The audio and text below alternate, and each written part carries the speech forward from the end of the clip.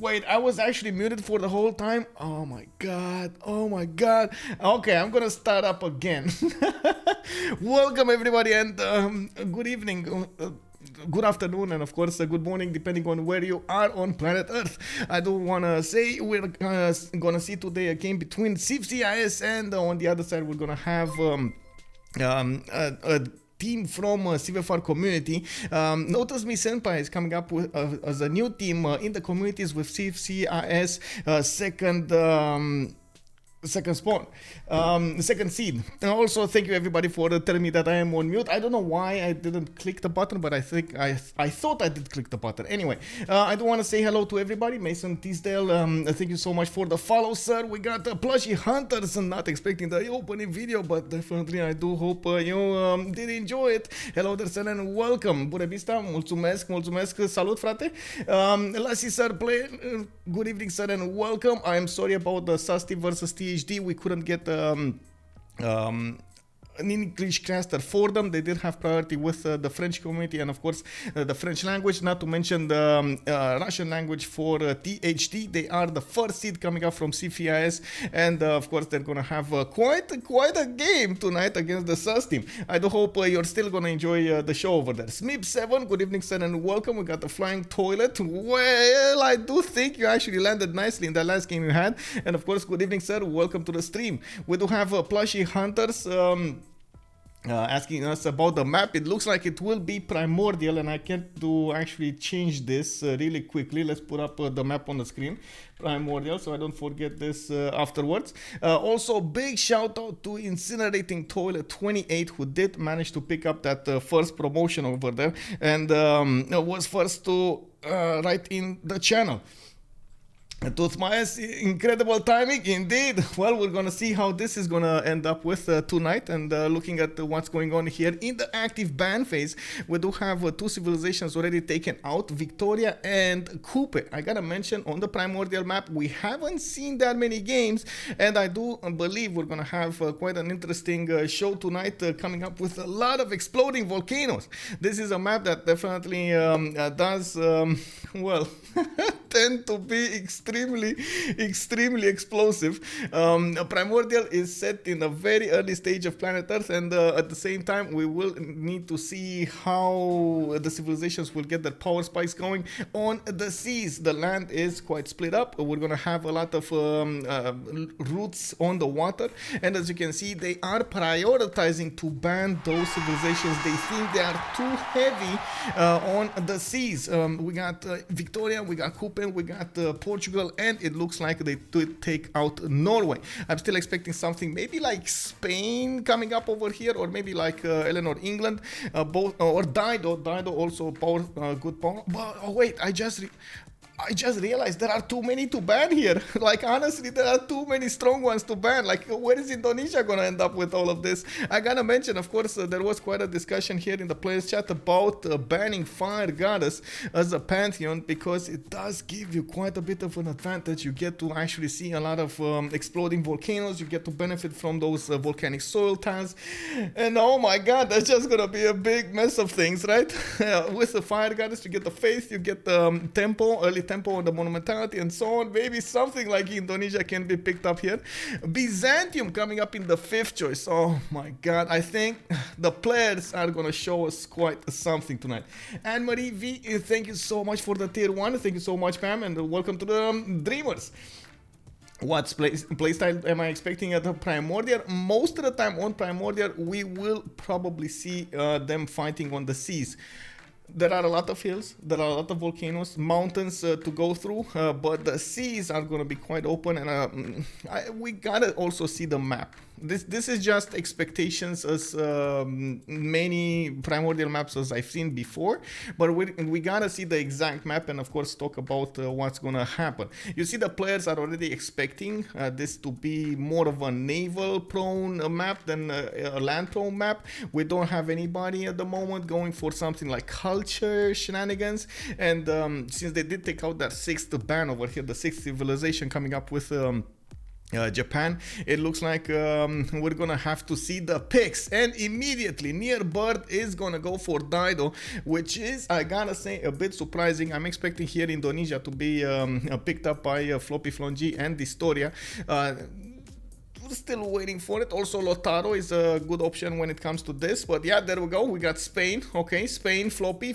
I was expecting it in the ban phase. Looks like it's being picked up, and dISTORIA not gonna pass on the chance of actually getting Indonesia. Gitarja as the leader is gonna be available for the Frenchies. We're gonna have them fighting with those Jongs. We got him with a very good chance of getting that first Pantheon. It does benefit usually from 2 faith per turn when it settles the first city, because most of, well, it is gonna be coastal, right? So he's gonna get that going. It looks like the boys from Notice Me Senpai are gonna pick John Curtin, and this actually reminds me, I gotta put on over here 2 links so you guys can see them. Let me actually put them really quickly so you get to see both of the teams. Because yeah, there we go. I think it's worth mentioning. There we go. We got Notice Me Senpai's page over there. You get to see the players, and over here we do have BlackPitre. You get to see the players coming up for both of these teams. Looking at the next choices, we do have Australia coming up 4th here, and it looks like Scythia did appear in the ban phase. 1 second.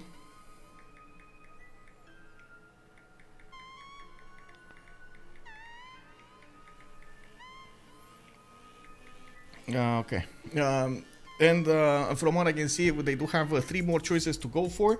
I do want to put my phone on, how to say, on mute over here, and just put it for the times. It does help me actually to have the phone with a timer in front of me, because I don't actually, well, sometimes I just lose track of time. It's not good. I need to have some moments. I need to have some flow over here. Anyway, it's fine. It's all good. Montezuma coming up in the 8th choice of the ban phase, and looking at FloppyFlong banning the next one, I'm really curious what is he gonna go for. Okay, so they're going for the direct bonuses to strength over here. Catherine de Medici being taken out. There is another civilization that actually there are 2 more civilizations that have direct bonuses to strength. One of them would be Persia with a +3 on attack, and the other one would be Mongolia with the extra diplomatic visibility, getting him double the strength. I'm not sure they're gonna pick one of those though, and I'm actually curious if they're gonna go for something like Rome in the ban phase. Rome actually on a map like this, on a naval map, does have quite a few benefits when it comes to its power spike, because it does benefit from that early monuments. The early monuments are going to give him an advantage to go to mercenaries. If it goes to mercenaries faster, he can upgrade ships with much less gold, and it does matter quite a bit. It looks like they know, they actually are a bit afraid about the culture spike they might their opponents might have, and it looks like Canada has been taken out. Canada is well known for its culture victories rather than anything else, and immediately Mikado actually is gonna pick up that Roman civilization, Trajan as the leader today. Well, I gotta mention, this is looking to be like a big naval fight over here, and I'm actually quite curious if we're gonna have something, you know, something like with a land warfare. Quite a few civilizations that are appearing here do have bonuses when it comes to units. For example, Philip II, we got Trajan with the legions, we got John Curtin later on with those diggers, and we're gonna need to see if they're gonna pick something like that up. I am expecting actually Lautaro to come up next, because it does have a +5 against civilizations in a golden age, and even though its Manon Raider got nerfed, the majority of the civilization bonuses are still there. It still benefits from the Shimamul, which does give him, oh my god, no, wait, Cleopatra. I wasn't expecting this. Uh-oh. I mean, this is like throwing a wrench in an engine over here. I'm not so sure it's good for their health to actually pick Cleopatra. Cleopatra is extremely good when it comes to its trade routes, and of course has that power spike at the beginning with the Mariano Chariot Archer. Not that good when it comes to the seas. So maybe they're gonna get something to play inland. They're not gonna get to play on the coast over here with Cleopatra, which will limit quite a bit their available choices to go for a lot of cities. Also, last Sempai, Mongolia is fully rare here. It might be, yes, it might be. Even though I've seen it shine quite a few times in the normal games like FFAs and Teamers. So I wouldn't really call it irreal, you know. Just stay away from that. Huh? Also, bonsoir, bienvenue, monsieur. Comment ça va? How are you feeling? Are you feeling much better? I hope you're actually feeling much better. Did you get to drink some teas? Did you get to drink some, get some soup? Get some soup. Good evening also, Sir Luke77. Hello there. It's been a few months. Yay! Welcome back, sir. Welcome back. Looks like AI is gonna go for Jadwiga, and then we do have 12 coming up with Pedro. Oof. I mean, if you thought Mongolia is irreal here, let's see how Cleopatra is gonna be doing, and also Jadwiga coming up with the Wing Hussars can do interesting, but not on the seas. It looks like the team Notice Me Senpai is gonna try to go half land, half seas. This is gonna be interesting to see how they're gonna go for it. Also, taking a look at the chat here, they're asking for a change in reach. Yes, that is good. They do need to change the region's definition to standard. I do want to mention about Pedro II. Pedro II being picked up last. This is a civilization that has one of the strongest ships in the game. It's the replacement battleship. It's called the Minas Geraeth, and it is extremely strong because it comes up on the civic tree. It's unlocked at nationalism, so you do need a lot of culture, which of course Brazil can actually benefit from. It does also benefit from quite a bit of a faith game. We do need to see how Brazil is gonna pick up this up. But when it gets to those battleships, and if it does manage to get admirals and so on and so forth, I don't know, maybe the Santa Cruz, you know, some Armada army over there, it's gonna be insane. We're gonna have such an interesting game over here, such an interesting show. Also, where does the accent come from? My accent? I'm Romanian, sir. Also, Brazil, interesting. I don't know about the accent. I'm actually trying as much as possible to get rid of the accent, so I don't know, man. Yeah.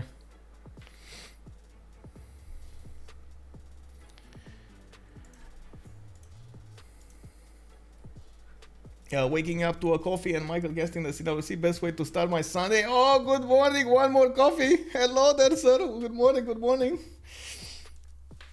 Pizza Lord, Brazil is definitely gonna be interesting. Yes, I can't wait for this.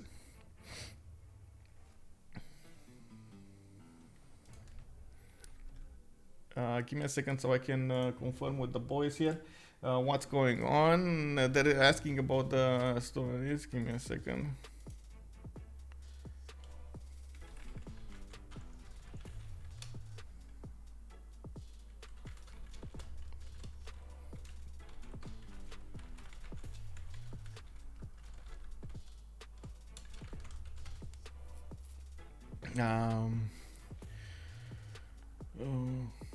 We will.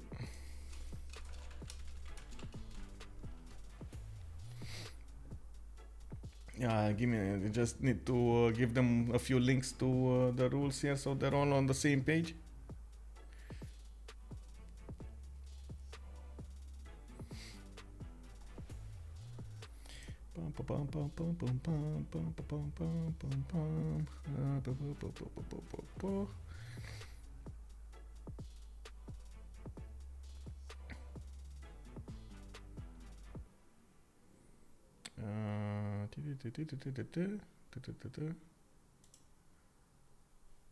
Okay, so we just had them reconnect over here. We're just about to start this.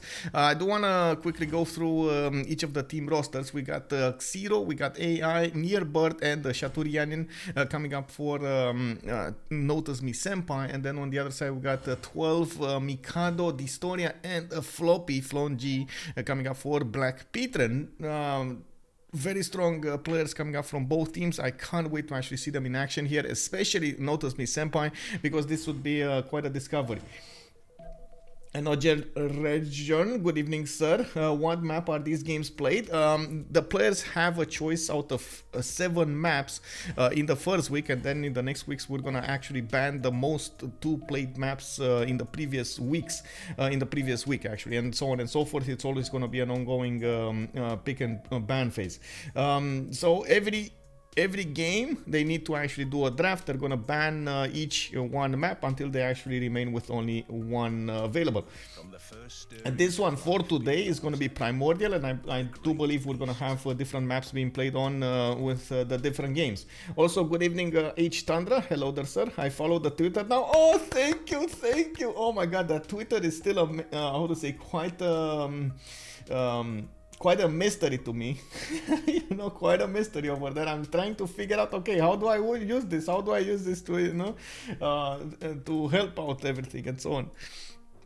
Okay, so we got a first map generated over here. It looks like we're gonna see a lot of seas. Yeah, a lot of seas, a lot of connection also for them.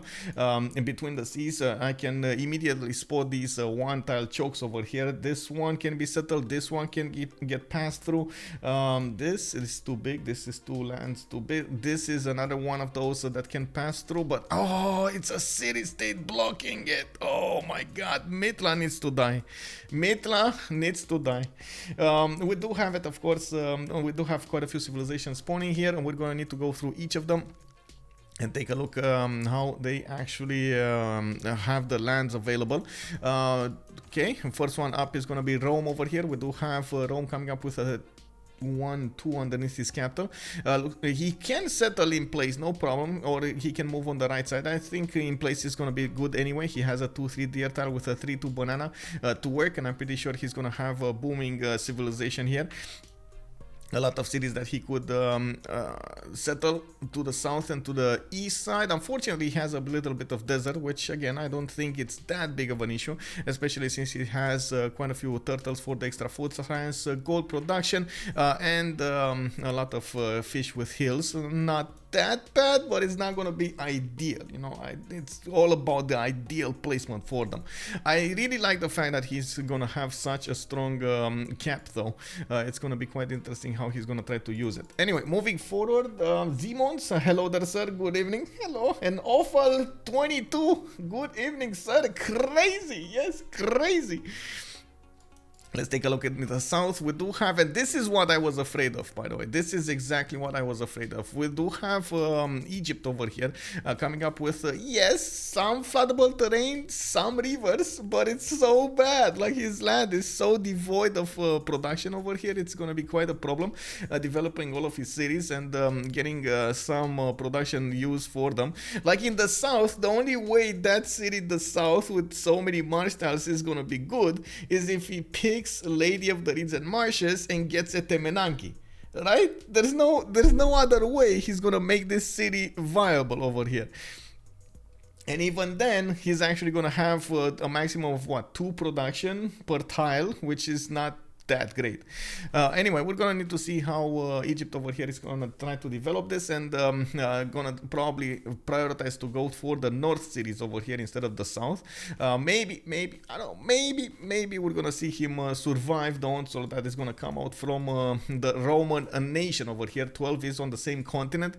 I'm pretty sure he's not gonna go against Egypt over here on the land. It's quite a bit of land between them, a lot of fields, a lot of forests. This is just, you know, Amazon forest right here. Have you ever seen movies with the Amazon forest when you can't actually pick up anything of more than 5 meters because there's like all of the times there's vegetation going over there? You need to go and get your machete and cut everything down so you can actually go through.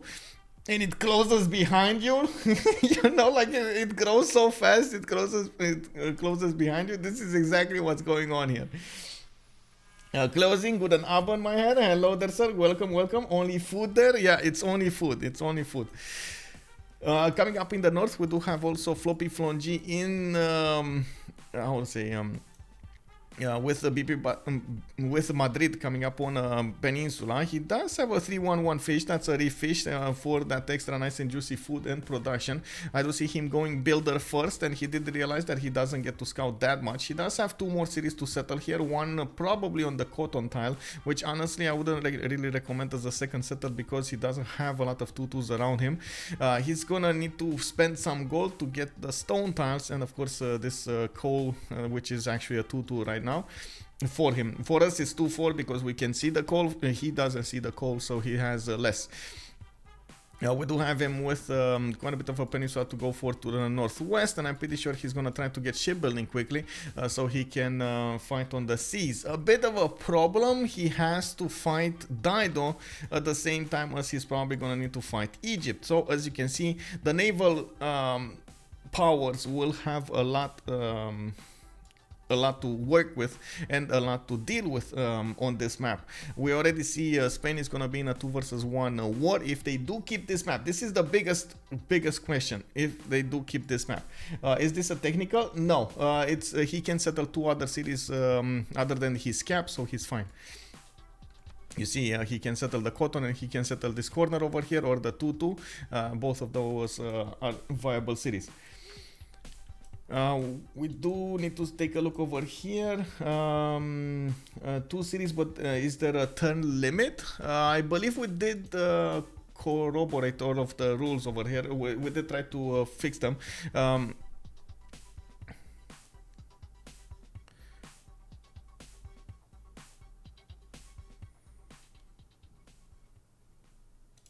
Okay, I was just taking a look really quickly at the decision that we did try to, as much as possible, unify the rules, but it's still an ongoing process. Some have the view that we should keep, as much as possible, CWC a bit to a higher standard. The players should actually be more adaptable in this rather than in the normal qualifiers, in the normal game. So anyway, while on the other side it's much easier to have a unified rule book for every competition we're gonna have. The bans, the wonders, the civilizations allowed, and so on and so forth, which okay, I mean, we're going. It's an ongoing process, guys. It's an ongoing process. Also, Commander Snake is telling us about a very strong Australian spawn. Let's actually open up the breathtaking appeal. We do have him with quite a few cities that he could settle and get that breathtaking bonus going. Yes, on the coast he does have a decent amount of campuses that he could place on, especially this one next to his capital city. He's gonna need to give up on that 2-2 though, but it's all good. It's all fine in the end.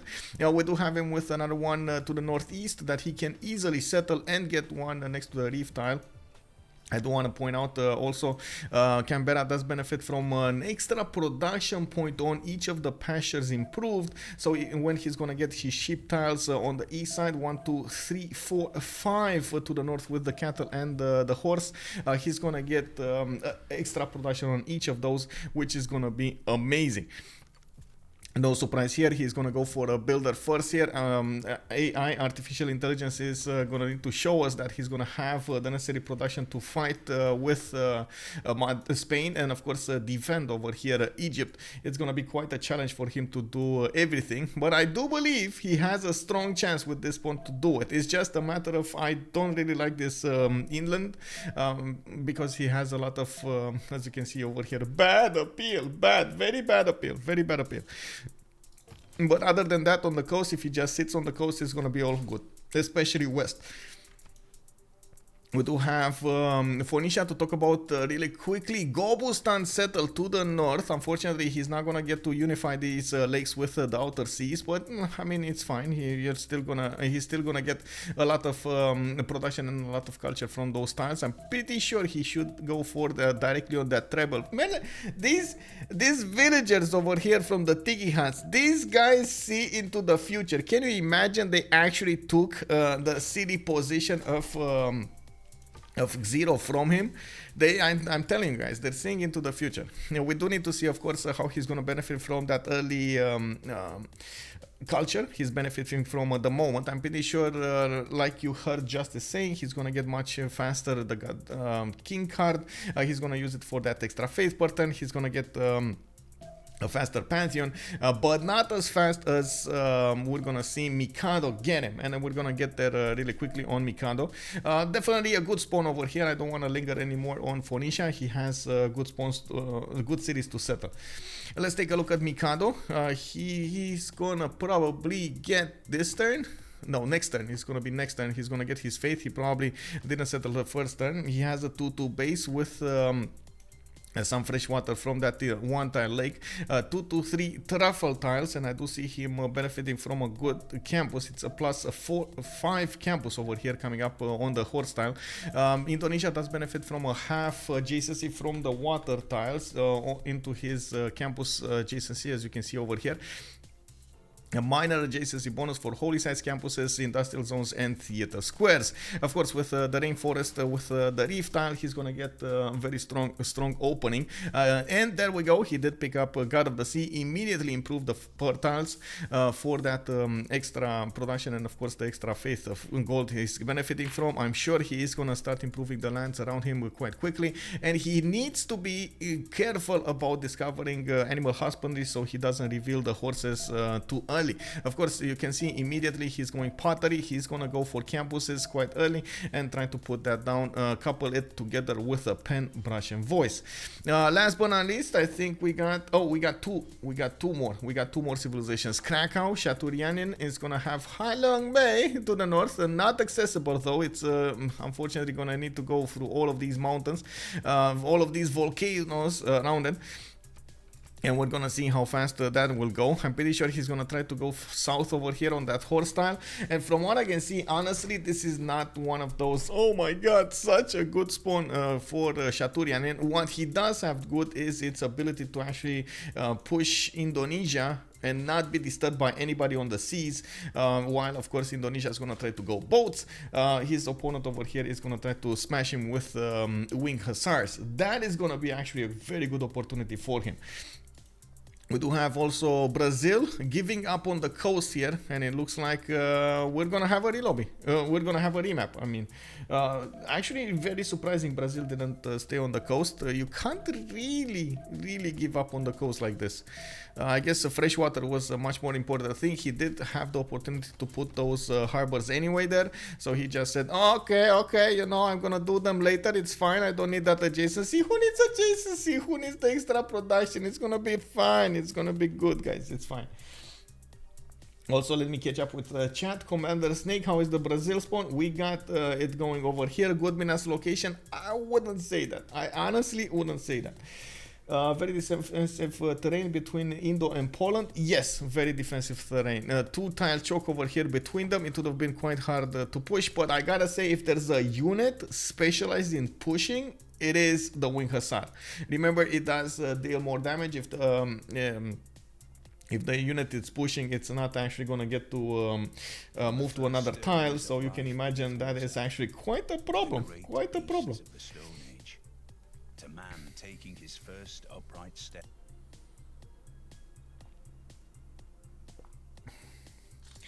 Sad that Pedro didn't spawn in the giant rainforest between Rome and Egypt. Yeah, that would have been a much better spawn, which is sometimes unbelievable, because I believe Pedro does have a rainforest bias. So honestly, it should actually go that way. I don't know why it's not. So, well, it's happening.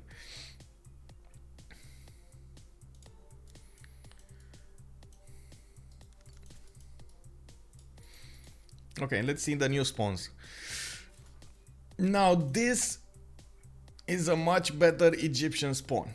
Much better. Like overall, wow, this is much better. And I gotta say, BlackPitre actually used the remaps, not Notice Me Senpai, and somehow Notice Me Senpai is reaping the benefits from it. Okay, we got this going.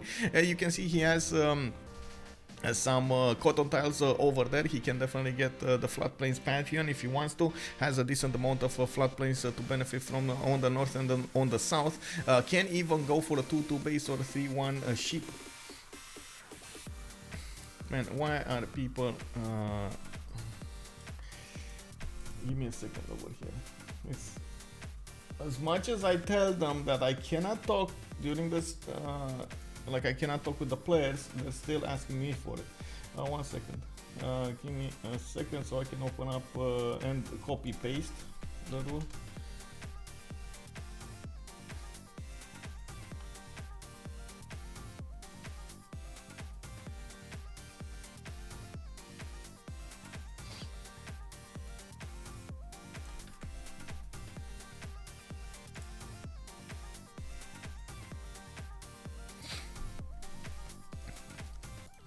Why is he asking about the remap? I don't even want to copy paste the rule because at this point copy pasting the rule is just gonna give their opponents I would say a heads up that they might need to wait for a technical remap instead of doing anything else, and this might influence their moves. I just want to find out about remaps over here. Oh, this is fine. I mean, not good, but this is fine. According to the rules, if a player can only settle 3 cities, including the capital city or less, before unlocking shipbuilding, he is entitled to requesting a remap. Yeah, it's not. You can see he can settle 1, 2, 3 cities before shipbuilding. That's gonna be enough. It's actually 1, 2, 3. Yeah.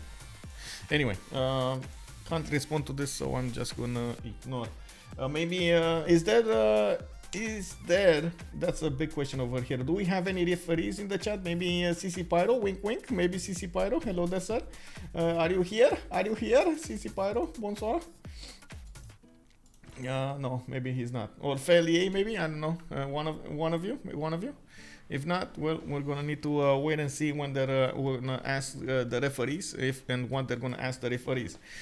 Well, we do have Nearbird coming up with that Racketed City. He does have a scout coming out in 3 turns, and by the looks of it, we do have him needing to actually settle quite a few inlands and coastal. I still can't say. Okay.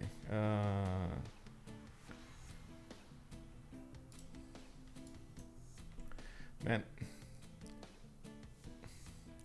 Okay, let me put it here.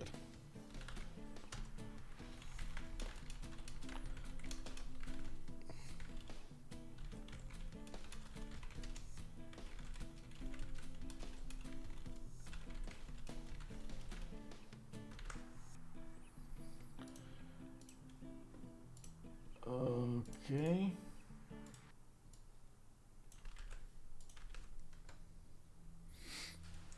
There we go. Okay, next up we do have Drome in the south coming up with 2-2 base. He did a move on the deer tile, so that's gonna become a 2-2, and by the looks of it, he's gonna have quite a few cities to settle, east and southwest.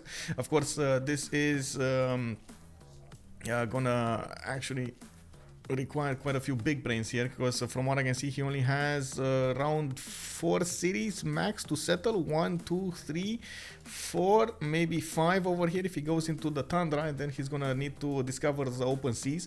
Taruga is definitely a city state that he should consider of taking over. Unfortunately, it's gonna be attacked by only 1 point, and that's gonna be a problem. 1 vector of attack. It's definitely gonna be an issue. He doesn't have anybody to fight with on the seas, and this is gonna be nice. Now we do have Phoenicia coming up next with Tyre, and from what I can see, he's gonna get scout in 2 turns. I do notice he is going to benefit from quite a bit of coast, but unfortunately not very good coast. Good inlands, not good coast. You can see on the coast to the north he doesn't have a lot of production to work with, and in south he's going to get a connection city from the north to the south of that seas, but it's not actually going to help him do anything here. He does have very strong inlands coming up with a lot of gold from the cocoa tiles, ivory tiles over here, and I do see he's gonna be split in this as a decision. What is he gonna go for? Stronger cities on inlands or good cities that he's gonna need to use for building boats on the outer seas? We do have Poland with 4 horses in a row. What is this shenanigan coming up over here? We do have him with 1, 2, 3, 4 horse tiles and 1 scout coming up from his city in 1 turn. He's gonna need to figure out what his land looks like, and of course from what I can see he does have the Sahara to the west side, and he's gonna have well, somebody to attack into. Phoenicia is gonna be available for him as an opponent here to the north. I'm pretty sure oh wait, no, they're allies. They are allies. So wait, no opponent? No opponent? Well, I mean, this might be actually cultured victory Poland over here. He's gonna try to go for a cultured victory. No land opponent to go against. Wing Hussars are not gonna have anybody to bully. So I guess tourism is gonna be the way here for Shaturyan, which is gonna pose quite a bit of a challenge for their opponents, I gotta say. We got a FloppyFlong coming up with Madrid. I do see him benefiting also from 2 cities before shipbuilding, and quite a few more afterwards. As you can see to the northeast, he can still keep expanding. We got banana tile over here to the north, also to the east, and from what I can see he's gonna get a monument in 2 turns. Didn't see that he actually has the need for a scout, so he's just going for the extra culture, benefiting from it. Also, let's see, and Sasu, hello there sir, and welcome. Good evening. Brazil moving off coast again. I have no clue what dISTORIA is thinking. I don't think he actually cares about that much his coastal oh no, he did actually, he did move on the 2-1. He wants to be closer with the fish tiles over here, and he's gonna get a builder. He's gonna get a relatively strong spawn coming up with a lot of production, and we still see he benefits from multiple cities that he could settle on this peninsula / island that he has. It's quite a big one. The fish tiles are going to give him a decent amount of tempo, coming up with a lot of food, a lot of production, and I'm pretty sure he's going to grow quite quickly. It's actually a good combination coming up with 3 fish tiles, a lot of food, and the mines that you get to settle on these plains, because you do get the extra production from them. Let me actually take a look at Indonesia. Mikado is actually going to be next to Piotahi in trade range with Brazil. He just needs to settle a few more cities. Probably going to take over Jerusalem with a few boats, and has an insane land. Oh my god, this is so much land for him to settle. I like this. Out of all of the spawns that I've seen right now, Indonesia spawn is the greatest. He has a lot of good campuses. He has a lot of land to settle, a wonder to settle, a city state to kill, and no enemy to go against. Australia to the south is you can't really consider him as an enemy over here. He's probably going to be fighting Spain more than he's going to go on the outer seas on the east side. And from what I can see, this time Canberra didn't actually spawn with so many of those pastures as he did last time. Has a few of them, but not many. As you can see, he has Canberra moving to the northwest with another spawn here, 1 single horse tile in the capital, and that's about it. He does have a wonder here, Lake Red Bar, and I really like, look at the appeal. Like, comparing to the last one, look at the appeal over here. And I got this is all up to Notice Me Senpai. BlackPitre did use the remap token last time, so we're gonna see what they're gonna pick, what Notice Me Senpai is gonna wanna use this time. Minas are an insanely strong unit. In teamers, you can get the coal from your team. Minas are basically the only reason to pick Brazil in competitive Civ right now. Yeah, basically. Also, nationalism is easily achievable even with a mediocre culture. I gotta say, it's quite surprising for me that we saw Brazil picked up instead of Lotaro. I was expecting him to want to fight a little bit more and get that extra +5 on the Caravels, not the Minas Gerais. And oh, we got another map. They actually gave up on this. Okay, interesting. They all I gotta say, man, this Indonesian spawn, bro. This Indonesian spawn is amazing.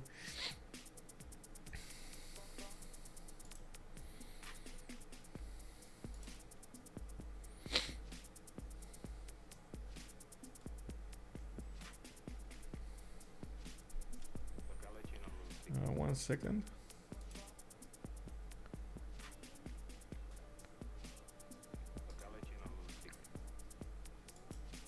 Okay. If none of your team has a call on an entirely naval map, you've lost the game anyway. Well, I gotta point out, yes, most of the time it's true, but we did implement through BBG, or I should say the BBG team did implement a call generation coming up from. Did they move it to? Didn't they move it to shipyards? I believe you get like one call per turn from the shipyards. Correct me if I'm wrong, but I do believe there was quite a change over there.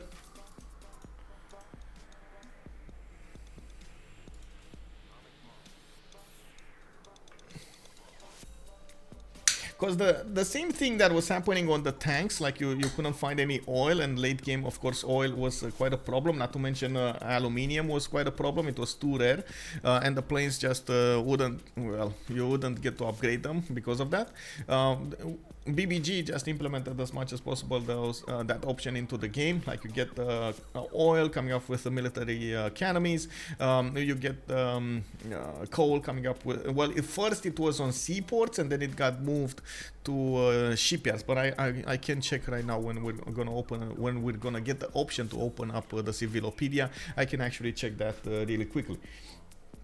Yes, okay, there we go. We got a confirmation of over here. Shipyards give the call, which is amazing. Yes, you get to actually have the ability to play with a lot of ironclads and so on, which was quite hard to get before, but it was still achievable. I gotta say, it was like the before, it was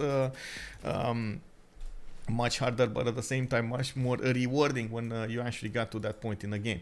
Anyway, we got a new map going on. We're gonna talk about Brazil first, and this is gonna be the map that's like, unless we're gonna have a technical remap, which I don't actually see at the moment, but we're gonna see if anybody is gonna scream, "Oh, technical, cookies."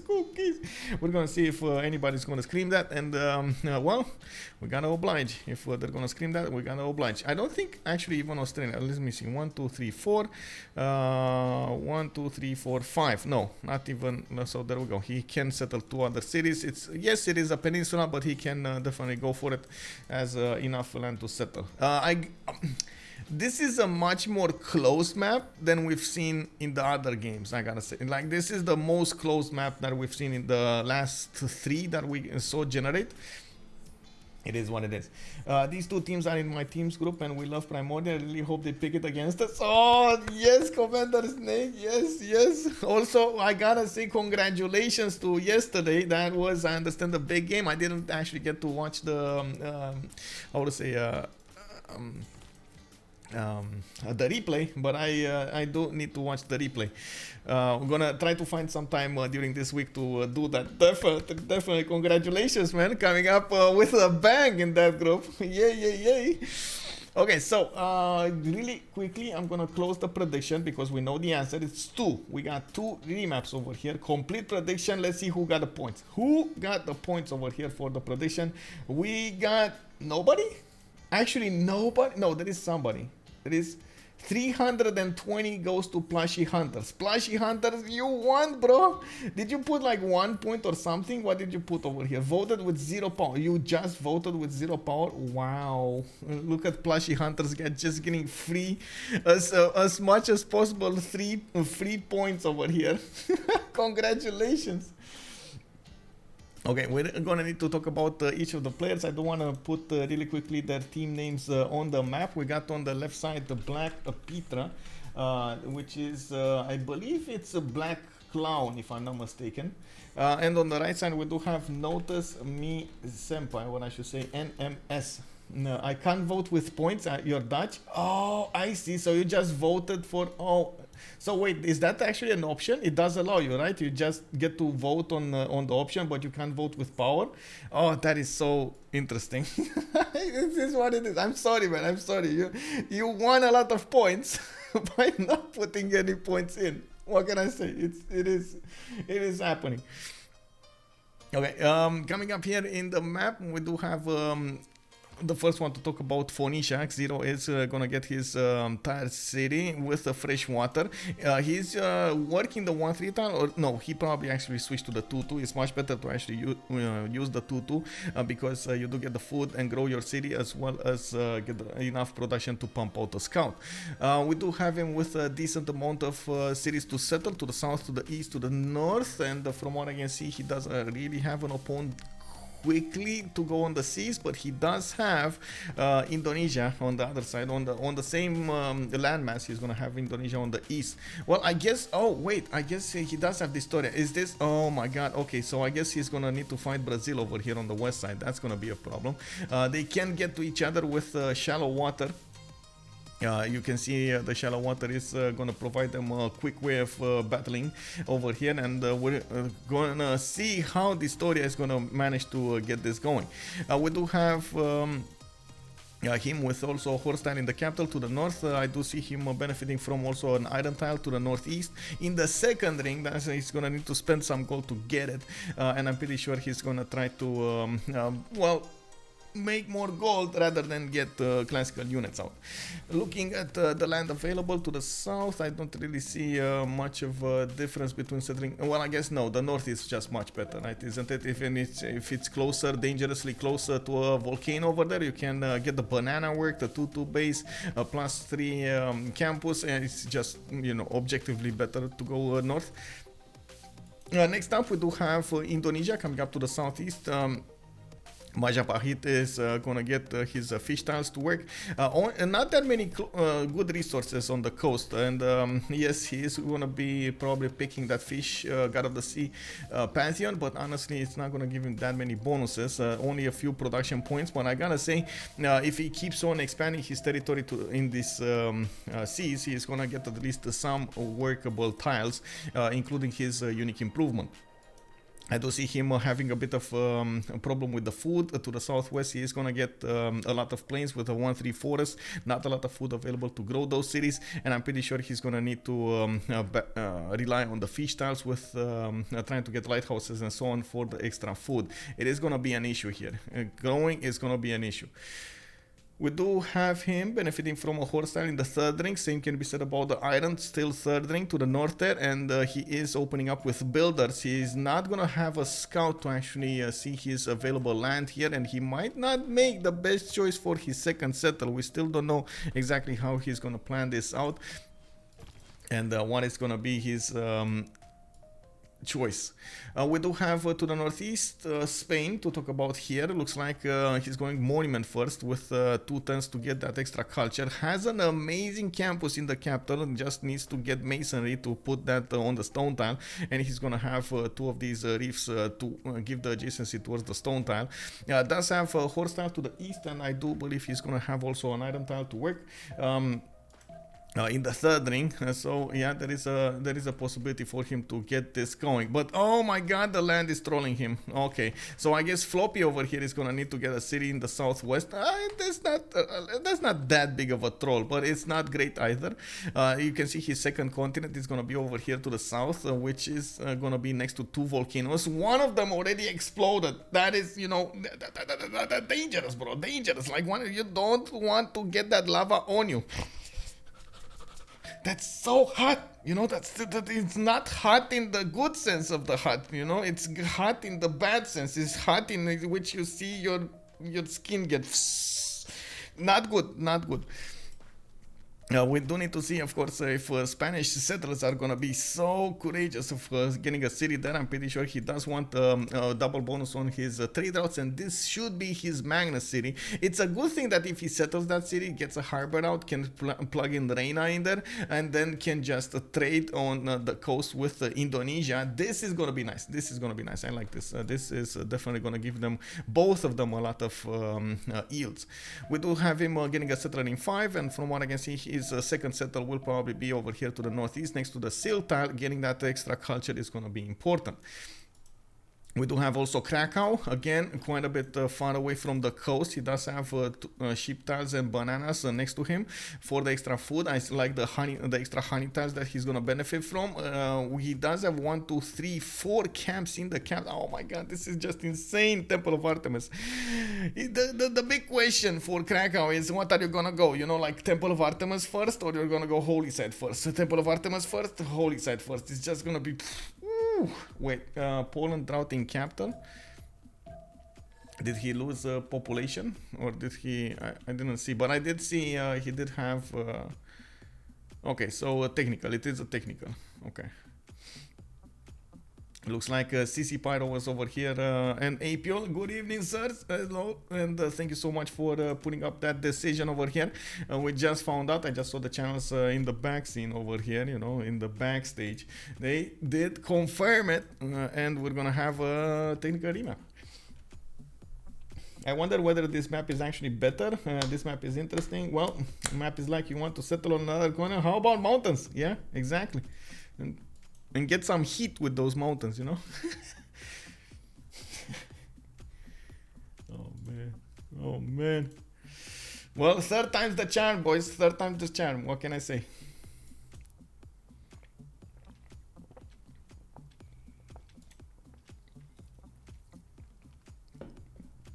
Nobody vote. There are technical remaps do not count towards the vote. I'm sorry to say. Lassie Serpel, who had a technical Poland, he had a drought in the capital and lost population. That was quite unfortunate. Now begins your greatest quest from this early cradle of civilization.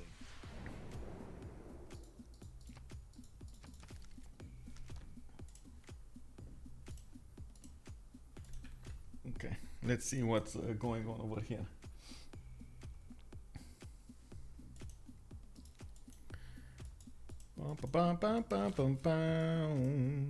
Okay, we got Rome. Who are we going to talk about? Egypt is going to be first this time. And again, I do see the land is going to be quite big. There are a few connection cities that could be placed. But, oh, yeah, he can go one here, one here, one here. And can totally connect the west to the east. I guess almost the west to the east. This is still going to be a problem connecting this one. But it's happening. It's happening. Okay, so let's talk about Egypt over here. What do we have him? Floodplains, quite a few floodplain tiles. We do have a near bird benefiting from a few 2-2s. He should just settle in place, honestly, with this spawn. Doesn't actually have a 2-2 to go for, nor does he have better tiles to get on. For example, some extra food. I do see him also benefiting from a decent amount of river to the east side. Two extra cities can be settled on that river, and of course keep going to the south. An inland sea that he could also benefit from. Doesn't look like anybody's gonna be up there. Oh, another technical. Check.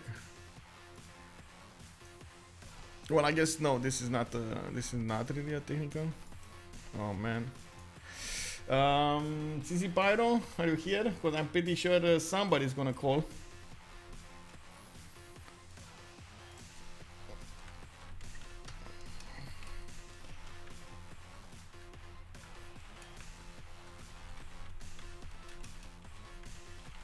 Yeah. Yeah, still not a technical. He can settle series 1 here and 1 here. Just needs to move in the same direction.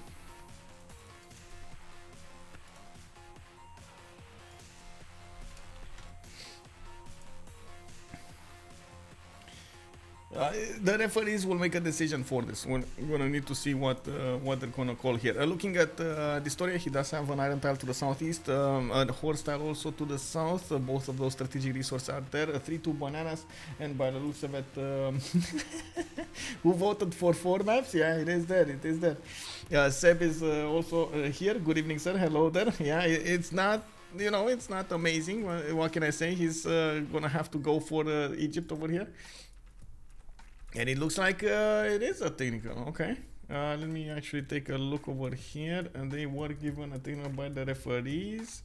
Ba-bam.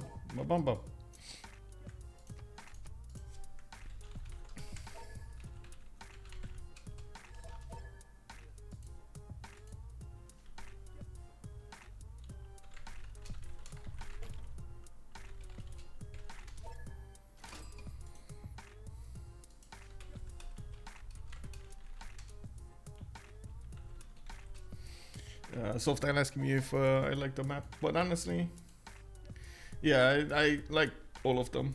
Some of them did have their own challenges, but I believe even with Poland over there, they could have made their work. That Temple of Artemis, bro, that Temple of Artemis. Unfortunately, it's the problem with the drought is you're always going to have that drought, and you actually are forced to go and get, even if you get an aqueduct, it's still quite a bit of a problem. But anyway, you know, the rules are the rules.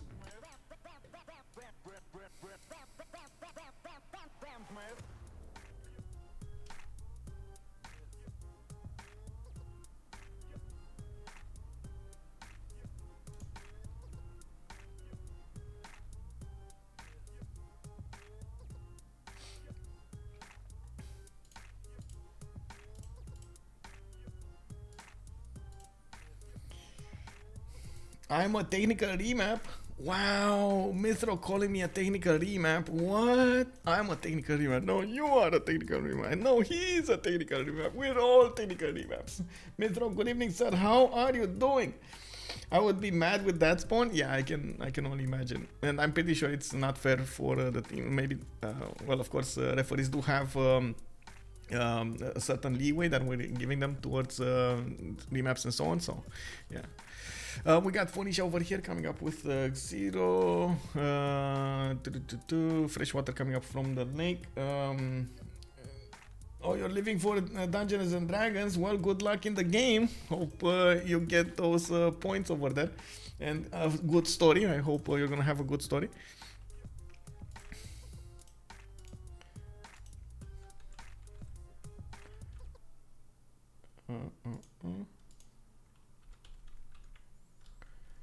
Give me a second, was just looking at something. Okay.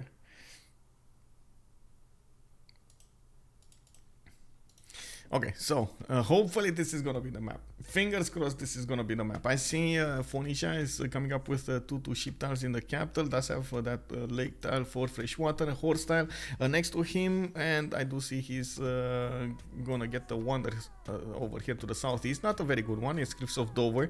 You can still get the extra gold and extra culture coming up over there, and of course I do see a relatively interesting cities to settle. The copper would be an interesting settle over there. Extra gold, not to mention 222 base. But I can't really say I'm amazed by this. And he's gonna have to share this with Rome. Oh man, really, bro? This cage fight. Oh man, cage fight. Oh man, Rome is gonna, yeah, this is gonna be quite hard for both of them. Of course, Rome should actually close off his spawns and maybe see what he can do against Phoenicia over here, but I'm pretty sure he's gonna have 1-2 settles. Both of them are gonna have a decent amount of settles here, and we're gonna need to see how they're gonna want to play this with more cities or better cities. And I'm taking a look at Rome over here. He does have horse tile in the 3rd ring. He's going for his 2-2 base. Iron tile is gonna be in the 4th ring as well. That's actually quite far.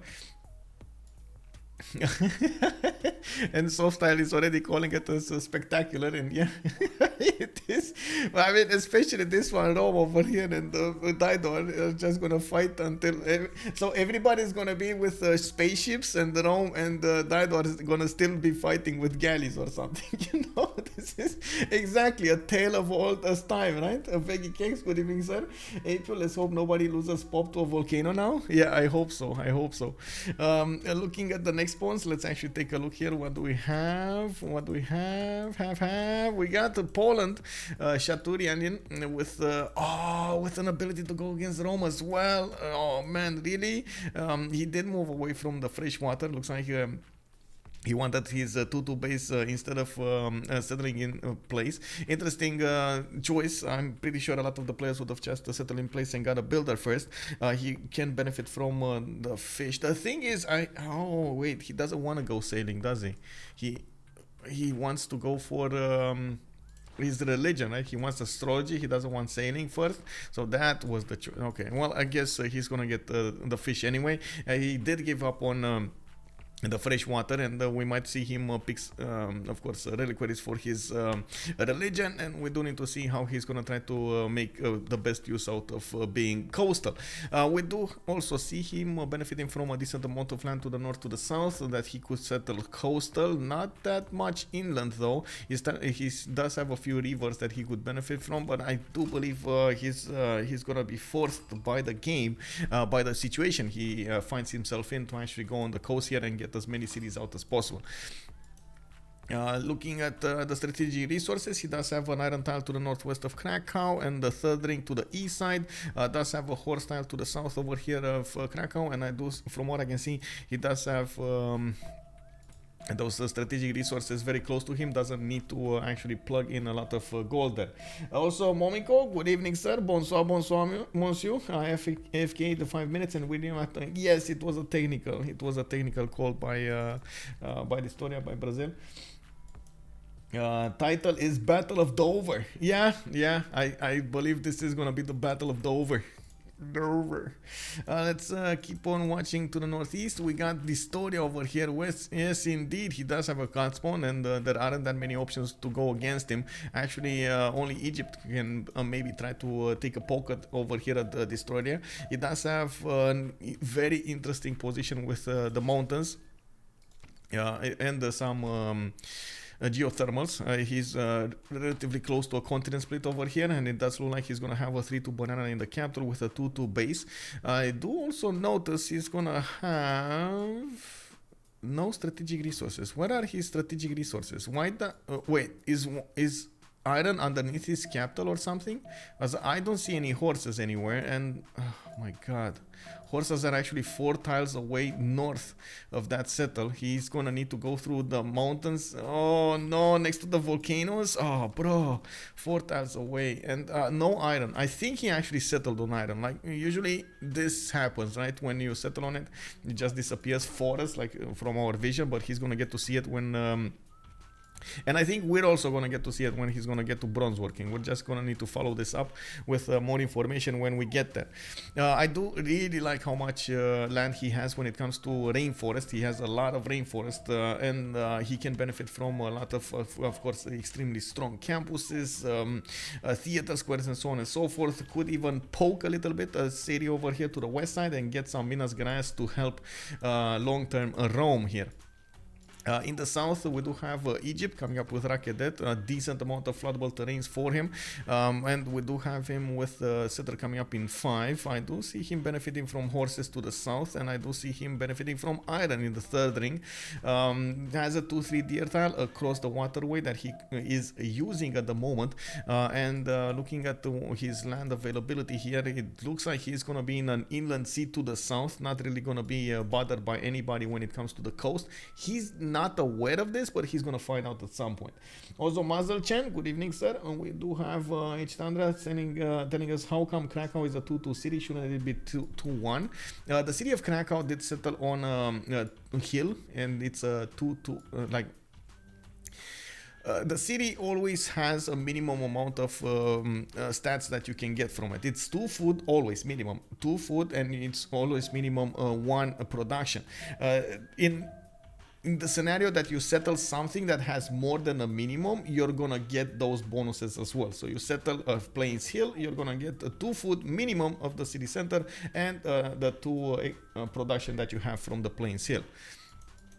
Also, whenever you settle a city, you do destroy the features of the tile. So you do destroy, for example, the forest, the rainforest, and so on, even if it's a resource on it. So in this scenario, you destroy the deer over here, the forest on the deer, so it's gonna lose 1 production. Sorry, it's gonna lose 1 production and get to a total of 2 production. Let's come up next with Australia. Australia is gonna get Pio Tahi to settle to the east. I like that, and it does look like he's devoid of fresh water in the capital. He does have a lot of camp tiles, and from what I can see, again, not that big on pastures. Only 1 single horse tile is gonna be next to him, a 3-3. And he's starting to work the 3-1 fertile. I do also notice he has a lot of T-tiles to the southwest. what can I say? We're gonna have the Australians give the tea tiles to England this game. Now we do have him needing to actually figure out what kind of pantheon is he gonna choose, and we got a war declaration. Oh, they met. 12 met Phoenicia. They know, guys, they know. Oh man, that's gonna be quite something. Canberra does benefit from an iron tile to the southeast, which he's gonna get to improve. From what I can see, he has a decent number of does he? I don't think he does have a decent number of breathtaking. I'm sorry, I saw a lot of green and I thought it's good to start that sentence. I want to take that back, please. I want to take that back. This is not such a good land. Oh man, he's gonna need to make this work somehow. Does have an insane campus over here. This is gonna be a 3 tile away campus that he needs to spend 25 gold and 35 gold to get it. But if he gets it, that's gonna be a plus what, 7? 1, 2, 3, 4 plus the plus 3 from the breathtaking bonus. That is gonna be a plus 7. With a 2-2 base with multiple times that he could work. It's far away from the volcanoes that he's not gonna get there, so hopefully we're getting there. Also, I gotta announce we're turn 11, boys. We're turn 11. We're getting this. We're going this. This is the map. It's happening. It is happening. Okay, we're gonna need to see also Indonesia coming up with already God of the Sea chosen. He doesn't have that many that many good resources to work, but it's still a deny from his opponent, and I'm pretty sure he's gonna try to expand to the north as well as the south over here. From what I can see, he's gonna have second city on the Chocolate Hills. Oh man, his people are gonna be fat. They're definitely gonna be fat of chocolate over there. Oh, chocolate tea, chocolate cake. We got him going for that diamonds tile over here. It looks like he's gonna get the 3-3-1s to work, and I'm pretty sure he's trying to scout out his inland. He's gonna figure out really quickly that he doesn't need to worry about the seas. He does have also Egypt to the west side. Again, not that big of a problem, but he needs to be careful. Maybe these Marianos will make their way towards his, but I doubt it. We do have also Masha Pahit getting a settler in 5 turns, 3 turns. He's 3 pop right now, and of course we're working that 4-3-1 fish is giving him that nice and juicy population. I am worried, and so for a second then I was thinking, okay, does he actually have good campuses here? Because in the previous spawns we actually had him go for a lot of good campuses, and he had like reefs, and he had like good water around his tiles and so on. This is just not gonna be that one of those. He's gonna get some of those. He's over here maybe a 2, over there maybe a 3, but that's about it. He's not gonna have plus 5s and so on, which is a kind of a bummer, but I guess at the same time, you know, you gotta work what you gotta work. We do have him also benefiting from a horse tile in the capital. He does have an iron tile to the north, a 3rd ring, and that settler is coming up in 4, and we're gonna need to see where is he gonna go with him.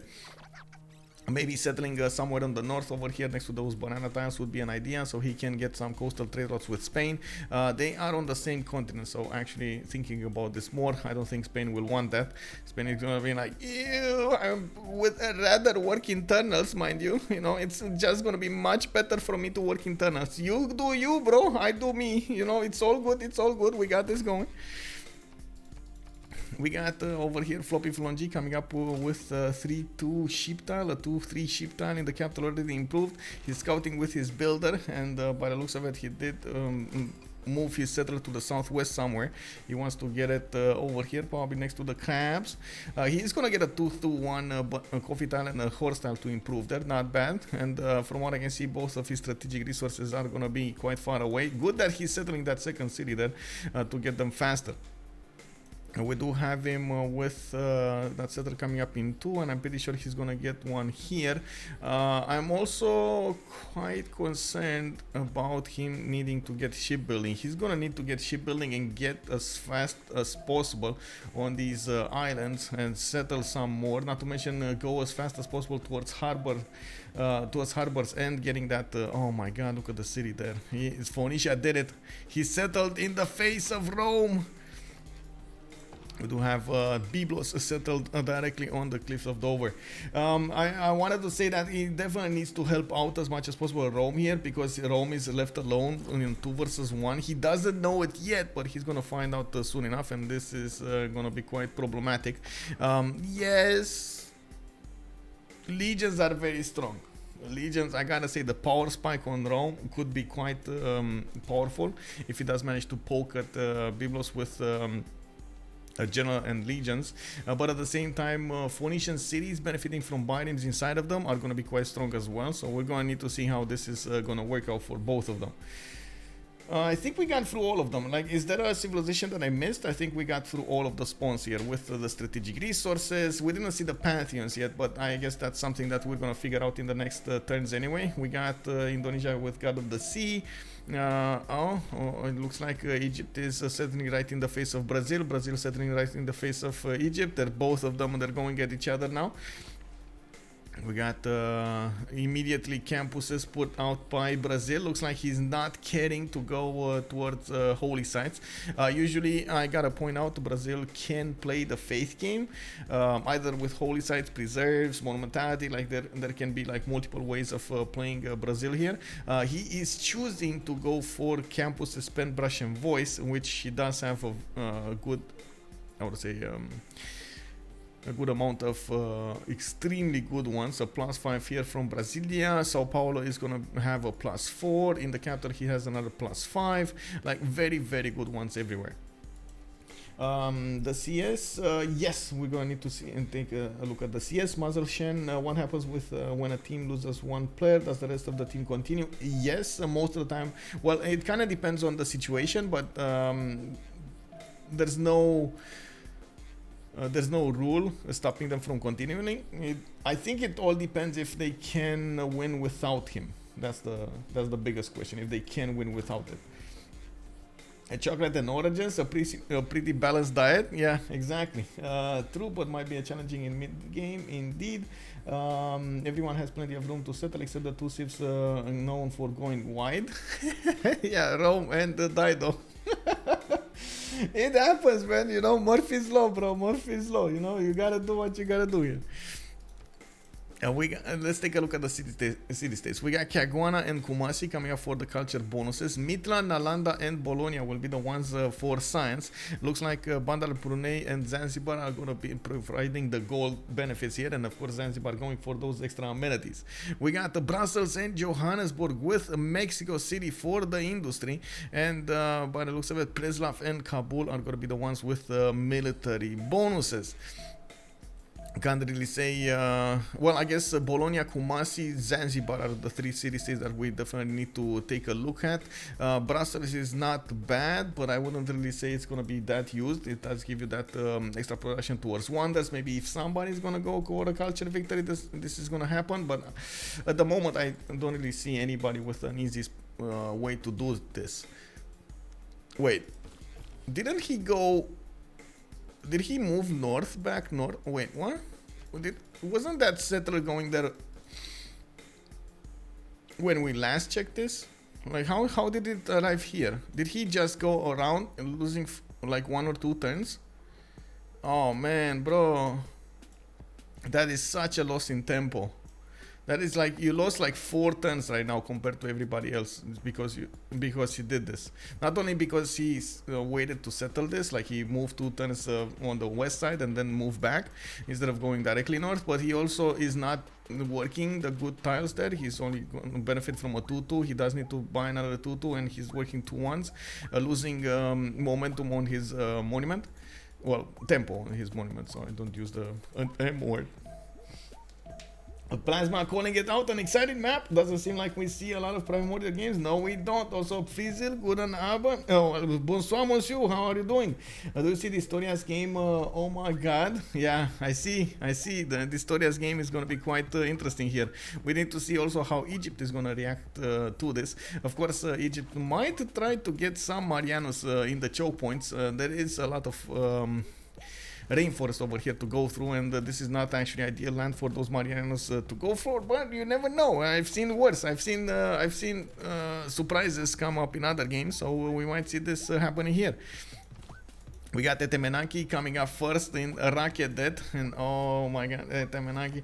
We've had the discussion yesterday, right? Temenaki showing up somewhere. I don't know, man. Is this gonna be Lady of the Reeds and Marshes for him? I guess so. I guess this is gonna be Lady of the Reeds and Marshes.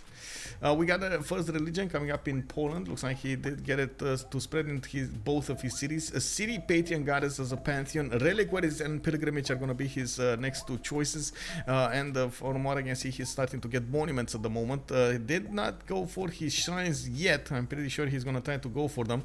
And we do have him settling that extra gold tile to the north. That's a diamonds tile. That's also an extra amenity. He could get another one here to the northeast if he wants to. And he did build a boat. He did build a boat. Let's quickly take a look at the ENA score because we're 10 turns away from the next golden age. And we do need to figure out if the players will get the golden age options here.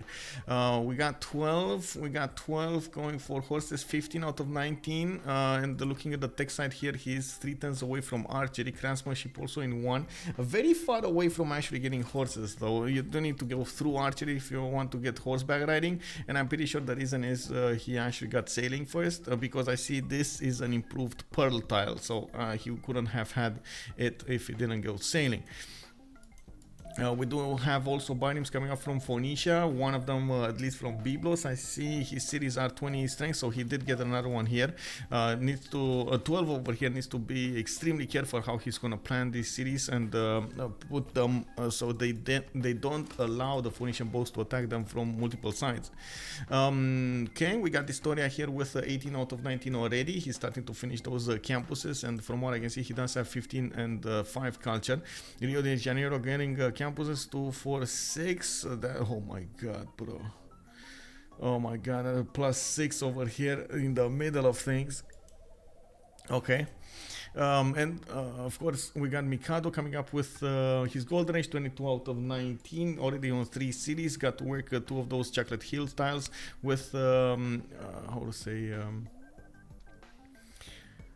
with the diamonds underneath. We got a setter coming up in 4 from Majapahit, and I do see Floppy over here coming up with 20 out of 19 also. Okay, so both of them did get their golden ages. No pantheons yet though, no extra pantheons that we've seen before, or we haven't seen before. We'll see what they're gonna pick here. Oh, there we go, there we go. God of Craftsman coming up for Australia, but why? Okay, interesting choice, God of Craftsman. I'm surprised about this choice because he only has like 2 horses, and maybe he's thinking that he's gonna have a lot more iron, but he is not gonna benefit from a lot of iron. He only has 1.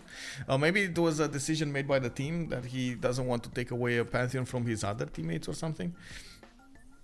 Anyway, Shaturyan did go for those boats. He's starting to get really close to Rome. Rome is getting a boat out next turn. Another one here from Kume. You can see there's a biting getting in there. Oh my god, he's actually gonna get in there. Is he gonna slap the city of Kume silly? I think not, right? There's a galley coming up next turn, so the city is gonna be a little bit higher in strength. Even if the biting is stronger, he's well, he's still gonna put out a galley. At least he's not gonna attack 10 strength cities. Next up, everybody else from Notice Me Senpai is gonna get a golden here. Let's quickly take a look here. We got Lady of the Reeds and Marshes coming online from Egypt. He is getting that Temenaki in 4 turns from the city of Rakete, trying to get that extra science going. And he does have a decent amount of tiles. I gotta say, I like how many tiles he has.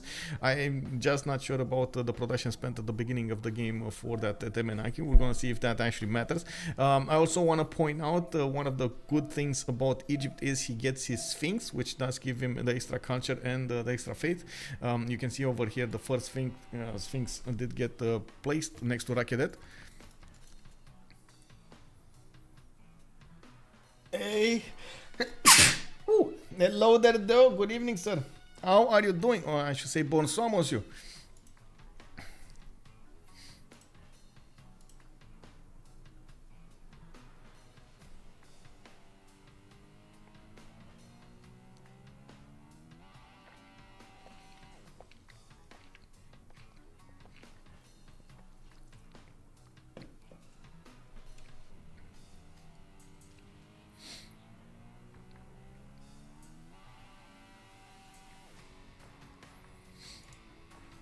Oh, thank you. Thank you. It's starting to be a bit colder over here in Romania, and I'm still, you know, I'm still trying to get outside and yeah, move around the neighborhood. I did earlier. Maybe you know, it was a bit too cold, but it's fine. Yeah, doing fine. Thank you, but really just looking style today. Busy with other stuff at the same time. Wish you a nice game. Thank you so much, sir, and I do hope you're gonna have a productive evening over there on a Sunday, and I can provide you with some entertainment of value over here. Hopefully, you know, fingers crossed, it's gonna be fine. We're coming up 8 turns away from the next golden age and the next era. We're gonna need to see what they're gonna pick here. We still don't have a clear way of what Egypt is gonna do against his opponent. He is definitely gonna get a trader. He's gonna get 100% the Sete Menaki. Looks like he has a volcano exploding next to Akhenaten. And he has better tiles to work, which is not bad. I do have to point out Akhenaten is placed next to 3 amenities, diamonds, coffee, and citrus. And from what I can see, of course, he's going to need to improve all of those. With Lady of the Reeds and Marshes, he's going to get an extra production point on each of these floodable terrain tiles, which we might actually see flooded from time to time. But to the north, though, he has dISTORIA to fight against, and unfortunately for Egypt, dISTORIA has a very good spawn, coming up with a lot of science from his campuses. He's going to need to couple that science with some production points, and we're going to need to see how he's going to manage to balance out all of his extra science with his culture. At the moment, he's plugging in Moksha in the capital. We do have another settler coming up in 3, and I do see him benefiting from a decent amount of space to the east and to the west, and he could just keep on settling. Actually, there is a sneaky scout coming up from Australia from the north, and I'm really curious if we're gonna have Australia snatch the settler over here, popping from Rio de Janeiro in 3 turns. But it's like, is he gonna go north? Is he gonna go west? Is he gonna go east? Where is that settler gonna go? Of course, most of the time you don't want to go in the direction in which your scout already is, so you get some protection from advanced vision. Coming back on Poland and Rome, we do have oh my god, look at that. Yeah, we do have to the north Rome managing to save his city over there, and it looks like he might actually take out the Bayrim. He did have a galley popping out from the city of Cume, and yeah, there we go. He did slap it with an archer, shot it down, and then the galley just slammed into it.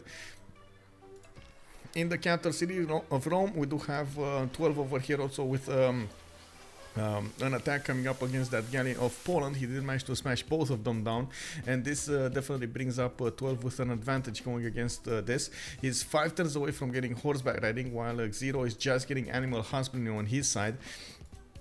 It looks like 12 is going to want to chop a few of these horses to go against his opponent while he is recovering from the attack here. He's going to get a few galleys also to pressure Phoenicia on the seas, while I'm pretty sure Phoenicia is going to try to do the same thing. We do have Cathans coming up from Phoenicia. He did pre-place a few of them down. Not sure if he has the time to finish all of them. You can see he's a bit worried about this also.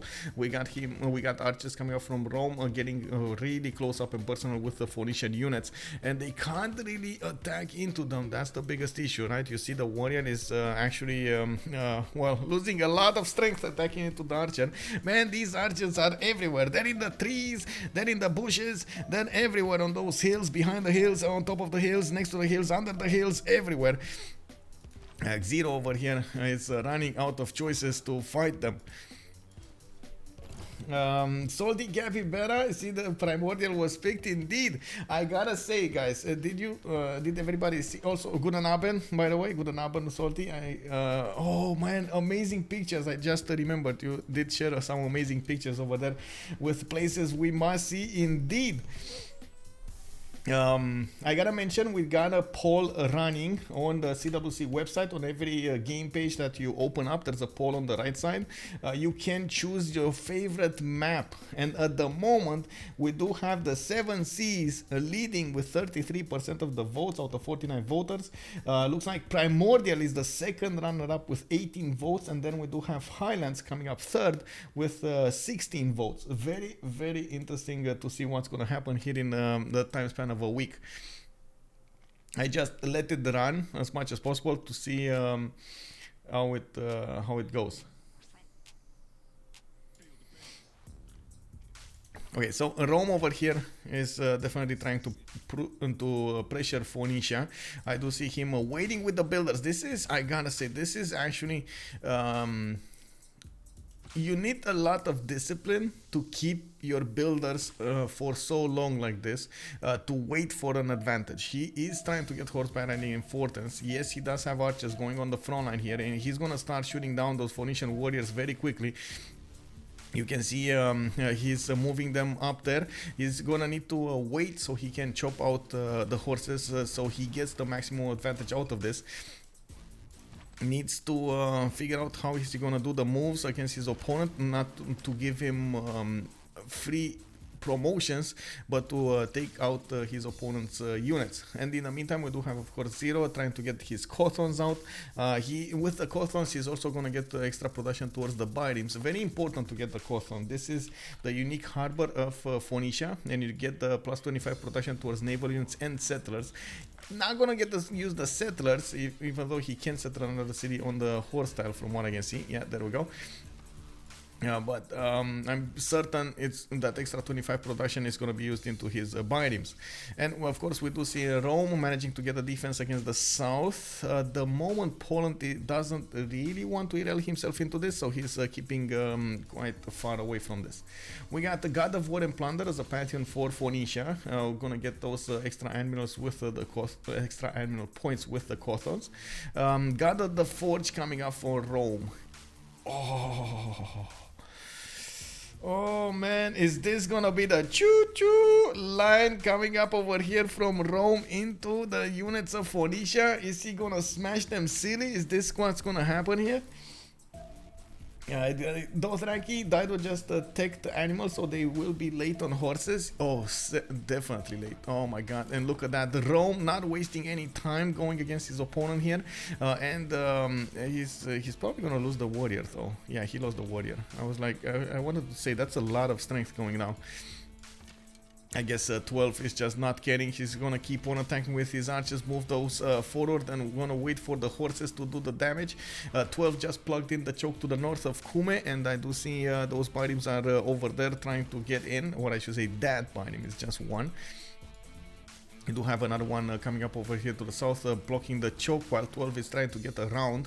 There was something else that I wanted to say. Oh, right, other pantheons. We got Brazil not picking anything. It looks like we do have dISTORIA going to the east side over here with his next settle, and he is putting down a government plaza to the southwest of Rio de Janeiro. We got builders coming out from Sao Paulo, and at the moment it does look like Nearbird is just, you know, wanting to expand this rather than do anything else. He did finish Temenangi, and with the Lady of the Reeds and Marshes, he's getting a decent amount of production, culture, and food, and oh my god, look at that faith generated here, and science with the Temenangi spawn. That is quite interesting. Not as much as his opponent. Nearbird is only on 17 science with 14 culture. Well, we do have dISTORIA on 21 and 15.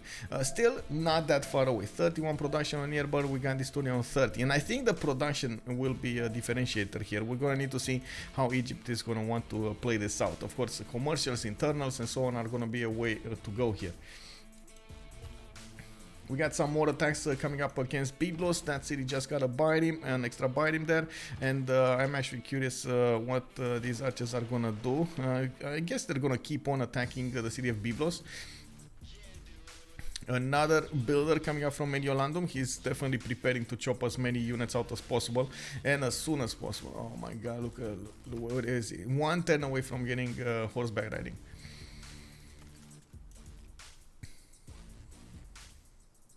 On Spain, we do have a God of Open Sky for him, and he's gonna get that extra culture worked from these pastures. 3 of them already built, 4, 5. Actually, he's gonna get 5 here. That's a lot of culture that he's getting early on. 7 science only with 22 culture. He did plug in Moksha. Didn't go for Magnus Internals, which is a little bit surprising. Usually, you do want to get the extra benefits from the food and the production into your cities, especially with those Spanish traders. But anyway, if he's not gonna go for them early, you might as well just wait. He only has one single trader here. We do have him putting down his harbors. He finished one of them, and he's gonna start acquiring those great terminal points. Well, of course, Phoenicia is already getting that. GPD is not looking good. Yeah, it's not, definitely not looking good. We got BlackPitre over here with -5, 5, 9, and 7, while on the other side we got 11, 22, 11, 16. Much better goal per turn from them. Also, Keys Popper, hello there, sir. Where are the teams coming from? We got Stolti Capybara answering that question. Notice Me Senpai is coming out from the CWC community, and BlackPitre is French. You can actually see the game over here, and you can take a look at the teams. Let me actually open up the teams for you, the team tabs. You can check out the details of each of the players and their respective avatars. They didn't want avatars more than anything else, more than real life pictures, so you know, it is what it is. We're trying to cater to every possibility. Awful, just wondering how old is I just had my birthday. I'm oh my god, I'm 36, sir. I'm 36 years old, from Bucharest, Romania, and I just had my birthday in October. It was the 18th of October. I didn't do a birthday stream. I don't know why. I just I would say had some fun with my parents, and well, that's about it. I did go out a little bit, drank a few beers with some friends, but nothing major. You thought I'm 20? No, I'm 36, bro. Yeah, I know. I have too many years. No, I don't want any more years. Can you take them back? Can you like take them back? I give you back my years. It's fine. You know? Anyway. Let's see, on the north of Australia with God of Craftsman starting to get campuses out. Yeah, we do have him putting those next to Canberra. That's gonna be a +3. We got the one coming out from Melbourne. That's gonna be another +3 next to that Gavron Plaza. And Sydney did put out that one 3 tiles away. That's a +7. And we do see Australia is benefiting from 19 science and 12 culture. I do want to see what's going on here. This is the most important part, by the way. If he does manage to take Biblos, this is going to be so important. And you can see immediately 12 is benefiting from a few horses. Rome actually, oh no, does he not have horses? But they do, give him the horses. You need to give as many horses as possible now to 12. Everybody has horses. He needs to get the horses. Like, he's been waiting with these builders. Look at these builders, just chop. Let me add him. He's over there. Why is he moving? No, bro, get the horse.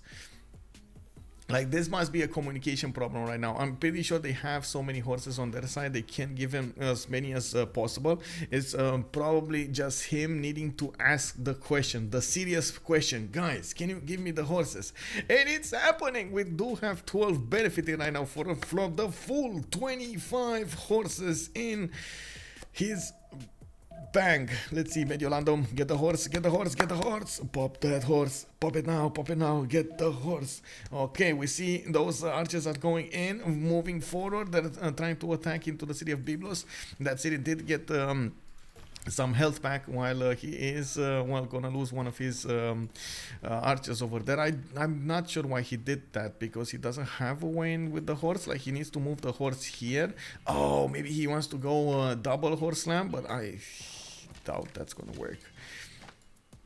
Anyway, two other horses coming out from Mediolando. He can chop a third one here, and I'm pretty sure he's gonna try to figure out a way for him to get in there. While he is fighting on the seas, Phoenicia. Oh, he's fighting over here, Poland. Interesting. He's spreading out quite a bit over here. Not focusing his efforts, and we're going to need to see if that's going to be the way. I like that he's also trying to poke a little bit at the Biden from the north with his archer, which is getting the archer is getting promotions, but so is the Biden. Needs to be really careful not to give promotions to that Biden, because it's going to turn ugly really quickly. We do have the classical era started, and we do need to check out the golden age points. We got 12 going for a pen, brush, and voice golden age. He does have 3 series at the moment, with a possible another 2 that he can settle. A few more cities than Phoenicia can benefit from before shipbuilding, though. We do have also dISTORIA coming up with 24 and 26 culture. Pen, brush, and voice with 4 cities. He did manage to get one of the first scientists, Euclid, but not Hypatia. Hypatia is not yet up there. He's doing 3.4 great scientist points a turn, and of course we're going to need to see if he's gonna manage to get those going quickly. We do have Mikado coming up with 12 and 20. Pen, brush, and voice, 5 cities, and he did settle another city on the Chocolate Hills. And wait. Oh, the horse. Get in there, bro. Get in there. There we go. He's getting in there. He's gonna get another one. And I'm pretty sure he can. There we go. Slap that unit silly. He just needs to get as fast as possible to his tiles, so he can keep on pounding on that city. Biblos, the binding is gonna give that city a lot of strength, and I'm pretty sure the horse will have a problem to take it down. He's gonna lose a decent amount of health. Of course, the archers being there are gonna punish any horse that is low HP, and we're gonna need to see how they're gonna play this out. It's all about the moves now. I gotta say, it's not that easy. Like you say in the theory, oh, you go slam city with 2 horses, you're gonna get that city, but there's a lot more to that, you know, like when you're gonna slam the city, with what unit you're gonna slam the city. Do you have replacement for that unit? Do you have it low HP, high HP, or do you have a general for it? Do you when is your opponent gonna counteract into this? What kind of defense will Biblos have, and so on and so forth? There are so many things that come together to actually take over the city of Biblos, and we're gonna need to see if 12 is gonna play those correctly, just like a symphony, to actually get the city of Biblos. We do have Philip II coming up with 7 science with 27 culture. He's on pen, brush, and voice. Still on 3 cities. He's trying to get those settlers going, and of course he's going to need to expand some more to the west, to the south. On the other side, Shaturyan with a monumentality golden age, 8 science, 12 culture. He's on 5 cities, almost 6 cities Poland, getting quite a decent amount of production. Oh, there we go. We got over here those archers, and it looks like Zero did just buy a horse straight up for the city of Biblos. This is dangerous. This is quite dangerous. That how to say, that horse does put the city with a lot of defense, and it doesn't look like the city can be put under siege because it's next to the coast, and you can see the horses over here are gonna keep on smashing as fast as possible. The archers are not doing that much damage. We do have replenishments coming online, but not fast enough for them to matter that much. And this is the problem, right? Look at this. The horse actually dies attacking into Biblos. Is he gonna sacrifice the horse?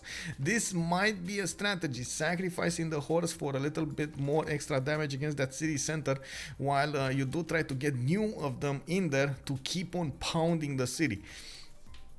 Cheesecake Factory, hello there, son, and welcome. Thank you so much for the follow. Also, my guess was 28. Well, if you're worried, I'm 32. Yeah, old man Michael now. Yeah, I'm old man Michael. Yes, honestly, man, a lot of the I would say friends of mine in high school and in school were calling me old man anyway. I don't know why, but they were calling me old man. Happens, you know. Anyway, let's come up next with Egypt. He went for a pen, brush, and voice golden age, and I gotta see this. I gotta see if he's gonna actually sacrifice his horse. This is so important. Yes. No. Oh no, he didn't. Oh, his Phoenicia is gonna sacrifice his horse. But now smash, bro. What? Anyway, that horse died for nothing.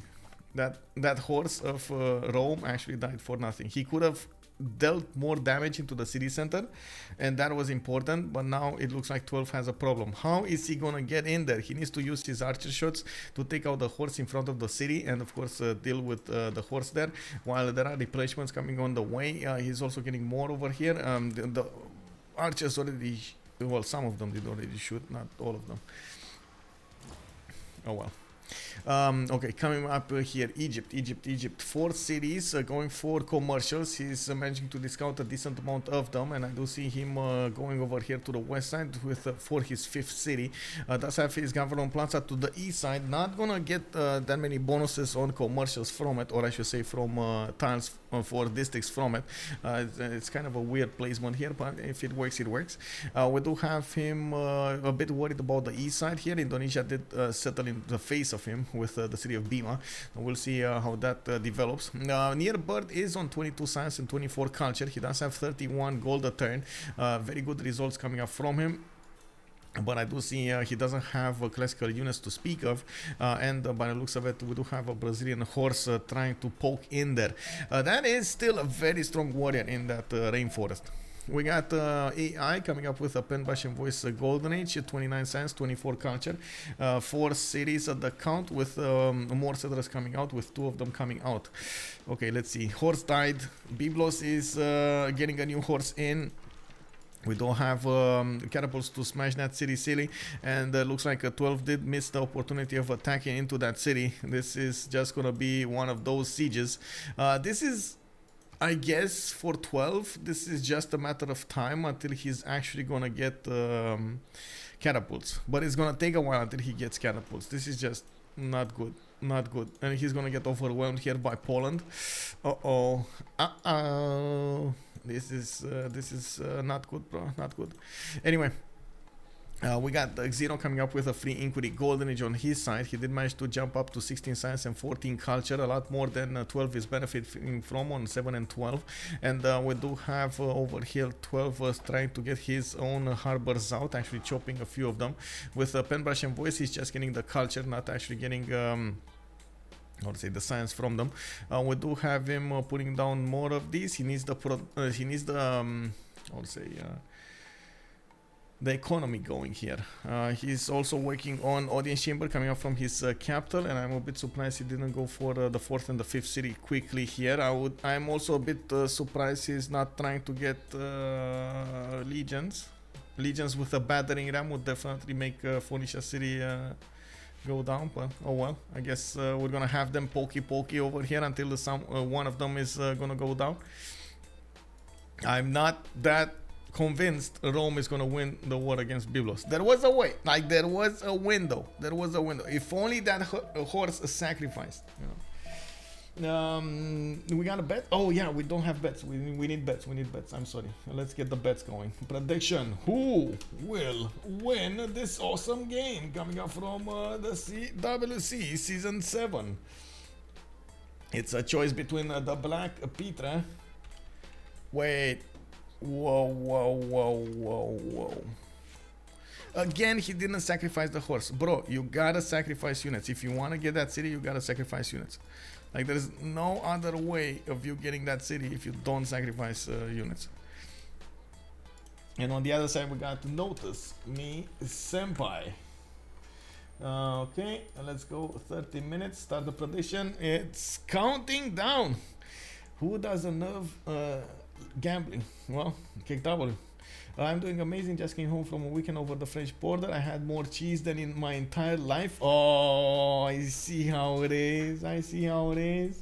Salty just sampled the French cuisine over there. Also, the fire. Good evening. Hello there. How are you doing, ma'am, tonight? How are you doing? Oh la la, sounds like a lot of fun. Enjoy the cheese for me, please. We are slowly going from vegetarian to full vegan. Wait, there's a difference between vegetarian and full vegan? I have no idea. Retraining the taste buds to cheese from pizza is interesting. Whoa. That sounds rough. Okay, we do have Indonesia coming up over here with quite a few lighthouses. God of the Sea is actually not giving him that many bonuses. Only one extra production he got from that.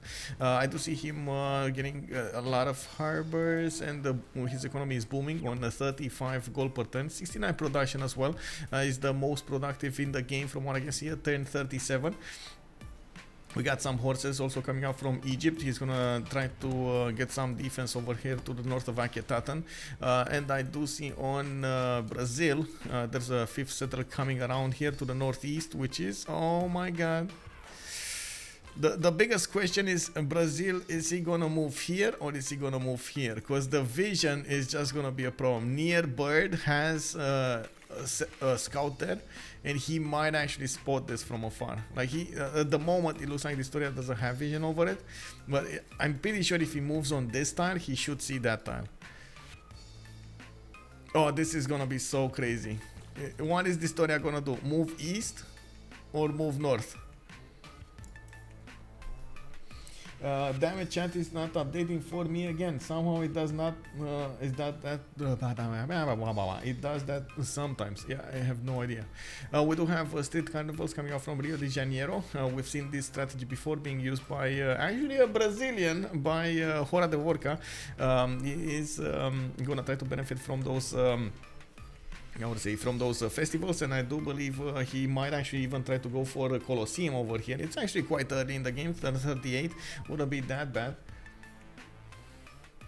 We got also an emergency break for a minute. FloppyFlong is asking for it, and I really want to keep the screen here. I don't. City got taken over. 12 puts Dido on only 2 cities. 12 did it. He sacrificed. You see the sacrifice. You gotta make the sacrifice. Bam! He took that city away from his opponent here, from 0. Man, he did it. He did it. Let's see what happened here. Is it? Oh, he moved. Okay, there we go. Oh, near bird moving also. Oh man, oh man. Oh man, oh man. Near bird, bro. Near bird. And immediately dISTORIA shift enters that settler away from him. Near bird is not gonna get the easy snatch. We got Temple of Artemis coming up from Sao Paulo. dISTORIA is gonna improve his land, and I do believe he's gonna try to get more science up. I'm actually quite surprised he's going for the libraries instead of going for his arena in the street carnival. He did make 2 of them, and by the looks of it, he did put down a theater square over here. That's gonna be an easy peasy +4 between the Temple of Artemis and of course the street carnival. He did also make an encampment from Brasilia, from the 2nd city. That's interesting. Okay. Oh, by the way, these street carnivals don't actually require a population, right? Don't require. They don't take a district slot. Street carnivals does not cost a district population slot. Yes, that's amazing. You get so many amenities, like amazing, cheaply. +6 happiness level in 2 of his cities, +3 in other 2, and only Sao Paulo is a bit sad. It's a bit meh. He's gonna be. He's fine. He's gonna be fine. Oh, Father, thank you so much for the tier 1 gift. Muzelken, hello there. Thank you. Welcome. Doesn't look like a fun game for Dido. He's having quite a few problems here. Quite a few problems, I gotta say.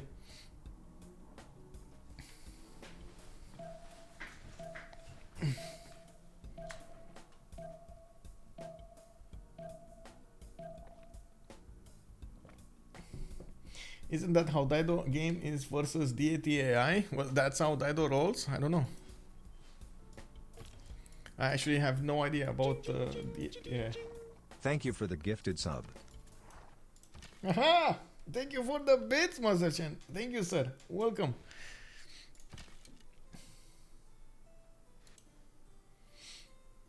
I'm sure Dido will return the favor with her navy. Yeah. we'll see how that goes over here. By the looks of it, he doesn't have that many units to fight with. He only has, from what I can see, 2 more cities. And you can see Rome does have a decent navy of his own. I'm quite surprised we didn't see Poland get more units over here. Would have felt like he needs to do something to help out his opponent over here, his ally over here, Phoenicia, get out of that. Of course, with 12 benefiting from quite a few units and good tempo coming up for Rome. It looks like he did use that to take out a city from Phoenicia. That's a lot of gold and a lot of culture taken away from his opponent here. Let's take a look at the east. Hanging Gardens coming up in Majapahit. That was being built somewhere else, wasn't it? Wasn't it here on Poland somewhere? I don't know if it was on Poland. No, it doesn't like it was on Poland. I believe somebody else was trying to build it, but I don't know who.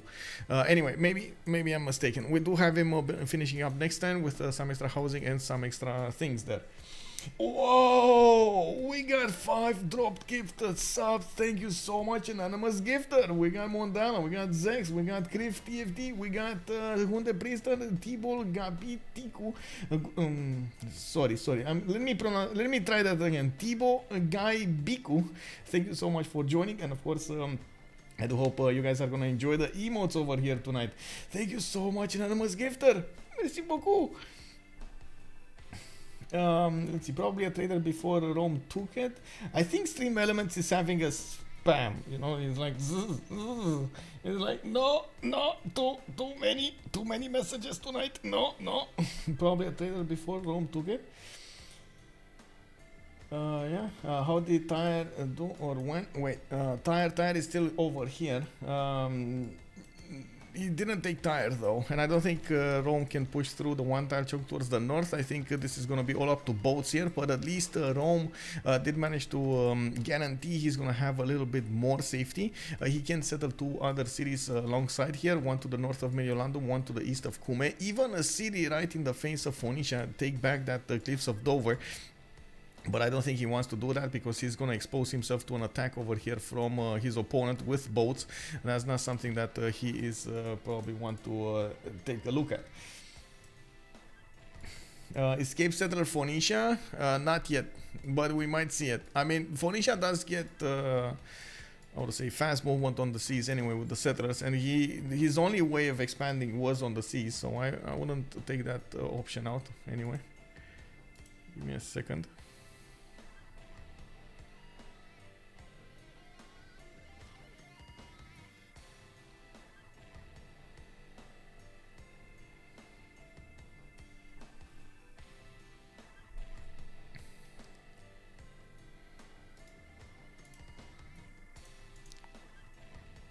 Give me a second.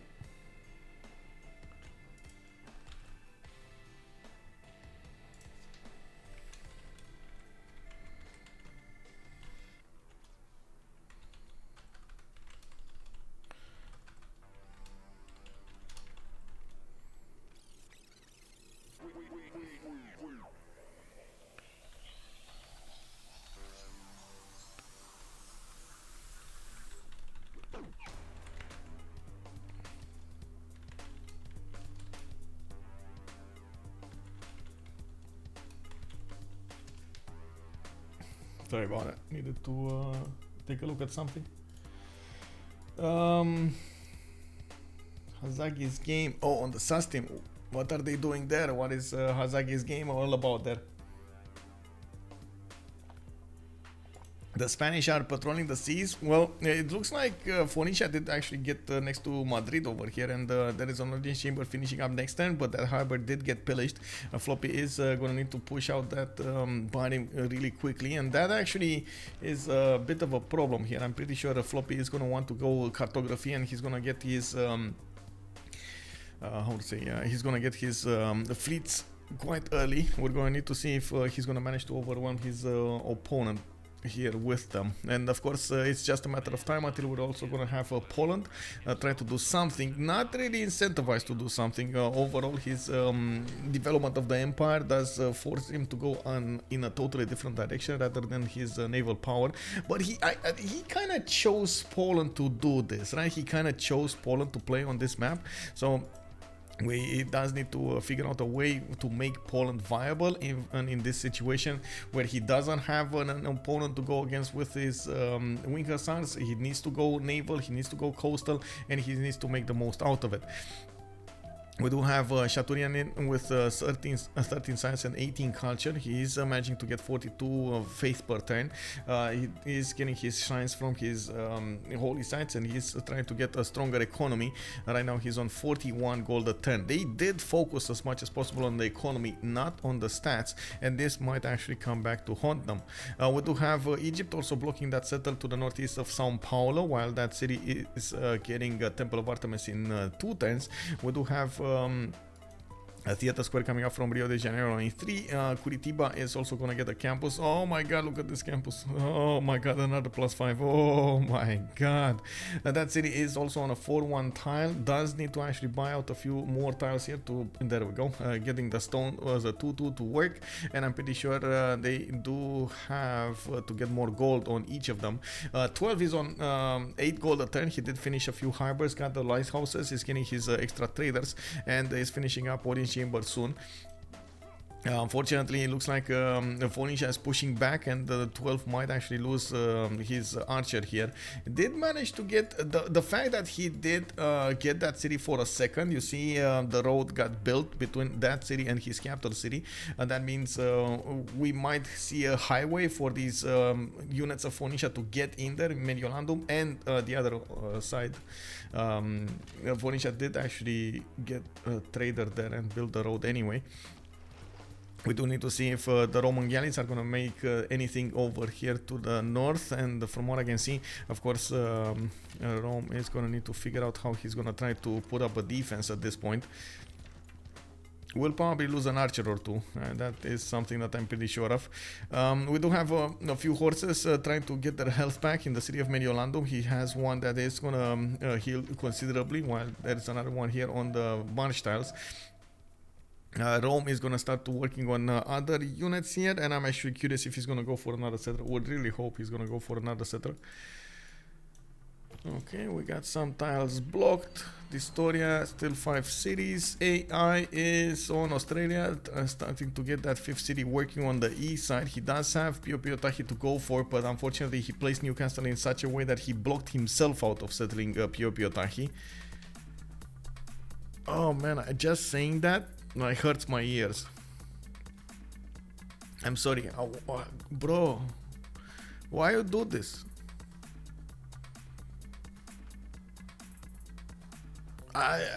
My only idea is that he really wanted this campus spot. But he could have settled on the wheat tile. Like, there was no. I guess it was more expensive overall. Oh well. Oh well. He can settle a city to the south. Unfortunately, if he does settle a city to the south, to the southwest of Piotahi, he's just gonna appear right in the face of Spain, and I'm pretty sure Spain is not gonna like that. He's gonna try to take out that settler as soon as possible. Sun's team is killing Rome. Okay. I don't know who Rome is. You know, Pulp is casting it, right? Oh yeah. Pulp started casting. Very nice. We got Pulp casting. Yay. Indonesia is starting to get 2, 4, 6 cities here to work on those on that economy. He is on 90 gold a turn, 20 science and 40 culture, and I do see him with 14 faith. Not bad. He's getting a few boats out, and I'm pretty sure he can try to go for a timing attack with the, to help out the Floppy. He could go for the Jongs, and for example, Floppy would go for the caravel fleets. I'm certain that attack will finish off 2 nations over here. We're probably going to see Phoenicia by the dust and Poland at the same time. They need to figure out how they should do that.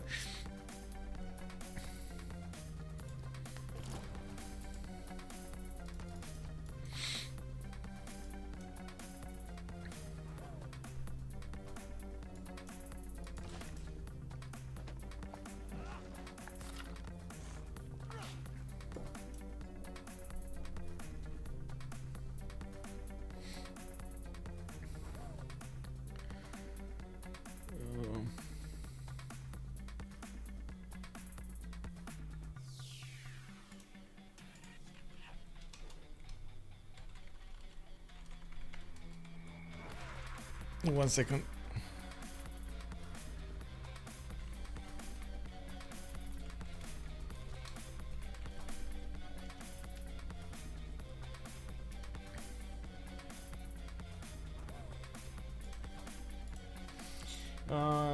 nice. Good to see Alexis playing. Yeah, Alexis Kremp was Russia absolutely stomping Rome. Yeah, Alexis Kremp has a lot of proof. You've seen his profile on the CWC website.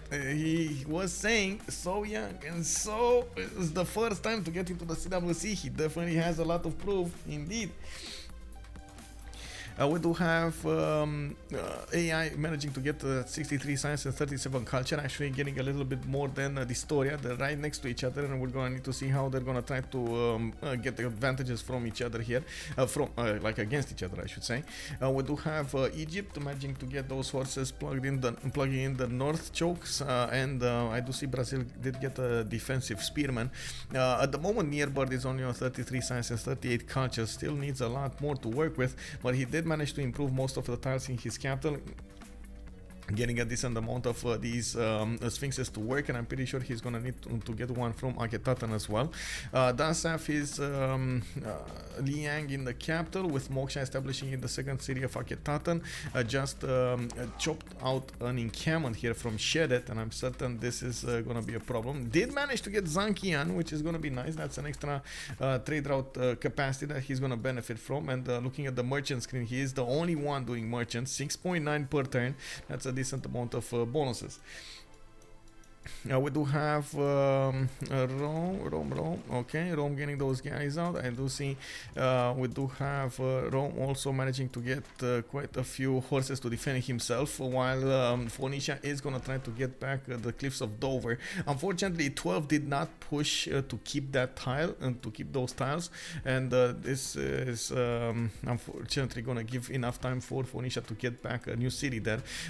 Not bad actually. Looking at what's going on over here, it's still forced out Phoenicia to put some more production into those settlers and get a new Cothan and so on, and lost a decent amount of culture, not to mention the production spent into building that city. I do need to see if Rome is gonna get enough advantages to come back out of this. He does have 11 science with 28 culture, definitely well on its way towards getting civil service for an extra +5 on all of his units, and trying to get shipbuilding here. He's probably gonna need to do some sacrificing again to take out Phoenician boats. I do see his galley is trying to get one of the biremes here of Phoenicia, and I gotta say, oh man, have you guys seen how to say oversimplified? There was an explanation video, oversimplified explanation video about the Roman war against Phoenicia. Man, Rome just didn't give up, did they? Just didn't give up at all. They lost their fleet, their entire fleet, like 3 or 4 times, rebuilt it again. Took out Phoenicia. Unbelievable. Is this gonna be the same thing happening here? 12 just building an insane amount of boats and going against his opponent? Well, we're going to need to see that. Shaturyan did manage to get Chechenin coming up to the east of Bitcoin. That's going to give him a quote-unquote safety settle over here to the east side, while yes, his cities are exposed on the west. He does have 4 of them on the western coast. That is the same coast that, of course, Spain is going to try to do some moves here, and I'm pretty sure we might see some Indonesian units go there as well. We do have Indonesian traders starting to ramp up their moves towards Spain and Spanish cities, and as you can see over here, we do have a lot of economy coming up from this pond, from this inland sea. Hannibal that crosses Pyrenees, then Alps with elephants. Well, at the end there was only one. One. Thank you for the follow, Stan B75. Good evening, sir. Thank you so much. Welcome. We do have theater squares coming up from Rio de Janeiro. As you can see, dISTORIA is going to try to get as much culture as he has science. He has new campuses coming out from his other cities, and he's going to settle new ones on the east, new cities on the east end, which are going to get new campuses. Would really need the culture to go along with this, and I'm actually curious how dISTORIA is going to want to use this and convert it into an advantage against his opponent. I don't know if units are gonna be the way, if he's just gonna try to plug the chokes and get something behind, like get more stats, maybe try to wait for tanks. I don't know what's his plan gonna be like. Maybe we're gonna see some Minas Gerais push over here, just get a city on the west and chop a few of those quadrims, upgrade them into Minas Gerais before you get that. You know, like a lot of things can happen. Pavel, hello there. Oh my god, long time no see. How are you doing, sir? Glad to see you indeed. And yes, I really love those oversimplified videos. They are incredibly good. Oh my god, they are so funny. So funny and so good, so informative at the same time. Thank you so much for the follow. Also, Don Fei, hello there, sir, and welcome. Looking at what's going on over here, Indonesia just got one boat out, and he only has two production centers to work with, Jambi and Makassar to the northeast, where he is going to need to help out the Spanish fleet, while Spain at the moment is not actually going to ramp up his production in boats. I don't actually see him benefiting from a city-state kill here. This is going to be a bit nasty, but it is what it is. Brussels, Phoenicia is going to take Brussels. Okay, easy peasy, that's going to be nice. Did settle Ugarit over here, and now we have the expansion phase and the second attack going against Utica. Oh, this is a worse city placement than before, actually. And okay, let me explain why I think it's a worse city placement than before. Before, we did have interesting tiles to to defend behind, and the units that were in front of the city were weak before because of the land underneath them. Well, now if we do have Rome managing to get these tiles next to Utica, they're actually going to be strong tiles to attack into, and that's going to be a problem for Phoenicia. He cannot easily attack into those. But anyway, it's I guess we're gonna see the same thing happening here. Rome trying to go against Phoenicia, trying to get better out of this, and of course Phoenicia just trying to get more units out. The biggest thing happening that I can point out is Phoenicia is expanding massively behind this while Rome stagnated. This can be a good thing and a bad thing, and let me explain why. The good thing for Rome is that he's getting more stats out. He's on 17 science, 28 culture. That means he's a little bit further ahead than Xero. He has been for some time now in the culture screen. Has not been in the science screen. You can see actually Xero has more science here for some time now, and of course Utica is going to get his culture. The bad thing is the production centers of Phoenicia will give him a chance to recover a little bit from his loss of a city. And even if he re-put another city over there, Utica, replaced it on the cliffs of Dover, he's going to recover that production with his other settlers. And you do see he is now on 5 cities versus Rome's 3. There aren't that many production cities available for there are only 2 production cities on the coast. Well, I guess Mediolanum did get a harbor. So 3 production cities on the coast over here, cannot push through back into Utica, cannot get an easy settle over there, and by the looks of it, we do need him to get a lot more stats. It's a race right now for cartography, and Phoenicia is gonna get the more cities to play with over here, type of thing. Is he actually gonna settle right in the ferries of Cume? Is he gonna settle one of these towns? These are -20, bro. -20. Come back. Don Vey, hello there, sir. I just got Civ 6 and I'm trying to learn it. I feel like I learned more from watching your stream than the YouTube starter guide videos I watch. I'm glad. That is such a good feedback. Thank you so much. And of course, feel free to ask any questions over here. I do try as much as possible to answer every little question that I see in the chat. Also, King Stephen of Strategies, hello there, sir, and welcome. Why Brazil part of new meta? I think it's just, how to say, it's just dISTORIA liking to play Brazil more than it's part of the meta. It's a relatively good map to try to go for it. The Punic Wars were great to watch. I am great, thanks. Hope you're. I am as well. Where have you been, Pavel? Why no stream, man? Why no stream? I love to watch and just tune in, even if I wasn't playing. I love to tune in those GeoGuessr things, and you gotta meet somebody. By the way, I met an amazing guy in TwitchCon. You gotta meet him. It is called Piteri on Twitch. He is amazing. Big shout out, by the way, to Piteri. If you guys pop to his stream, just say hello for me. Piteri, he's amazing, by the way. A very cool guy. He's doing all of the time like GeoGuessr and word games and stuff like that. Amazing positive guy, and was really cool to spend some time over there in TwitchCon. Maybe during the Xbox break. Okay, I understand. It is what it is. I hope everything is good, of course. Also, Don Fay just subscribe. Anonymous Gifter dropped another one. Thank you so much for the Don Fay tier 1 sub. Thank you, sir. Yeah, he's a very fun and knowledgeable guy. Very fun. I didn't know there was so many people wanting to do that. Oh man, you gotta talk with him, bro. He's amazing. Yes, he's from Latvia. Yes, he is from Latvia.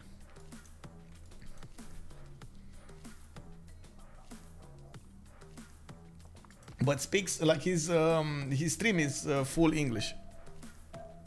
We got 9 more turns until the next era, and quite a few players are trying to get their era score points. Looks like Rome did manage to pop one of those Renaissance bonus animals, and he did manage to get in there. Looks like he did manage to smash one of the binaries here, sacrifice one of his galleys to do so, but he did it. And right now, look, it seems like Rome is trying to get in around that city. He does need to go through the archer line, and that's something that Rome is gonna need to get by himself, for his own. He doesn't have archers to help him attack, but at the same time, the city of Utica doesn't have that's my strength to defend behind. You can see he can definitely get these tiles and at the same time poke a little bit at the archer to the north. He does have a general to work with this time. Rome did manage to recruit one, and Egypt is also going to get one. Brazil is going to try to get one, and the Phoenicia, even if he did put for a few turns the card in, he didn't quite finish it. I think Rome, yeah, he just used the card. Kume is also gonna try to defend against this upcoming attack from the Phoenician biremes. We do have the biremes with a bit of a problem here. They don't do enough damage to take out those boats, nor do they get enough enough experience points to get those boats. And of course, this is just an offensive, or I should say this feels like blockade over here on the city of Kume, right? It's not a siege, but it's a blockade. He's not gonna allow him to get out of there with boats, which is a good thing. It's gonna nullify that city from getting more units. In the era score tab, we're gonna see quite a few of them trying to get those era score points, and I do see the moment Rome did manage to get a position next to the city of Utica. I'm quite surprised he did not actually try to attack into the archer to the north, and of course we do need to see if he's gonna do it next time. He could have used the 2 horses to attack into that 1 horse, but anyway, I guess we're gonna have to see what is up here. It's very important for Phoenicia to also get a strong unit inside of the city of Utica to help him defend, because that city is only 26 defense strength now, and it is in danger of dying another time, especially with the extra +5 that Rome is benefiting from. I'm sure we're gonna see oh man, civil service. Does he have an alliance? Does 12 have an alliance? Yes, these are 47 strength units with the generals. There we go. I think at the moment 12 just realized how important it is sometimes to sacrifice your units. You see how he sacrificed that 1 horse? He was like, I don't have time to repair him. What is that horse gonna do to my empire? You know what? I'm gonna take your city, I'm gonna make a horse from it, and I'm gonna make it mine. And right now we do have 12 managing to attack that archer from the north. He did manage to take down that unit, and he smashed the city of Utica City. He has 3 horses next to it, and I'm pretty sure next turn that city is gonna fall. We do need to see if Rome is also gonna manage to get new cities over here to the north. KDY did get placed quite close to Kume, which might actually help Phoenicia over here get some advantage. I'm not sure about the boat numbers, but I'm pretty sure Zero over here is trying to get as many cotons out as possible for the extra science, and we do need to see if 12 is gonna manage to keep up with this science necessary. His mathematics is 1 ton, while Zero is buttress in 3. So there is a bit of a problem here. The advantage, the major advantage that 12 has is its ability to go to mercenaries first, while Zero is gonna take his good old time to get there. Why did he move the biting out? That's a very good question. He attacked into the galley last turn, and then he forgot to put it back, and that kept the city quite low in garrison available.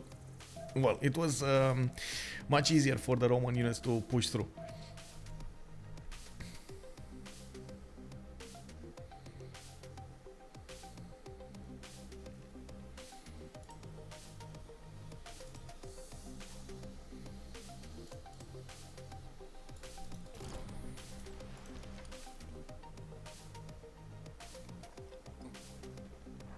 Maybe take city? No? He could even keep the city. If it's just a biting inside, he could even keep the city. Oh yeah, there we go. He's moving. He moving there. He moving. Can easily take that city and probably keep it. It's gonna be a problem with the binding, but I guess you know, try to get more galleys in there. Yeah, move the galleys, move the galleys. We don't see any new boats coming up from Poland, even though in the south I do see a few boats did manage to get built in the city of Lodz. Maybe this is an army for the upcoming attack. Let's actually see Shaturyan in going for horseback riding, divine right. I guess everybody's going for the golden age options rather than anything else. So he did finish Mahabodhi temple, so that means he finished his religion. No, he did not finish his religion.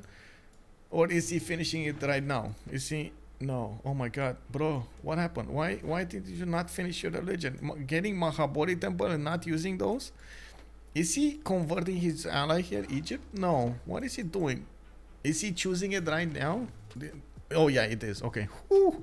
Oh, that timing, bro. We got holy waters coming up with increased healing, and we got stupas. Holy waters? Holy moly! What is this? And Utica did get taken down. Phoenicia moved out the biting. Looks like Rome is not actually gonna fight in the dirt for that city, and is gonna raise it again. Oh my god. Zero. What is happening? Getting punished 2 times with the same city? Are you for real, bro? Wow, that happened. Danilio, good evening, sir. Who took Rajendra? That's a good question. Let's actually take a look at what happened in the admiral screen. We do have Gaius Dulius taken by Phoenicia, Hano the Navigator by Phoenicia. Looks like Zhang Heng is on. That's not a good one. We got Hypatia on Australia, Admiral Himerius on Rome, Rajendra on Poland. Zheng He on Indonesia, and it looks like we do have Australia over here with Leif Erikson. Wait, Spain did not get one? I guess he doesn't need one. He's so big, he doesn't need one. We got Spanish boats coming up over here. We do have a lot of traders. Oh my god. First, when I saw so many of these units, I thought these are actually galleys, but they're not. We do have a few galleys coming out, and Indonesia is just buying out traders like there is no tomorrow, going for foreign ministry. Finish that hanging gardens quite a few turns away. And we do have campuses coming out of the cities of Spain, trying to get that nice and juicy science and culture at the same time. Let's see tech side. Tech side cartography 3 turns Mikado. Then we got 12 Patras 4 turns. 0 is Patras 1 turn. A bit of a difference over there. That's a problem. We need to see 12 get in there. Get back into the game. Getting science, getting the campus, getting the library. Trying to get the science going for his... Oh, wait. 12? Hello? Is he going for the city of Tyre now? He's not giving up on this. He's not giving up on this. He's going. Now he has a general faster movement, a stronger attack, and has the advantage of actually benefiting from civil service. 0 is 2 turns away from civil service. Okay, let's check out era score screen. We got 5 more turns until the medieval era. 12 is on 32, 39. It looks like we do need to see him try to get a golden age, even though I really doubt it. He's probably gonna go dark here. dISTORIA 60 out of 52. He's gonna keep those, keep that golden age. He's trying to get encampment. He did finish Oracle, Temple of Artemis. Oh my god, these theater scores, man, unbelievable. He's on 100 science and 83 culture. Unbelievable. We do have also Mikado, 69 science, 53 culture with 138 gold per turn. Very nice. 140 right now. He's going there, and he does have 46 out of 55 points. Really problematic here to get the last few points. Maybe he definitely needs the jong. He needs the jong now. He's getting cartography, he's getting mercenaries, he's trying to get a quadrim in 4. He only has 4 more turns to play with this, so probably he needs to chop that quadrim out if he wants to get a jong. That's gonna be 4 points for him. Still not enough, I gotta say, still not enough. Does he have a horse unit? No. Does he have an iron unit? No. He does not, actually. He needs to move back his warrior to upgrade into swordsman. So he still can get some points from here and there, but there are 9 points available. 9 points. FloppyFlong is on 41 out of 41. Looks like he's also gonna need to go for 11 points to get the golden age. Trying to get a campus from Saragossa. That's gonna be a plus 3, and I think that's gonna be his first plus 3 that he's getting. So splendid over there. Doesn't seem like he has a mission. So again, that's another plus 4 that he could get from there. That's 7 points that he could gather quite easily. Horse, swordsman. Another 2 points. Maybe choosing a city state, leaving a city state could be an option here for him, but it's very close. It's very close, and I'm not so sure Floppy is gonna get it. We're gonna need to see in the next few turns. Shaturyan is getting his golden age, 55-52. Very nice. He was over there on point with his bonus points, and he is building up a navy to go against Rome. While Rome is losing no time and trying to go against Phoenicia over here. Phoenicia is a main city. Is he gonna get in there? Oh my god, is he gonna get in there? He's not giving up on this, man. I'm telling you, he's not giving up on this. Attack! Attack! Anyway, we got Nearbird, Penbrush and Voice on Cleopatra, 59 out of 60. He just needs 1 more point to get there, and I do see him getting more settlers, going for campuses. He did build the pyramids in Memphis, and I do notice he's getting a few merchants. Did he manage to get another one, or is he gonna manage to get another one? No. Maybe a project for Egypt. Maybe is he gonna get a project? Doesn't look like he's gonna get a project here. No. Oh man, just 1 point, bro. Did he get it? Oh, he got it. Never mind, he got a point. From somewhere he got a point. We got AI 63 out of 57. Gonna get that golden egg. 0 is 52 out of 55, and looks like he has a serious problem. He is getting under attack in the capital with a few horses of Rome over here, and it looks like Rome is trying to get in there as soon as possible and smash that capital city. Only a 33 defense strength city, which I'm pretty sure he would have benefited from a biome inside of it. I don't know why he doesn't have a biome there, but I guess it's fine. We're gonna have him well, try to defend against this with what he has.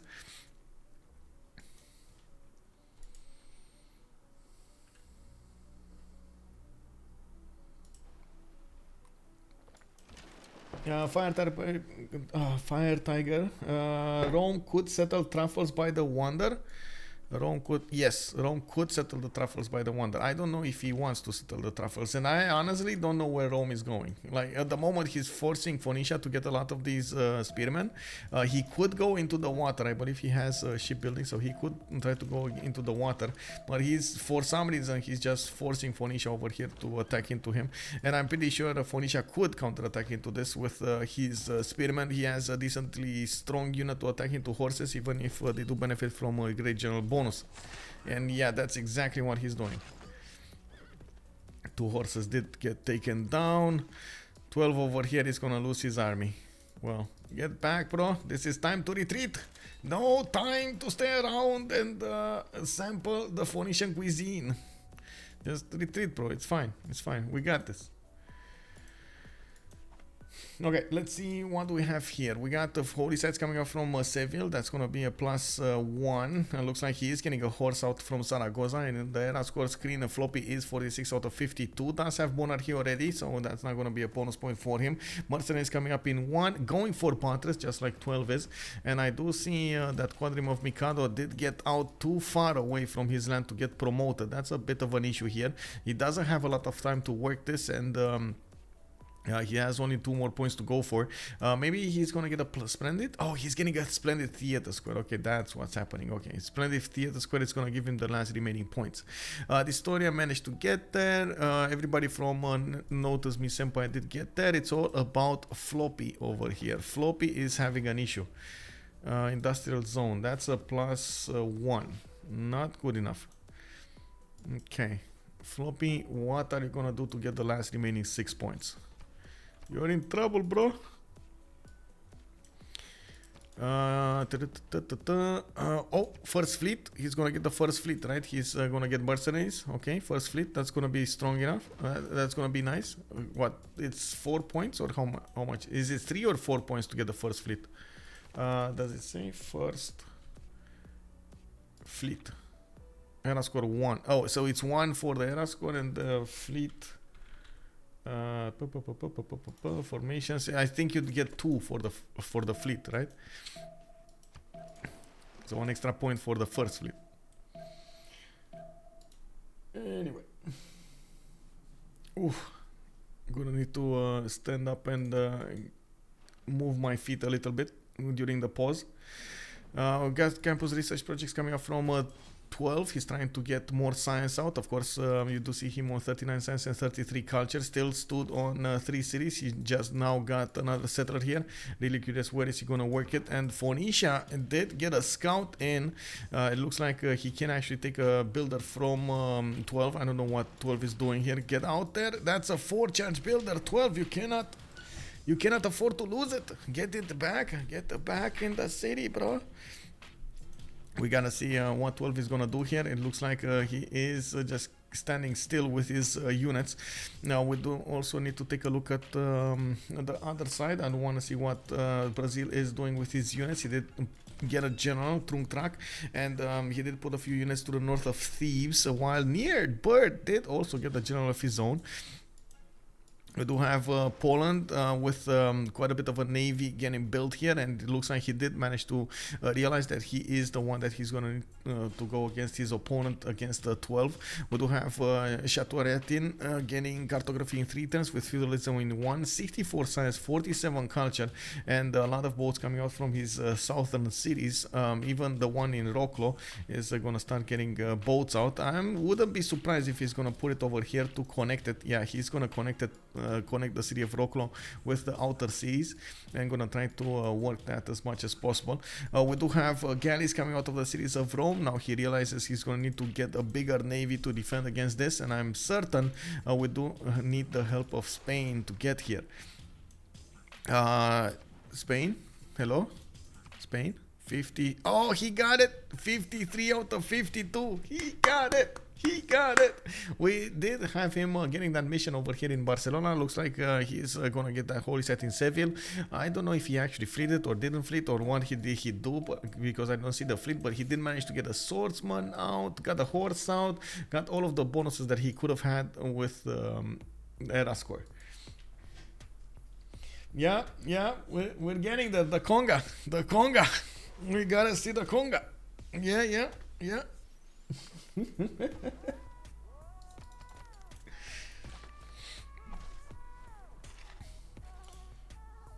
Can I actually get that into a conga? Let me actually clip that. Maybe I can get a conga.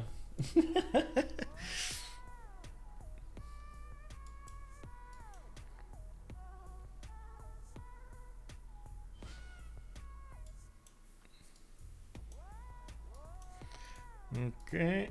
Are we in the next era? Yeah, we're in the medieval era. We got Phoenicia going dark, Rome going dark. Unfortunately, neither of them are gonna get their bonus points here. Horseman out, got the horse out. Oh, yeah, there we go. Give me a second. Need to figure out where that is.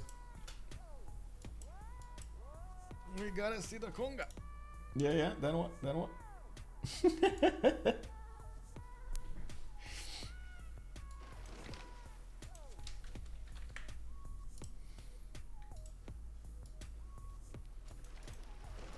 Okay, so I didn't want to say that, of course, we're not going to see the free inquiry coming up on Zero, nor will we see Penbash and Voice on Rome, but he already got mercenaries, and he's fine. He's fine, actually, for this. And at the same time, he got the military alliance. We do have 12 on 34 science and 23 culture, while Zero did drop down to 14. The major impact of this is the longer time to wait for cartography. Zero is 9 turns away from getting cartography, while he was 3 turns earlier, while 12 is on 5 turns with 1 turn mercenaries. Of course, in the meantime, Rome is just gonna get as many boats out as possible. He does have an animal for them, that's Himerios over here being kept. Well, he's a hostage over here. You see how Poland actually got those boats around him. He can't go through them, so he's just staying there. He's not getting. Oh man, well, it is what it is. What can I say? We do need to see him. 12 need to get a lot of boats out to try to get advantages. Oh, +5 Congress. Wait, I'm actually second slot. So let's go Recon. Let's go Catholicism and Soft Style. Hello. Bonsoir. I go B. Recon, Catholicism, and you.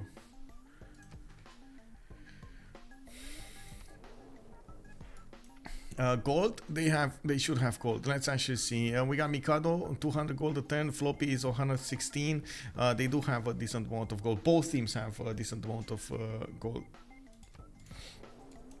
My major worry is Spain did not take this that seriously, so he doesn't have a lot of fleet to work with, and he would be the one that they would rely on to actually do the attack over here on Phoenicia and take him out completely.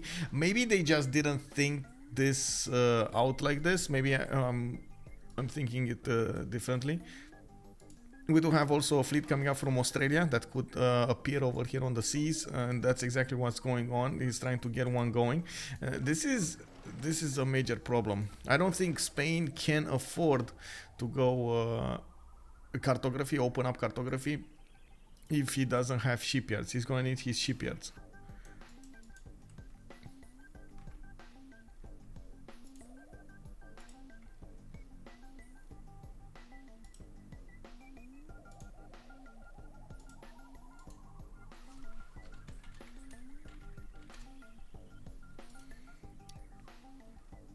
Oh, give me a minute.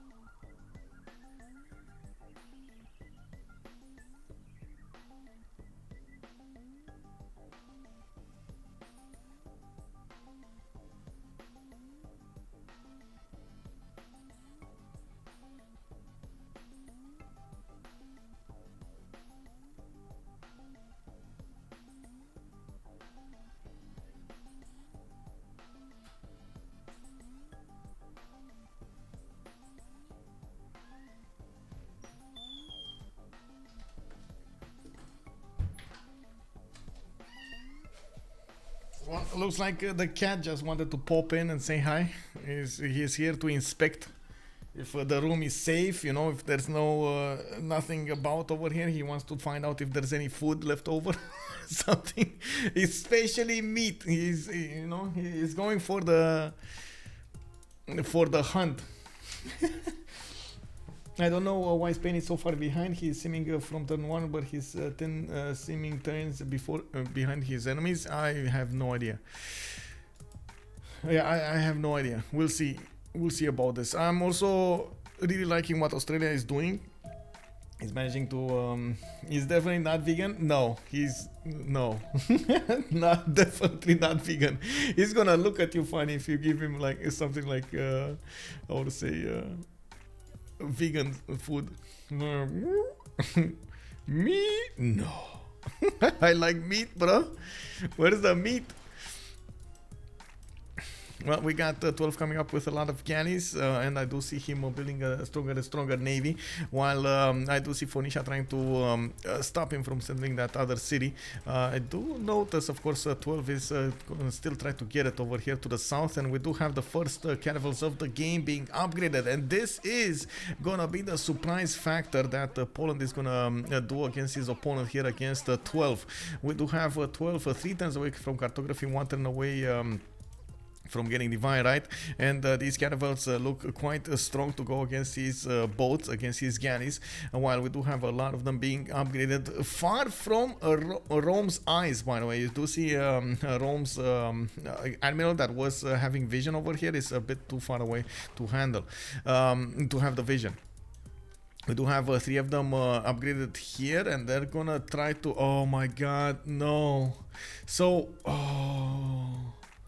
oh no, Floppy and Mikado, they are getting the gold, but they're not getting the units. They're not gonna be ready for this naval fight that is gonna unfold over here before our isles in the next 10 turns.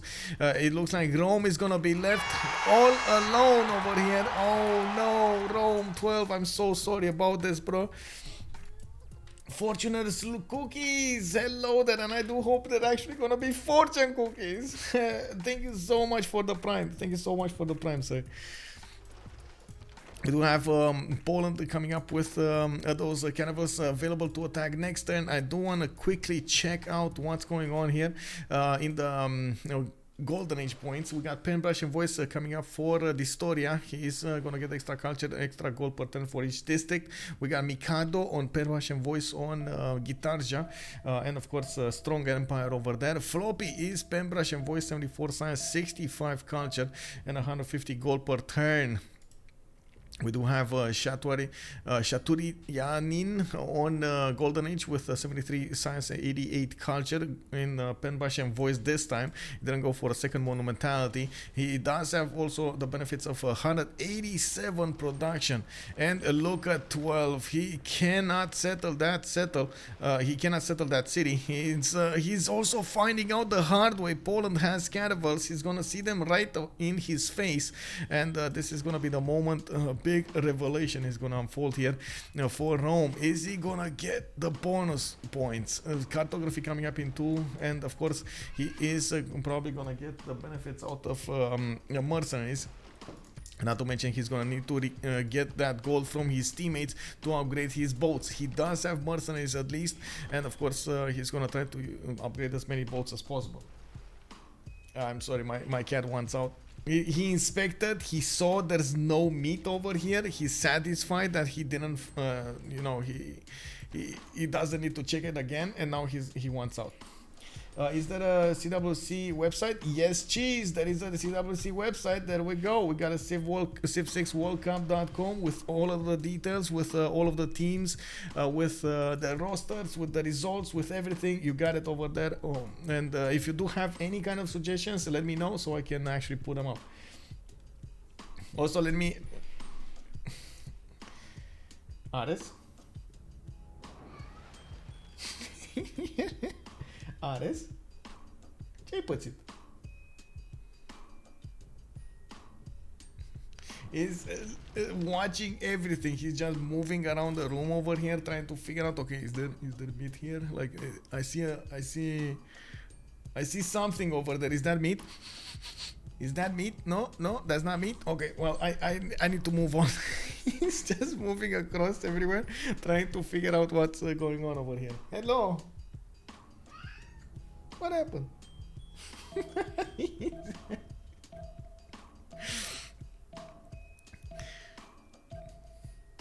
It looks like Rome is trying to pump out as many galleys as possible to go on this defense and try to survive the upcoming attack from Poland. Poland does have a few of them improved with the +1 emblem promotion, and I do see he's gonna have also the admiral with him. Rajen Dracola is gonna give him an extra +3 on all of his boats, or an extra +5 next to the near boats. It depends on if he's gonna activate it or not. Looks like he doesn't want to be held. He just wanted to see if there's any food, and that's it. Now he's like, you know what? I got my answer. There's no food. I'm just gonna go and get some food. So let me actually take a look, like open up the door for him, because he's just standing in front of it. Hello, Importel. Good evening, ma'am. Also, all triangle. Hello there, sir. Yes. Hi.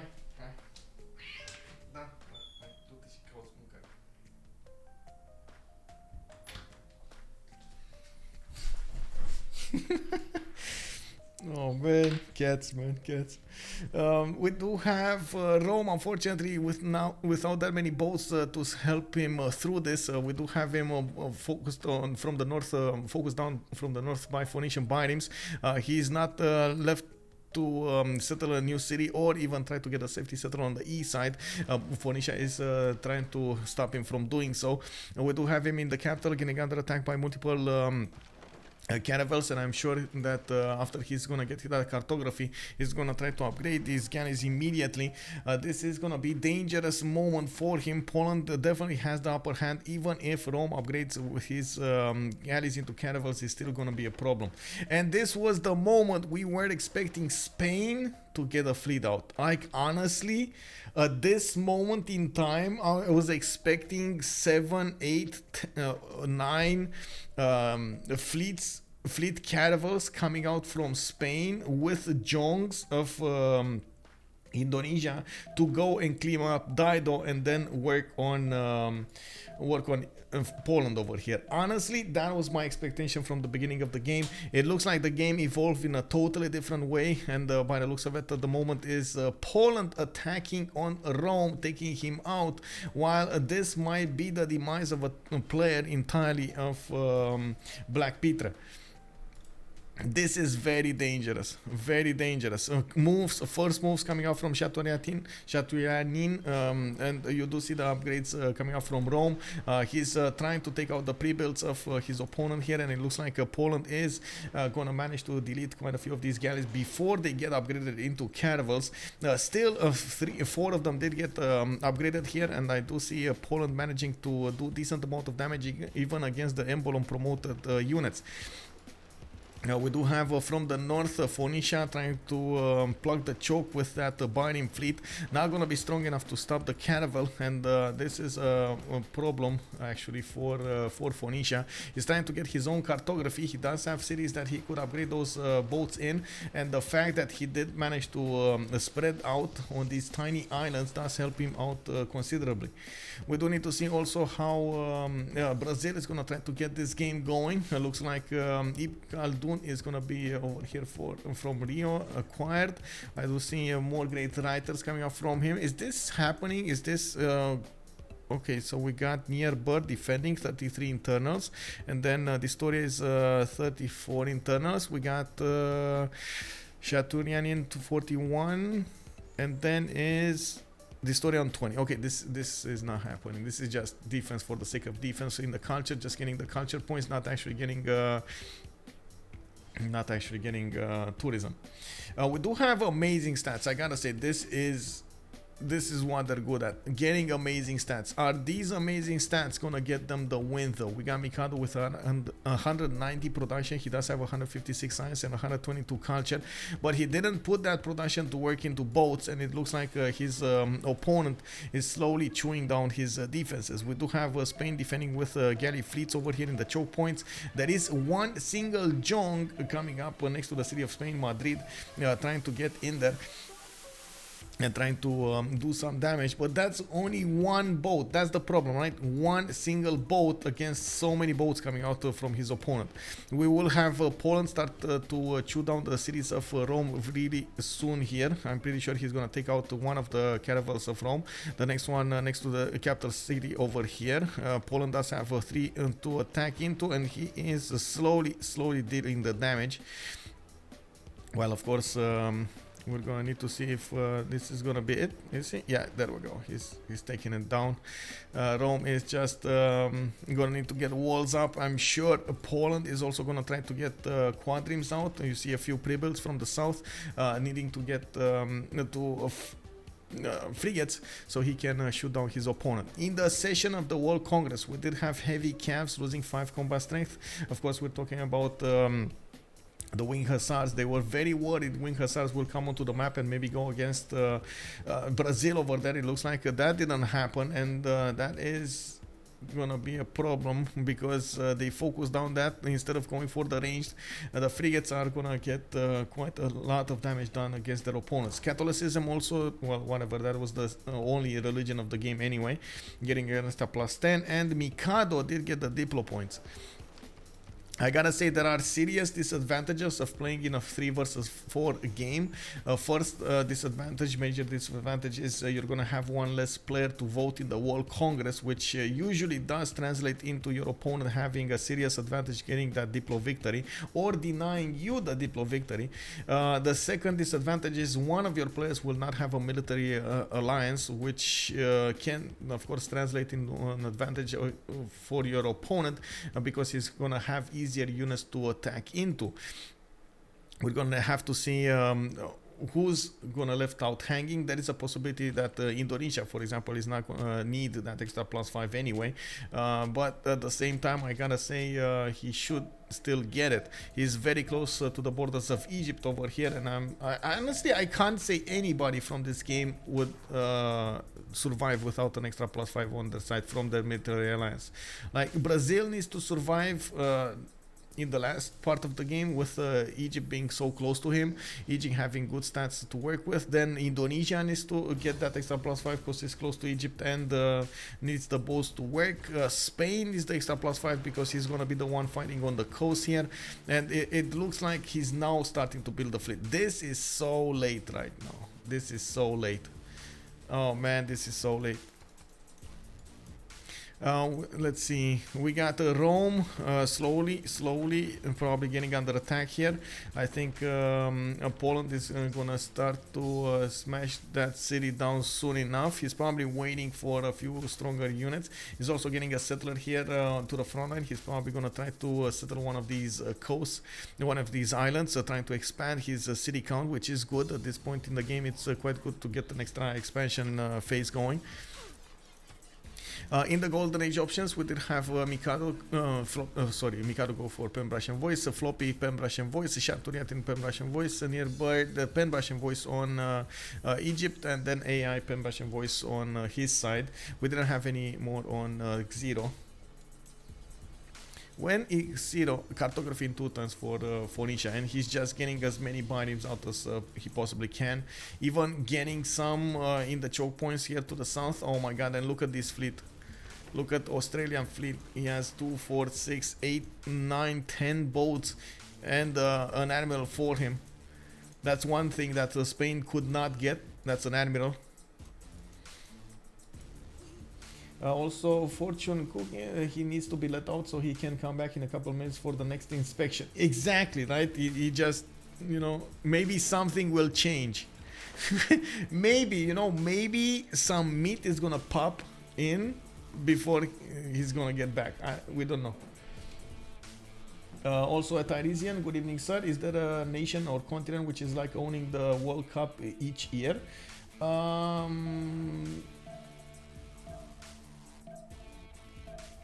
No, not really. We had quite diverse win. Like we had CWC win with an XVgram. When Colento was playing over there, I gotta say, Colento did amazing there. We did have international team win. We did have the French team win. That's just all over the place. You can actually check out the wins on the Civ 6 World Cup webpage. We got the winners over here. Give me a second. I got them displayed. There we go. This one. CWC winners. We got all of them. Let me actually put out this clip. This Twitch clip. I'm gonna try to do the conga later.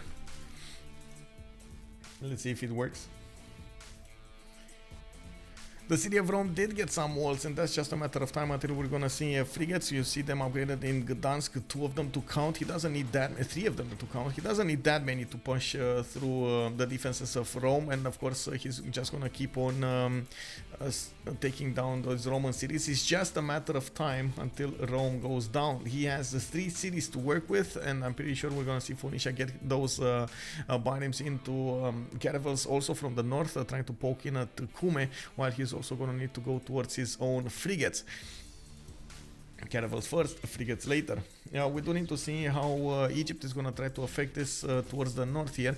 We do have him on 138 science with 102 culture, with also 200 gold turn and 217 production, while Brazil is trying to get his encampments and trying to prepare for the tanks over here. He has military academies coming off from his cities, and probably his tank armies is the unit that he's looking forward towards. We do have the same thing happening in the lands of Egypt. Getting a few more encampments, getting the buildings in them. I see stables, I see armories in there, and I do see him trying to get more culture for the theater squares. Also did manage to get extra culture for these sphinxes, while he did start to put down more of these districts to the west. Interesting position, by the way. He's using even the encampment to give more adjacency towards his other districts. Not bad, not bad. The most concerning thing is Spanish lack of fleet over here. That's the one that I'm the most concerned about. Okay, what do we have here? Slowly Poland is trying to push in. We got the frigates starting to get in there. That's a 73 defense strength city, though it's gonna be quite hard for him to push through it. We do need to see him get in there. Apadana coming out from Krakow. That's going to allow him to get, well, he's going to try to get more relics. I don't know if he can actually get more relics. We got Timur and El Cid getting recruited by Brazil. Did they just open up over here, or did he just recruit them one by one? I don't know. We'll see. Also, I gotta say, I gotta echo what Momiko is saying. That's a lot of production coming up for Notus Me Senpai, except Zero, which only has 52, which is still a lot more than, well, a little more than 12.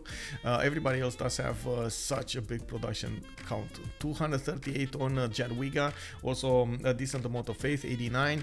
We do have Near Bird on 219 and AI on 212.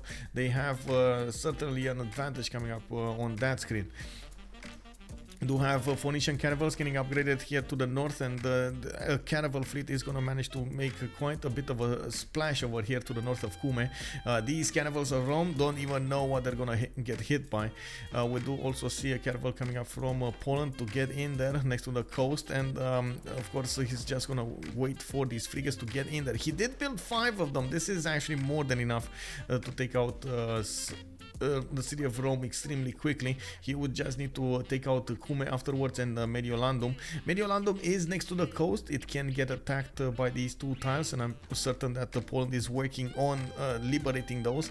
He's probably gonna use the frigates anyway to take out those caravels. We do need to see if the boats of Indonesia and the boats of Spain are gonna manage to make a difference over here. It does look like they're way too far away to make a difference.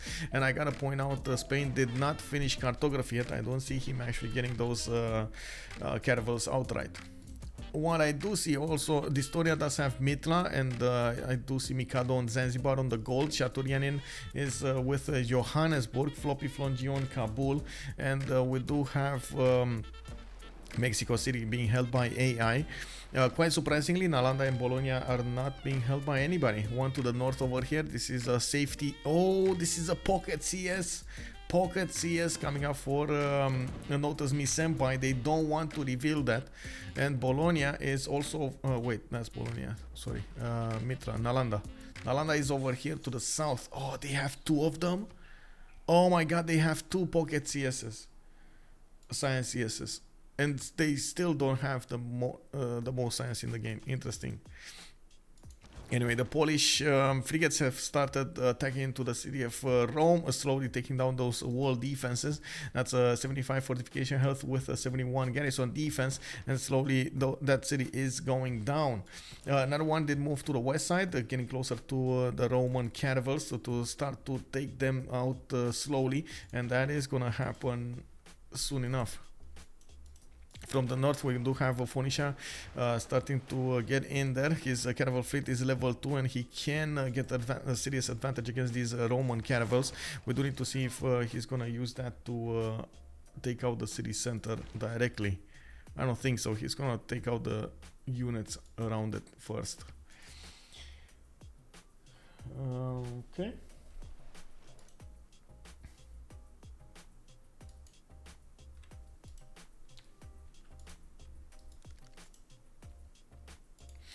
We did have Venetian Arsenal coming out online from Tuban, and we do have it 3 turns away from being finished. The shipyards coming out from him, and of course I'm pretty sure Mikado is going to get a decent amount of advantage from this, but he only has 2 cities to build from if he wants to get some on the outside of his inland sea.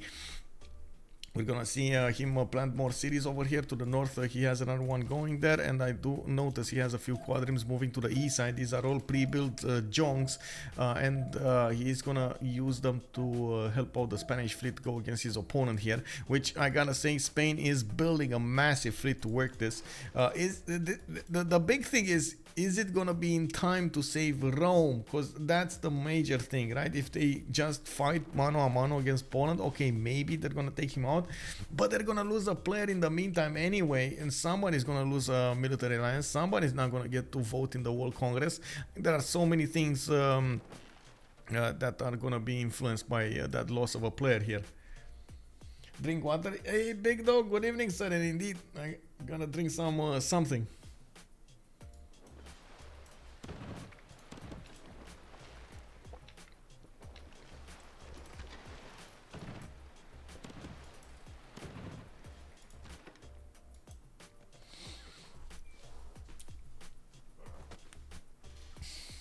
Something that is not water.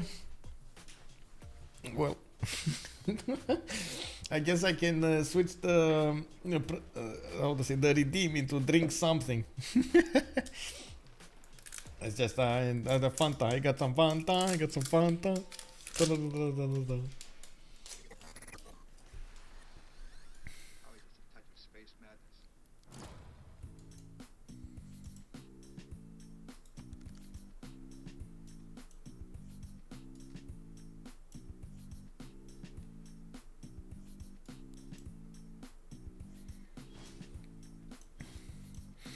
Oh, line infantry is coming up from Brazil. He did upgrade at least one of them. I am curious if he's going to try to pressure a little bit his opponent here.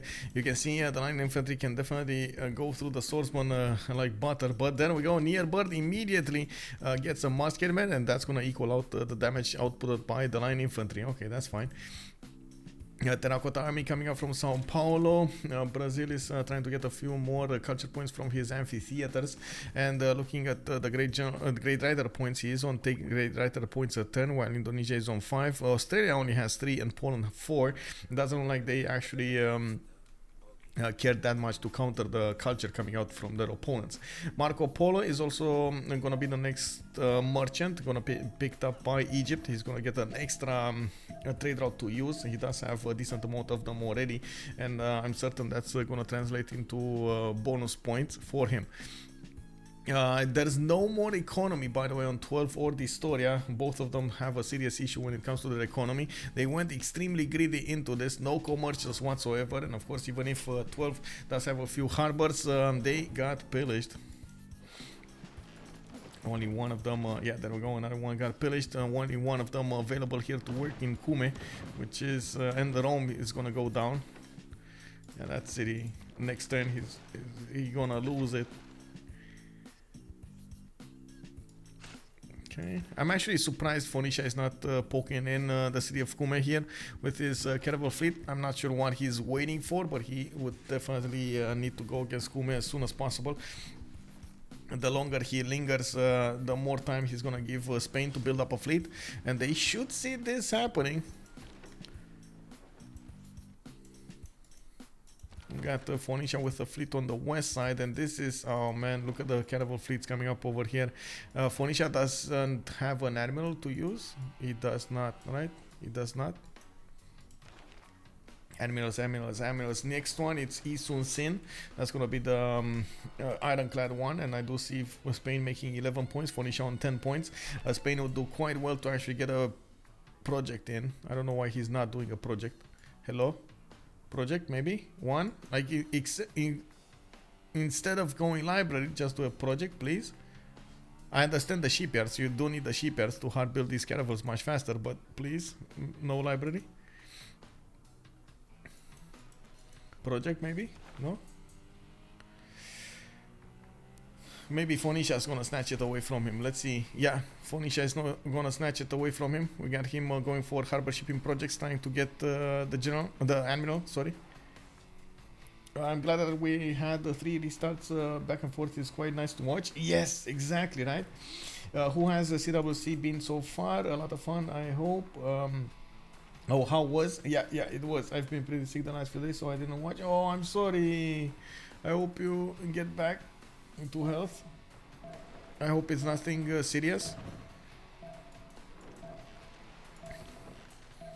Shaturyan is starting to get close to Mediolandum, which is going to allow him to attack into that city center directly. Walls are going up into that city, and by looks of it, Shaturyan did not actually go in to shoot the city yet. You will need to get a scout or something, like a unit to take over that city center, and maybe he's gonna wait for his buddy here, Phoenicia, to get that.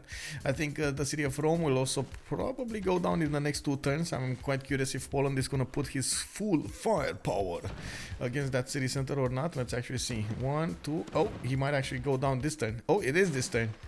It is this turn? No. Yeah, it is. Okay, there we go. And Mediolandum is the next one. It's just gonna use these 2 frigates to attack into it. Even if the Angel Walls go up next turn with Victor assigned into that city, it's not going to be enough to stop these frigates from shooting into the walls and taking them down directly. We do have also Phoenicia starting to do his attack runs against the Roman caravels from the north, which I'm pretty sure he's going to need to wait for frigates. Maybe this is the moment that Shaturyan will need to dispatch some of these frigates towards the city of Kume, so he helps him out delete that city much faster. It is on the clock though. We got Spain moving in from the west side. Of course, Phoenicia is going to try to plug in these chokes. You can see the damage counters. The only way that Phoenicia would survive a direct confrontation with Spain is if he uses his extra support bonus from a lot of units in the water, and that will be quite a problem. He doesn't have that many to use over here. I mean, he never built a lot of scouts. He never built warriors or something like that to actually put them in the water and help him get that support bonus. Already getting better? Oh, great. I'm glad to hear that.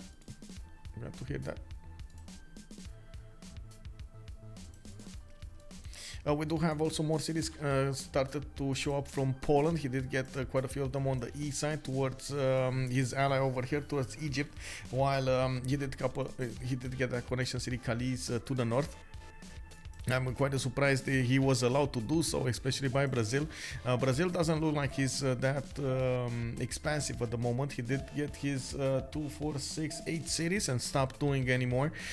Terracotta Army coming up in 5 turns from Sao Paulo, while I gotta say he doesn't have a lot of units that will get that promotion. That looks like more of a deny than actually doing something for it. I think he does have a spy though. Let me actually take a look if he does have a spy. I don't see him actually have a... I really hope he had a spy. He doesn't have a spy. No, foreign ministry, right? Foreign ministry, yeah. There's no intelligence agency, no free spy. Did he build a spy? Oh, he's getting a spy. Okay, he's getting a spy from Brasilia. He probably wants the level 2 spy. That's why he's doing this. Okay, Mediolanum actually, getting the walls up next turn. We do have frigates coming up here from the south that are gonna start to shoot that. Rome, by the looks of it, does have a rebellion in a few turns, in 13 turns. And yes, we do have actually boats from Poland going towards Cume, while Phoenicia is trying hard to defend against a counterattack from Rome. We do need to see how fast those Polish frigates will get there, and of course how fast they can actually help out Zero over here to take over the city. I think he can directly attack into the city center, can he? From these 2 tiles he can, yeah, he can. He can attack into the city center. It's just gonna be a slow grind. Wait. Spain, stop building boats. Oh, they're going here, okay. Okay, I see how it is. Rome. Getting Mexico City. Indonesia does have Jong working on it. They're probably trying to give Rome a city outside of his space over there. And of course, using the galleys last move, he can attack into the Mexico City if it's low enough. That would be quite important.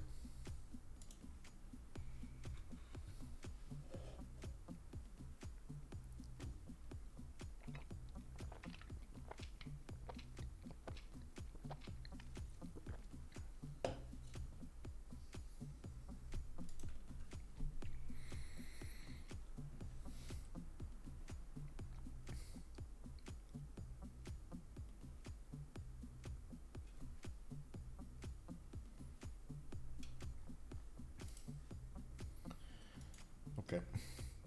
I saw there is a Roman galley over there. Maybe they can use it to take us here. Oh yeah, that's exactly what I'm talking about. Also, could Poland transfer the city of Rome to Phoenicia? You are not allowed to actually transfer a city. Like you cannot gift cities at all. Otherwise, it would be quite a problem.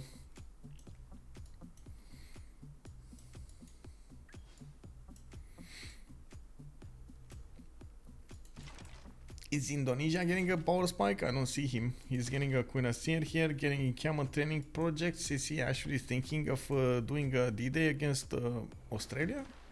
Interesting choice.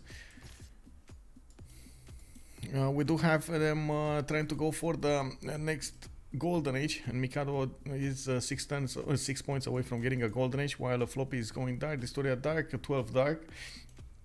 I do see the walls are up in Mediolanum, and those frigates are going to slowly chew through them. We do have a new settler going towards Phoenicia, and I don't see that many boats from Phoenicia available to counterattack into this. If he settles the cliffs of Dover, there's like no unit that will help him survive against this. Oh man, this is so dirty. This is so dirty, man. Unbelievable. As in, this is not a clean strike against your opponent. This is, oh man.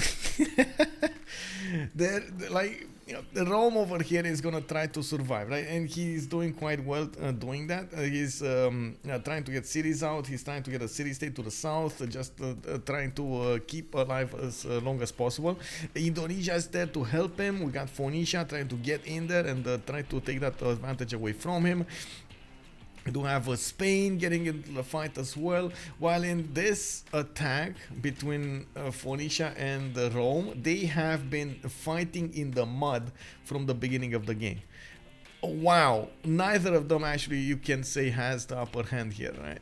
We still have 0 relatively rel with 21 points of science per turn and 32 culture. Yes, he does have a few boats. Yes, he has a few cities. But where's the stats, bro? You know, where's the stats in the long term part of the things? I'm pretty sure Spain should actually be able to clean him up with ironclads. He just gets ironclads free armies. Sorry, armadas, and that's it. Like, what is he gonna do? Is the city of Merilandum actually gonna take out a frigate here? Is he gonna first move and take out the frigate? Because you see how much damage it did with the walls against that frigate. Oh my god, this might actually happen. He's not doing the first moves. Oh, there we go. Shaturyan realized that might happen. He moved it out. He was like, no, no, get out there. Okay, we got the frigates going towards Kume. The walls are up, and we do see frigate is over there. A bit dangerous, but it is what it is. We're gonna need to see how fast. Oh, the frigates die so fast to the level 1 caravels of Rome. This is not clean at all. Anyway, on the other side, Shaturyan is gonna get 7 points away from a golden age. We do need to see if he's gonna get those 7 points to get his golden age, and he's getting a decent amount of production, getting factories up, getting his coal power plants. He did get the shipyards in some of his cities. And what is this? Oh my! What is this harbor doing in the middle of the seas? Have you guys ever seen this? Without the flood, like without the flood, you know, I'm just talking like straight up harbor being put like this. How is this possible? That is so weird. Anyway, global, this is not even global warning. We're not there with like 0% polar ice. Anyway, Mexico City has been defeated, and it is a Roman city. Looks like FloppyFlong did stop Phoenicia from getting in there, and now they're gonna need to stop him from getting to the east side of that city center. And we do have Roman caravels starting to get here. They just bought him a settler, which is gonna try to settle more cities to the southwest over here. And it looks like because they weren't like they didn't prepare better attack going against Rome, they did allow him to get those bonus points over there. And unfortunately for notice Me Senpai, this is not gonna be an easy win. They're gonna need to do something to figure out a way to counter their opponents here. In the next era, we're not gonna have pen brush and voice. We're not gonna have free inquiry. It's gonna be a bit of a problem with getting those culture points, and I'm pretty sure they're gonna need to counter this correctly. In the era score screen, we do have near birth getting 1 point away from golden age, another golden age, probably reform the coin age. AI going dark, 0 going dark. Tomba-san is saying that he has seen this before. It's a bug in the game when you play the harbor that is showing up sometimes. Interesting. That kind of harbor Jack Sparrow prefers. Exactly. Jack Sparrow harbor type harbor. Wait, did a frigate die here? Hello? Where's the frigate? Wasn't there a second frigate here?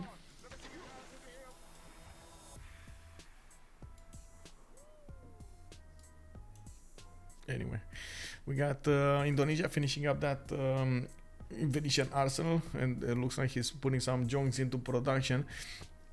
He does have 30 faith a turn and 358 faith in the bank. He could actually buy out a few units with faith, and they're quite expensive though, and I guess it's not that worth.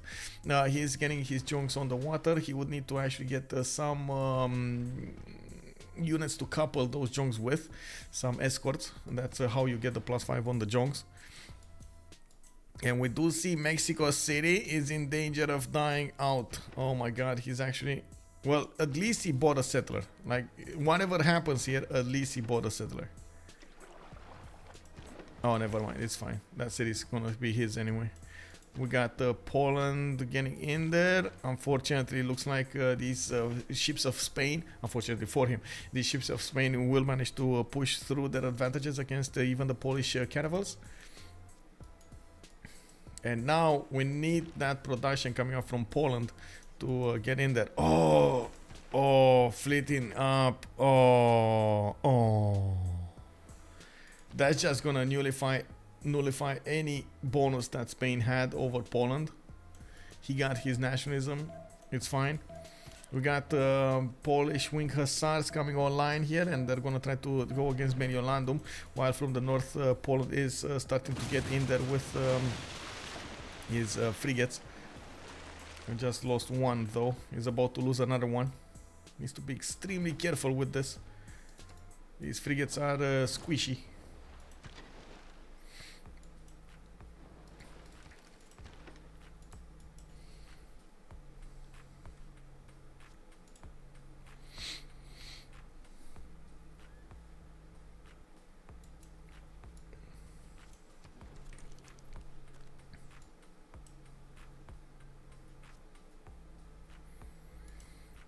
In the science screen, we do have dISTORIA on 233 science, while Mikado is 200. On the other side, we do have actually Egypt mirroring dISTORIA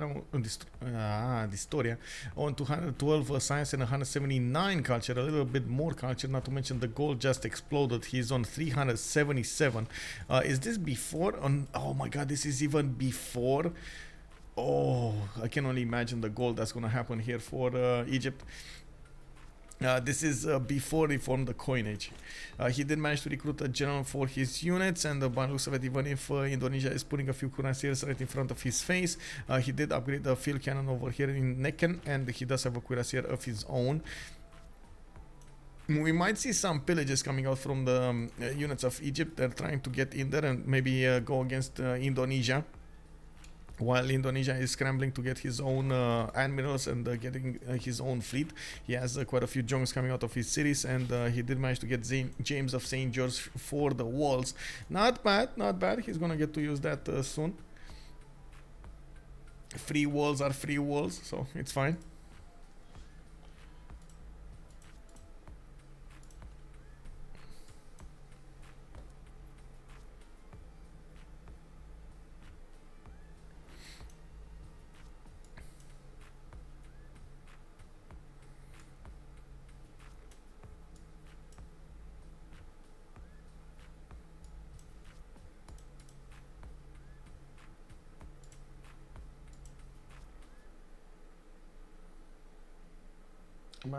Really quickly taking a look at some stats here. Really curious about something. Still a wow. I can't believe this.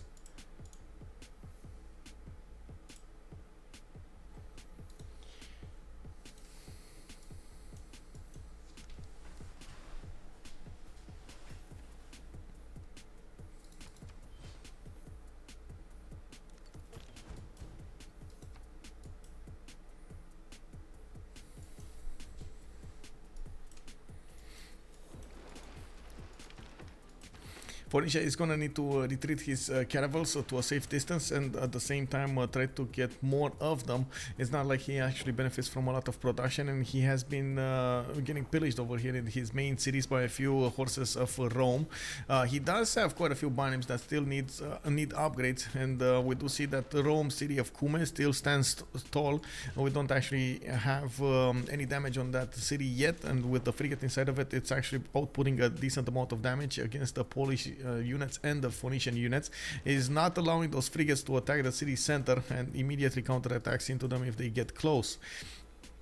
Mediolanum also remain alive. That one caravels needs that remained alive over there will need to get back into his cities. We got Gdansk getting privateers out to try to attack into that city center some more, and I do see Poland needing to rebuild his fleet. He lost a decent chunk of it, getting printing in 2 tons, catalysm in 1, and yes, he did get a lot of production points to use. On 400 production, Shaturyan is going to get more science. On 148 now with 143 is definitely outmatching FloppyFlong G. The biggest question is he going to outmatch his Floppy's fleet power, because he does have a lot of caravels in the water. Actually, at the moment, he has more military strength than Shaturyan on 8050 versus 694. We're just a few turns away from the next World Congress. Actually, 2 turns away. Yeah, 2 turns away from the next World Congress. In the next turn, we're gonna have the Golden Age. We got 12 going for normal. We got dISTORIA going for normal. Mikado is gonna go for golden. He did manage to get the golden age, very nice for him. I do see Shaturyan going for a golden as well. Near bird is 9898, that's a golden, and AI with 0 are gonna go dark. Still, the economy is gonna be on the side of Cleopatra over here. He's making more gold. He's gonna make more than double the gold of their opponents, of his opponents. That's gonna be so important in the next part of the game. We'll see how he's gonna actually get to translate that into actual benefits, but yeah, it's gonna be important. I do also see dISTORIA starting to gear up for war. Egypt is gonna need to do the same. He's getting his own heavy chariots. He's getting some defenses in the north, while Brazil did manage to get a level 2 spy into the cities of Egypt. He's gonna try to take him out with artillery push and some probably some tanks. I do see a lot of trebuchets coming out, a lot of bombards. He's chopping them as soon as possible, and dISTORIA is starting to go really low in the gold screen, minus 36 gold a turn. It would be a really interesting placement of Stonehenge if it was L. Wait, there was a Stonehenge somewhere? Did I not see a Stonehenge somewhere? Spain, culture, Jesuit education stewardship. I think he got a, yeah, he got a holy site at some point. Did I miss a Stonehenge?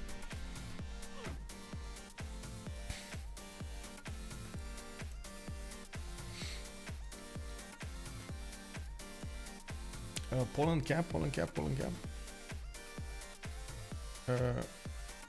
No. Krakow? No. Maybe I'm not seeing it. Oh, I see. It's from Gdansk. I see. Yeah, I see. I think. Thank you. I just didn't notice this at all. Yeah, but yeah, that's quite an interesting Stonehenge. Hedge. Yeah.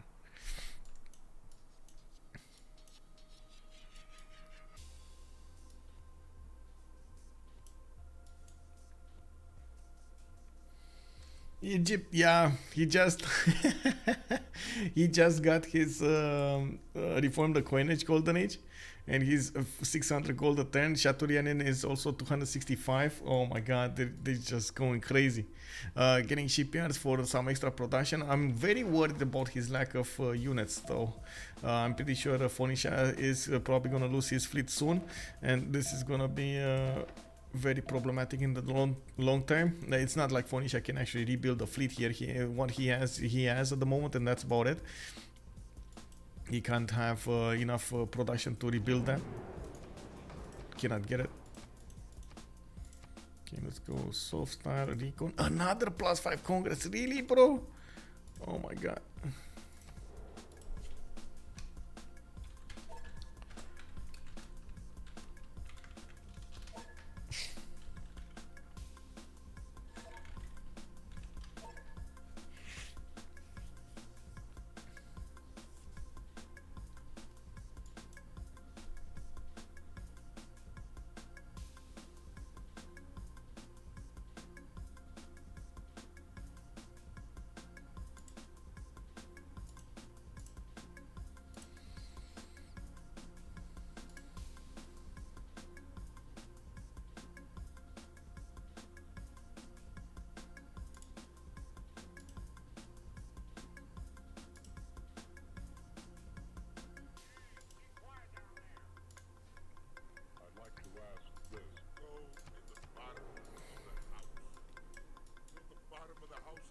Imagine how much gold Brazil can get from pillaging Egypt. Yeah, I can imagine. I'm really curious to see what kind of units Brazil is gonna try to use against Egypt here. And in the meantime, let me actually get a minute here. Give me a second.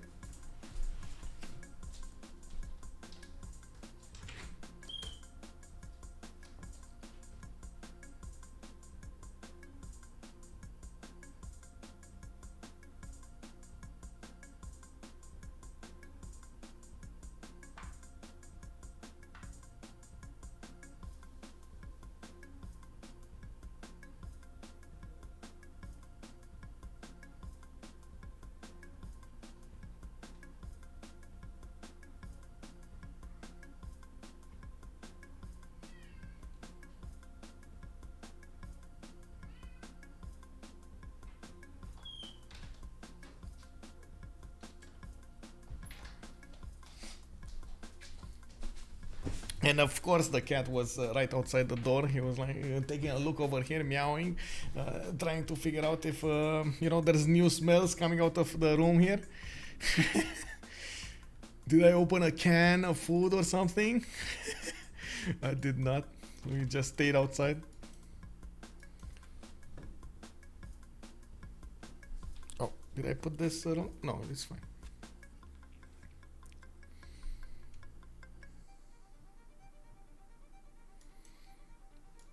Oh, they need a pause to 20 seconds after beginning of the what? Okay, interesting.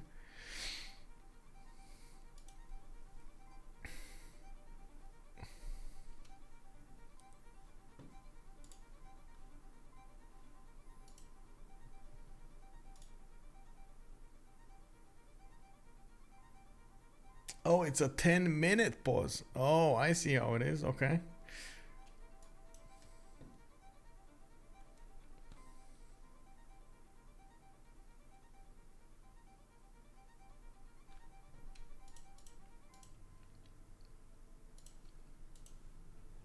He just loves you and misses you. Yes, exactly. That's yeah. That's what it is. That's what it is. Must be pop in, pop out, pop in, pop out. Your cat votes duplicate amenities for tuna in the World Congress. Yes. Exact. Yes. More tuna. More tuna.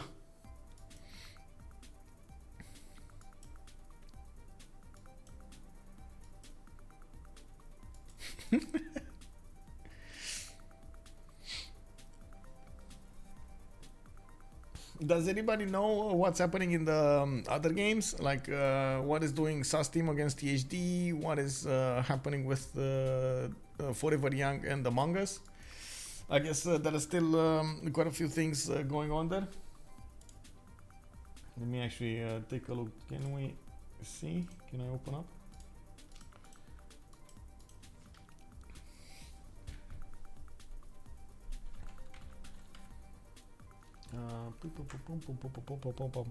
Oh yeah, Twitch.tv. Okay.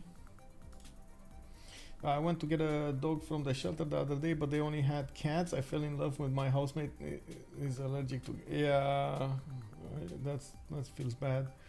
How does Egypt have twice the production than everybody else? Well, first of all, I think he's still on internal trade routes. I will need to check, but I don't know. Actually, no, I don't think he is. I don't know. Honestly, I don't know. I would need to actually keep an eye on this, but he has a decent amount of externals also. He has good tiles in the capital. That's a good question, actually. Does he? But he doesn't have more production than everybody else. It's Jadwiga that has more production than everybody else. Or are you talking about the gold offer? Like on Cleopatra, he just improved his land. He has a lot of like mines built, good tiles in the capital for those. I'm pretty sure he has a good amenities. Yeah, +6 amenities, so he's getting the bonus out of that. Getting encampments with a bit more production. Did he build industrial zones actually? I don't see industrial zones. That's the only thing that he's probably missing here. Poland has industrial zones with coal power plants in them and harbors at the same time. That's why he's benefiting from this production. He's also getting no bonuses from happiness, unfortunately.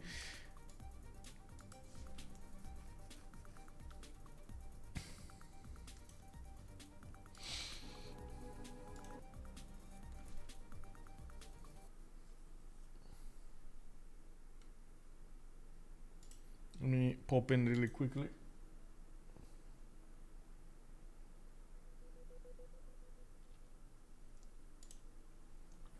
So let me see. Oh.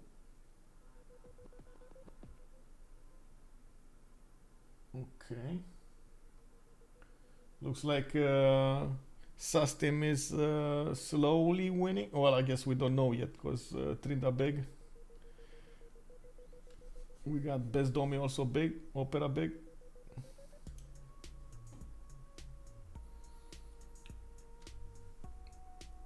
And the other one, which one was it? No, I believe was looking at it. Okay, let's see. Oh man, Czop so big. But Vladimir, 700 science Vladimir. Oh my god, these guys already got to planes and fighters and bombers and so on. Okay, we got a team plus coming up from Floppy. It looks like BlackPitre is ready to go next. And we're just waiting for their opponents over here to come online. Notice Me Senpai, they need to put a team plus. We do see dISTORIA managing to get a decent amount of pre-built artilleries. He's getting them next to the city of Brasilia, and I'm pretty sure he's gonna try to overwhelm his opponent over here, Egypt, with them. Egypt does have a decent amount of science, but now he's going bottom 3. Getting refining in 3 with Scorchers in 6. Maybe he's gonna manage to defend against this. Does have a decent amount of production to work with, and might actually need to output a lot of units here to counter this offense of Brazil. We do need to see when this offense is actually gonna start, and of course what they're gonna put on the table. They don't have a lot of gold to work with, while Notice Me Senpai has so much gold to work with.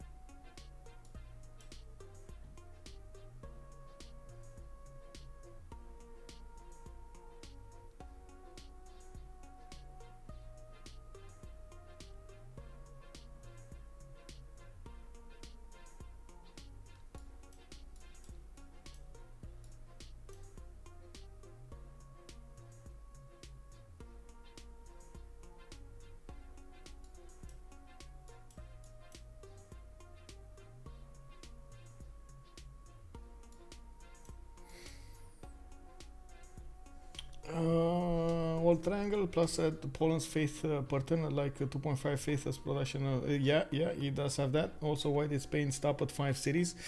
That's a very good question. I have no idea. I was honestly expecting him to get at least one more expansion phase going. He does have another city here to go for the south over here. He does have more cities on the coastline that he could settle. I guess he just didn't have the time to do so. And now he's being forced to hard build as many boats as possible to take out his opponents. They should have started doing this a long time ago, and that was probably a strategic mistake they did. They almost lost Rome. Like, if the attack of their opponents was a bit better prepared against Rome would have full died here.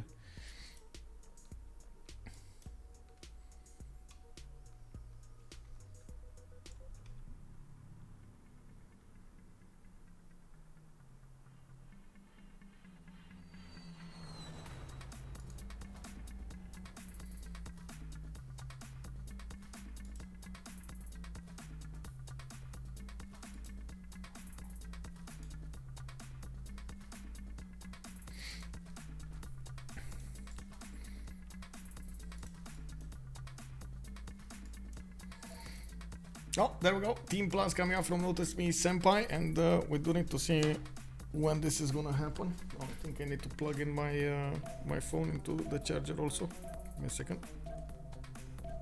What happened here? What happened here?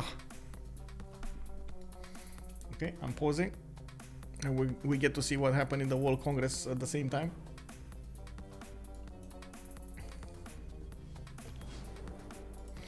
Frigate armadas coming out from Spanish cities, and I do see he's still fighting a few of these Phoenician caravels. Did manage to kill the big fleet of Phoenicia, like, while Phoenicia is going to be left to hard build his units from now on. Unfortunately, he doesn't have a lot to work with here, a lot of production to work with. He's only on, let me actually take a look here, he's on 79 production out of his empire. Probably doesn't have Merchant Republic because he's wanted medieval fairs. That's one civic before the civic you actually unlock Merchant Republic. We do have also Rome managing to defend properly against this attack here, and I do want to take a look at the World Congress. Jerwiga with 20% faster population growth, but -5 loyalty per turn in his in this player's cities. We do have the military advisory with melee getting +5. Oh my god! And then we got Gitarja over here with 2 diplo points. Well, we do need to see. How this is gonna come online here, how this is gonna be alive. We do need to see these Kervals try to poke in their opponents. After he got printing, he has a little bit of an advantage against the Roman cities, but not by much, only +3 on opponent, and of course the Rajen Dracola, bonus Rajen Dracola. We do have Spain coming up to the fight scene, and the Phoenicia cities are gonna be the ones getting hit here. By the looks of it, Floppy is getting his fleet going. I am also taking a look at Australia. He did manage to put a city to Womba, and that is starting to get Petra, but honestly we haven't seen that much coming up from Australia. Where is his fleet? Didn't he have like a big fleet here? Is this it? Oh, he caught them, he fleeted them up and just lost his fleet? Bro, I mean, Flossy, you know what I mean. It's like he's half numbers now, right? Instead of 10 boats, he has like 5 boats. This is so awkward. Like, AI, are you just gonna stand there, not actually help out your ally? Floppy is gonna overwhelm the seas over here. We do have Mikado trying to do some shots against Poland, trying to get some promotions on that junk, which he's gonna get. From what I can see, also Spain is moving forward slowly but surely towards the Phoenician coast, and we still have 12 needing to place some more cities over here. I'm pretty sure he's gonna try to get them as quickly as possible. It looks like Poland did not actually manage to see that the Roman settler that was going, that kept on going to the west side, and it looks like Rome might actually rebel in 2 turns over here. That's unfortunate, but it is what it is. We got Brazil. Okay, Brazil wanted astrology, colonialism in 1. Is he? Oh my god. He doesn't. Well, he doesn't have celestial navigation. That's fine, but he could have industrialization, right? Does he? Okay, no, he does have refining. He just upgraded his oil. Doesn't have yet steel, so he doesn't have the upgrade towards artilleries. And I do see him getting heavy channels at the moment. So tank is gonna be the choice. Tank is gonna be the choice. The +5 on the melee though is going to allow Egypt to defend a little better. I can't say it's going to give him serious advantages, but still it's going to be something. You know, we do have junks coming out from the cities of Indonesia more and more, and he's trying to get some cuirassiers also. He does benefit from Venetian arsenal bonus of the 75 production towards boats. Is going to give him a decent amount of faster production on these units. And the biggest thing is how Australia is going to try to do this. Like, it's clear at the moment that Spain should overwhelm the armies, the navy of Phoenicia. Not clear if he's going to overwhelm Poland, but Poland pulled back considerably into his lands. He does have a significant amount of units and production to work with, but he stopped building a navy entirely, and this might come back to haunt him. He is on 165 science, 112 culture, 430 production, and he still is trying to get more production, but he's spending time on getting monuments out, getting amphitheaters out, getting wonder, getting granaries out. Oh no, granaries, no, bro, that's, oh no, but why, bro? Anyway, the thing is, the longer he waits to build up a fleet, the easier it will be for Phoenicia to be run over. And of course, Spain is just getting closer every turn. Yeah, no, that's a good one. It seems like a no choice for Spain. Yeah. Oh, you mean about the expansion? Yeah, definitely odd choice for Spain.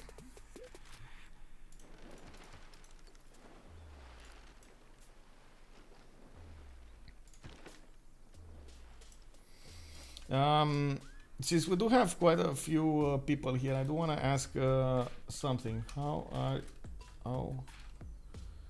you checking CWC scores?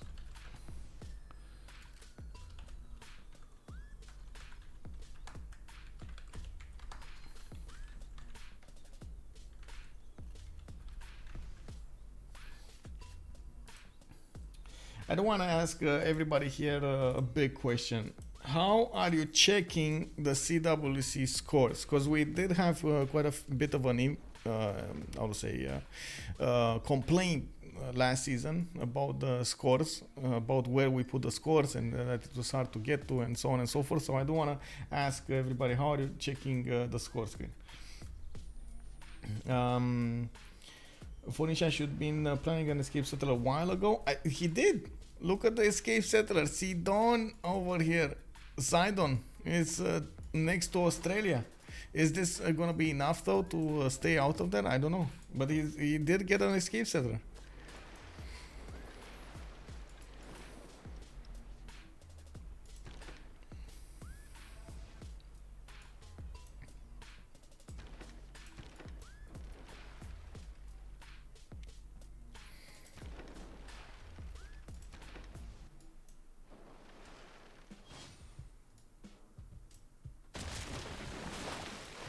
We got armadas also available for FloppyFlong G to use. He just got to mercantilism probably, and as you can see, he is gonna get more and stronger ships over here to the north. By the looks of it, he is also bringing some frigate armadas to the fight and builds new ones. Caravels, frigate armadas, caravels. Okay, caravel armada, 2 turning caravel armadas from Zaragoza. Very nice production here. We do have him on 79 actually production, getting a spy out from Toledo, and he will need to face off the Australian fleet as well as the Polish fleet. This is where we need to see Indonesia come into play, and that's probably why we got Mikado over here building a strong Jong fleet. I was expecting this like 20 turns ago. Honestly, 20 turns ago. I don't know why they delayed it so much.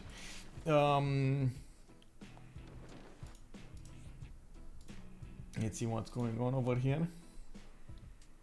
I see the channels before the results are published. It is hard enough to wait for the games to finish. I'm always so excited. Yeah, well, this is surprising because honestly, like I see, so check this out. There is a channel on Discord that actually gets the results, right?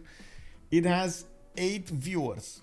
And then we have the website, which has, let me see, today I can actually take a peek. Let me see the tournament channel. It's the tournament channel has, let's see, today 164.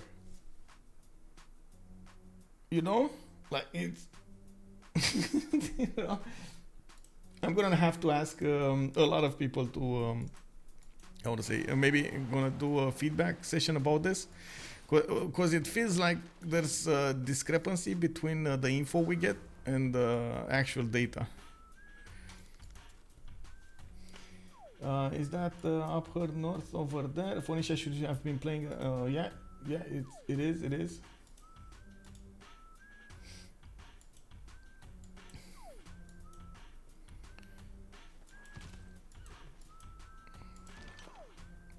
We got Egypt actually getting a great prophet. Did he actually build a holy site? I guess so, right? He did get a holy site somewhere, or did he just buy it with faith? I have no idea. Why would he buy it with faith though if he didn't get a holy site? That's so weird. Anyway, maybe misclick. From what I can see, Egypt is also getting a military engineer to build his infrastructure to defend much easier, to move those units around and defend much easier. We got Kurasiris coming up from Akhenaten, Thebes coming up with encampment training project. Okay. And we do have near Bird coming up to the north of Sheret. It looks like he also has a level 2 spy into his opponent's cities, and he is equaling out that output of damage that Brazil is benefiting from. Very nice. He did very well there. I had to go through the tournament page, then results from there, when it was nothing, which is easy enough. When the thing is, last season I had the results on the front page. Like every game had the results next to it when it was finished, when we knew the results, and a lot of, well, not a lot of people, but some people complained that we were spoiling the results for them. I don't think that, but some people were saying. I mean, if you still want to watch that game, you're still going to watch that game even if you know the result. You're just going to have a different expectation of it. But anyway, so I stopped updating the front page results and the team page. Like whenever you're gonna take a look at the game page, you're not gonna see the result. But when you look at the tournament page, you're gonna see the results.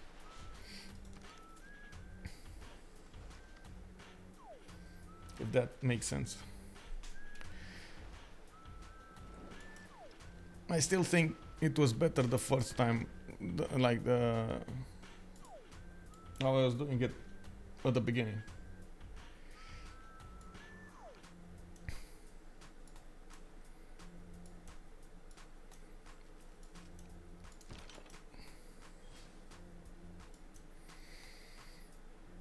Oh, Statue of Liberty coming up from Egypt. Did he manage to get Mikado? Actually got the Diplo victory, so he points. So he's probably gonna want to deny this from Mikado.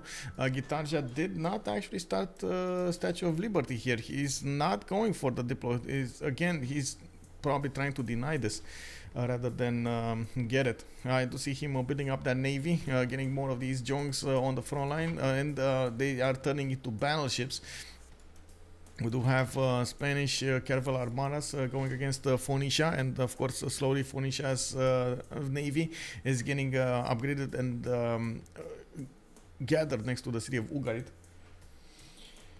But instead of button saying tournament, I was looking for a button that said results. There is a picture saying results. On the front page you have a button, like you have a big picture, check out game streams and results. You just click that image and it gets you to the tournament page. I guess people are not accustomed to clicking on pictures that much. I don't know. You can click picture. Big picture.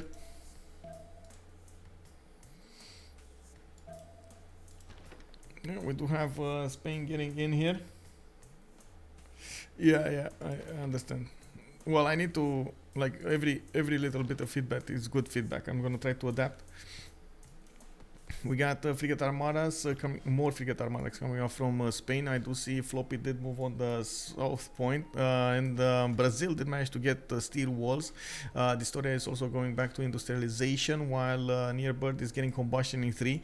The biggest problem here, Nearbird does not have a lot of pre-builds to work with, nor does he have a general. I don't think he has a general for the modern ones. Egypt is gonna get one. He has Jose de San Martin to pick up right here, and that one of course will give bonus points to industrial and modern era land units within 2 tiles.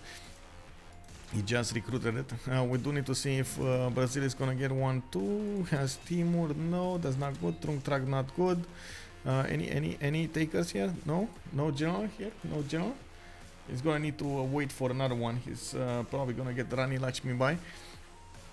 We got more encampments coming up from Rio de Janeiro, an encampment training project coming up from Brasilia and Sao Paulo, and I do see there's a quadrim here from Salvador de Bahia. This could actually turn into, oh, this is gonna be so fun if he actually upgrades one single of these quadrims into Minas Gerais in this pool of water. He can actually attack Brisbane from 3 tiles away. That is gonna be so funny. Taking out a city of Australia just with a single unit. We do have Petra being built here in Toowoomba. 31 turns to go for, and by the looks of it, at the moment Australia is not spending that much into that city. He could actually buy a few more times to get more production or even get more food. That would help the city grow and build Petra much faster. He just got a city for the sake of getting a city. I don't know why, but sure. We got a lot of Spanish caravels coming up over here to the south of Phoenicia, slowly getting in there. He's probably waiting for the next units. He does need to get his frigates to attack into his opponent, and I do see Indonesia is upgrading these battleships next to. You can see how much damage these battleships are doing against the Phoenicia's caravels. Definitely important. Noje region, why Spain did not go for more cities? He seems so small and he wasn't even on a threat. I have no idea. Honestly, I have no idea. Like, I would have loved to see Spain go for more cities, and I guess the answer is he was always playing a catch-up game, even though I think he could have definitely tried to get this going. Maybe the tempo was just not there. Sometimes the game tempo, as in getting an expansion phase going, then getting some distance going, then trying to go for a golden age, then again trying to get some expansion phase going, then trying to get your attack going against your opponent or defense against your opponent and so on, might not be good enough for you to get the third expansion phase going. He got his second one, but he never got his third one. He was kind of forced over here to build the fleet after a point. So he needed production. He does have a decent amount of production, 250. Yes, he's 140 science. I don't know, maybe this is it. But at the same time, oh, what is Indonesia doing? Oh, getting in there with the battleship armada. He's also waiting for that corsair from Spain to try to take over the cities over here of his opponent. Might actually end up taking quite a few cities from Australia, from across the mountains. These battleships don't actually care about mountains, about hills, about anything. They just shoot down your cities.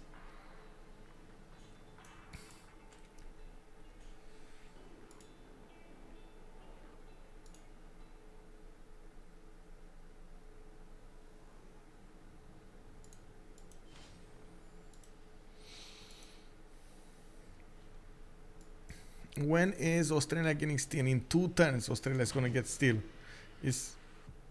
Well, I guess his cities are going to remain alive in 2 turns. Okay, it's fine. Steel is not going to stop these battleships, though. If Indonesia gets enough of them, they're not going to get stopped. With that steam power coming up from Floppy, looks like they did start to exchange shots over here to the south of the Phoenician city of Ugarit. We do have a major naval fight unfolding.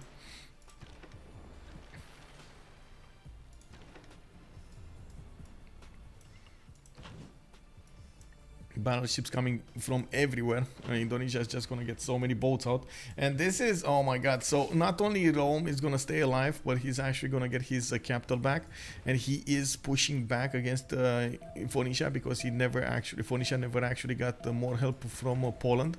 Poland now is gonna be forced to hard build a lot of his units, and we do see he might actually try to go for submarines here, getting a decent amount of privateers. I guess submarines are the quote-unquote cheapest unit that doesn't require a strategic resource to go for. He does need electricity, so he does need a decent amount of science to go for that. Did he get it? No, he didn't. Okay, he's on ballistics 1 turn. I'm pretty sure he already has he already has industrialization. I don't know about steam power. Does he have steam power? No, he doesn't. He's building caravels, so it doesn't.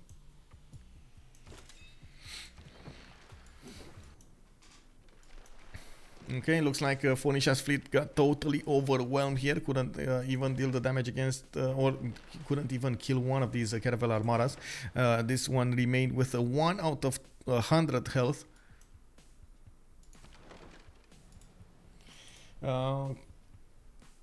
We're going to need to see if Australia is going to try to get a fleet here, and it does look like he's going to get a few battleships of his own. He's going to need to fight 2 versus 1 war at this point, because it doesn't look like Poland is going to have much to say about this. He's going to try to do so. We're going to need to see if Poland is going to also be successful. We do have Brazil getting these artilleries and already started the attack runs against Egypt. And next turn we're going to have Egypt getting his tanks, combustion coming up in 1. Don't think this is going to be enough though. The tanks are, well, they are strong enough to defend against artilleries for some time, but not entirely. And it does look like Nearbird is just, you know, one or two turns behind this defense. He's going to need to get his tank armies right on the front line there, upgraded, promoted, and in the choke points, so he doesn't allow Brazil to get in there, and he's going to be forced to hard build a lot of these units, while he is being caught building encampments rather than units. And of course we do have Brazil over here with 1100 military, while Nearbird is on 1100 of his own, but it is scattered everywhere, and this is, I guess, the major problem. Where is his military? Like, we got, let me actually count, we got 1, 2, 3, 4, 5, 6, 7, 8, 9 units. That's it, 9 units, right? 10, 11. Okay, and then we have so many units over here. 1, 2, 3, 4, 5, 6, 7, 8, 9, 10, 11, 12, 13, 14, 15, 16, 17, 18, 19. Okay, well, this is gonna go wild. A lot of the units of Brazil are already making their way towards the south over here, dealing with the line infantry first. Getting my nose is itchy again. We do have those Indonesian caravels coming up here, and finally one of the caravel armadas did fall down from Spain, but that was at the expense of all of the Phoenician fleets, or I should say fleet, navy. And to have those battleships needing to get in there and start to shoot down the cities. You can see how Mikado is trying to position them as north as possible, so they get fast enough on the other cities as well. And Ugarit is probably going to be the first victim of this. He can keep the city. I think it's far away from his opponent's capital that he should have enough loyalty to keep it. We do have multiple frigate armadas coming online here. These will turn into battleship armadas also. Yeah, the battleship armada of Indonesia is starting to take the shots against Newcastle. That is a 78 defense strength city, and we do see that after Brazil did manage to get his nationalism, Minas Gerais are starting to come online here from Salvador de Bahia. It's 4 turns to get one. In the gold screen, we do have thousands and thousands of gold available for Jadwiga and Cleopatra to use, while we don't have that much in the coffers of BlackPitre. We're gonna have to wait and see how much this is gonna be available for them to get back into the game here. With Shaturyan coming up with 2800 and 200 science per turn, he does have a lot of privateers that are starting to get their promotion points going, and I do see he started at some point to build Statue of Liberty, but he just said no, I'm not having any of that.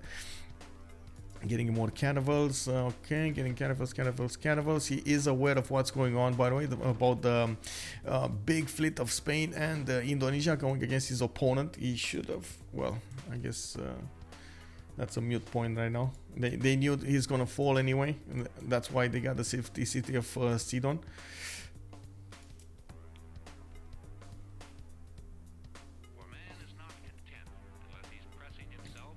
Oh, we got a game finishing. It looks like what was it? SAS team versus a DHD finished. What happened there?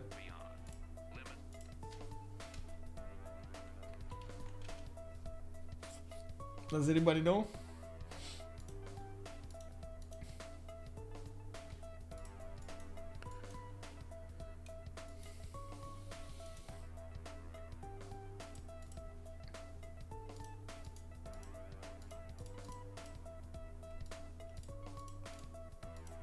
Second.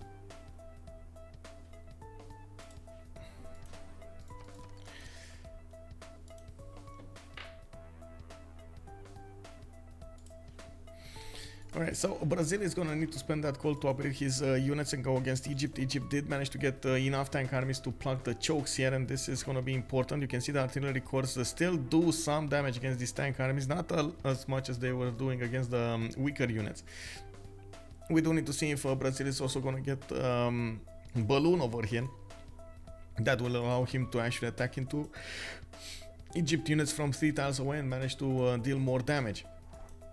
While Indonesia is still attacking the city of Newcastle upon time, that city is going to try to build an artillery and shoot back. And we do have on the east side Ugarit about to be taken over completely. We're just seconds away from seeing some more damage being dealt into it. And of course the Spanish Caravel Armada, Caravel fleet can actually attack into it. They're also pillaging the trade routes of Phoenicia, so they do manage to get as much gold out of this attack as possible and replenish their coffers after they spent so much gold to make this fleet. We do have ironclads coming out of the Polish cities, and of course ironclads are gonna be stronger to defend and or attack against Spanish caravel armadas, but I'm not so sure they're gonna guarantee their win there. We do need to see also if Brazil is going to manage to push through the defenses of Egypt. It does look like at the moment that's not happening. Not to mention there's such a significant pressure going on the on the merchant, on the gold screen, dISTORIA is minus 81 gold a turn, minus 84 at the moment. He keeps upgrading, he keeps going lower, while we do have Mikado on 200 gold per turn, and that's about it. Floppy is on 6, we got 12 on 41, not really managing to get that much gold to work with. On the other side, we do have a Nearbird on 600 gold a turn, Shaturyan on 379, and then AI on minus 26 and Zero on 77. Shaturyan does also have a lot of units to upgrade here. He doesn't have that much coal to work with, and that's the reason that he actually built so many of these shipyards, not only for the production but also for the coal per turn. SAS team wins. Oh, I see, Ivan. Thank you so much for the update. Thank you. So we got another winner here, SAS team.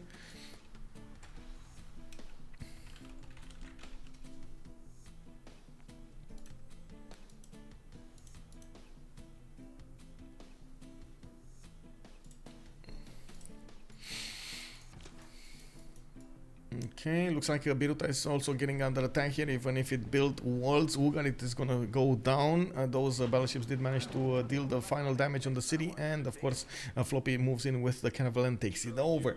We do need to see if Floppy is gonna get all of these cities. Of course, Spain is the one that's gonna benefit the most out of this, while it does need to stabilize his city count and of course get back on track. I do want to take a look here. Okay, we do have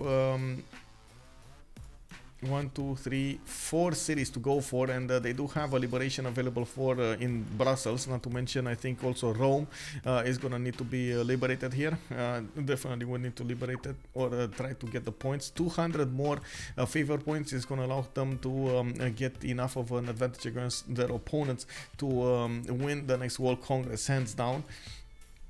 We do need to see if Poland is going to manage to get back on track here with such a big navy coming up with so many ironclads and the frigates, not to mention submarines.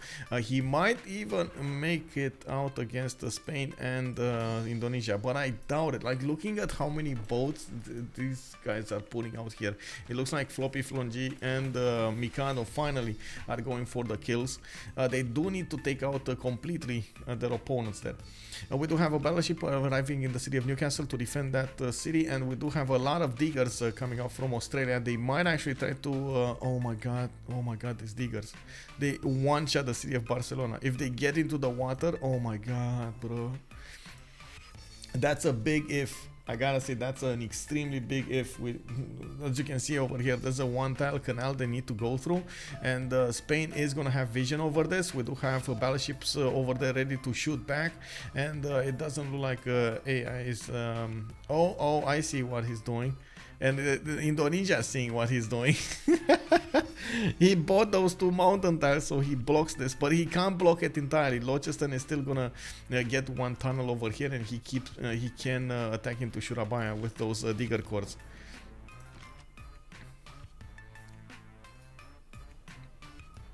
Not gonna be good though. Not gonna be good.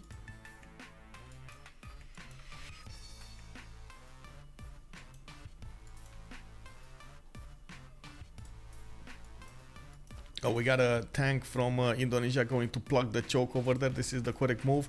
He's aware that might happen, and of course we do see him reacting immediately. Biruta and Ugarit got taken.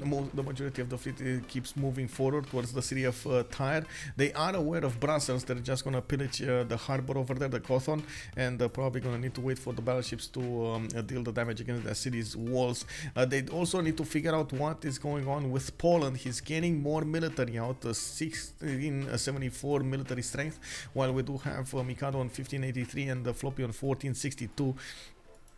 We got tanks coming out from Brazil going against Calais. He's trying to break that choke point over here, and he does have a serious chance of doing it. So looks like Shaturyan is going for electricity in 2, so he can get his how to say, oh my god, his submarines, while the city of Calais is not going to get the benefits of steel walls fast enough.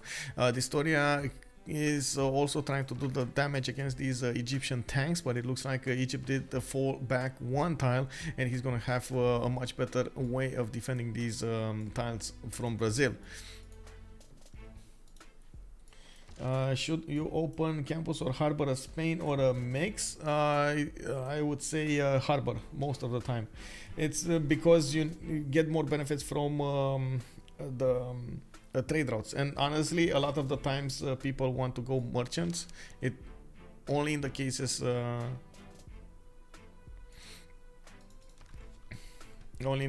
that we see how to say we see Spain needing to fight on the coast. He's going harbors for the admirals. Other times he's going merchants for the he's going commercials for the merchants.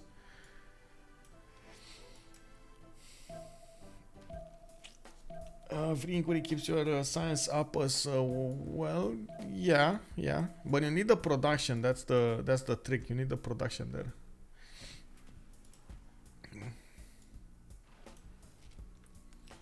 Give me a second. I did receive some information here, so I need to update really quickly the score. There was a remap from the SAS team. That's the first, by the way, the first remap that I get to introduce. So yesterday we had 0 remaps. The other day 0 remaps. For some reason today we had so many remaps. For example, on this on the primordial map we had a remap from both teams, and looks like SAS team also used the remap token. Okay, Khalid remained alive. Oh my god, he got an ironclad in there. And look, next turn I think Shaturyan. Oh, he's still not gonna get steel walls, but he's gonna get the walls. These walls might actually get breached over here by the tanks.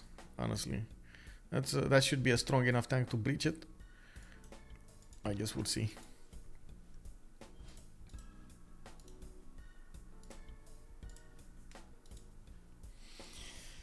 With much pleasure. Also, Spain will get heroic age next era, probably. Let's actually take a look over here in the era score. He's dark age this time. He's 79 out of 85. He could get, I mean, is he gonna get the capital? He's probably gonna get the capital, right? So extra points from that. Indonesia is helping him out expand. There was a Roman city here. Where did it go? Hello? Wasn't it in the cliffs of Dover? What happened to that city? Did it die again? How many cities did this wander? Oh my god, the Battle of Dover, bro.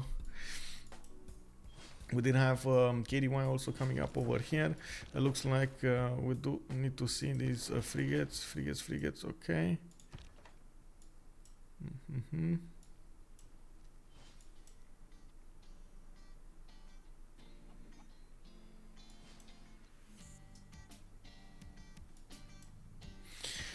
Diggers did manage to get a foothold in the cities of Indonesia, and they're met by tanks. You can see the diggers are as strong as the tanks here, and more of them are going to pass through that one tile mountain choke. We do need to see if Indonesia is going to be strong to stop them here. They need to stop them there, otherwise it's going to be much harder if they get into open land.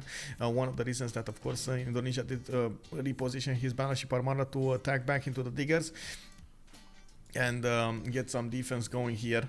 We do need to see ironclad armadas coming. Oh my god, ironclad armadas coming up from Spain. They are gonna do a significant amount of damage against the Polish units, even if he's fighting against the ironclads here. They are about almost one-shotting them. I do see a +6 intel on opponent's movements coming up from Spain against Poland, and it doesn't look like Poland does have a spy in. Oh, he does, but it's only a level 1. Oh, that's a major problem here.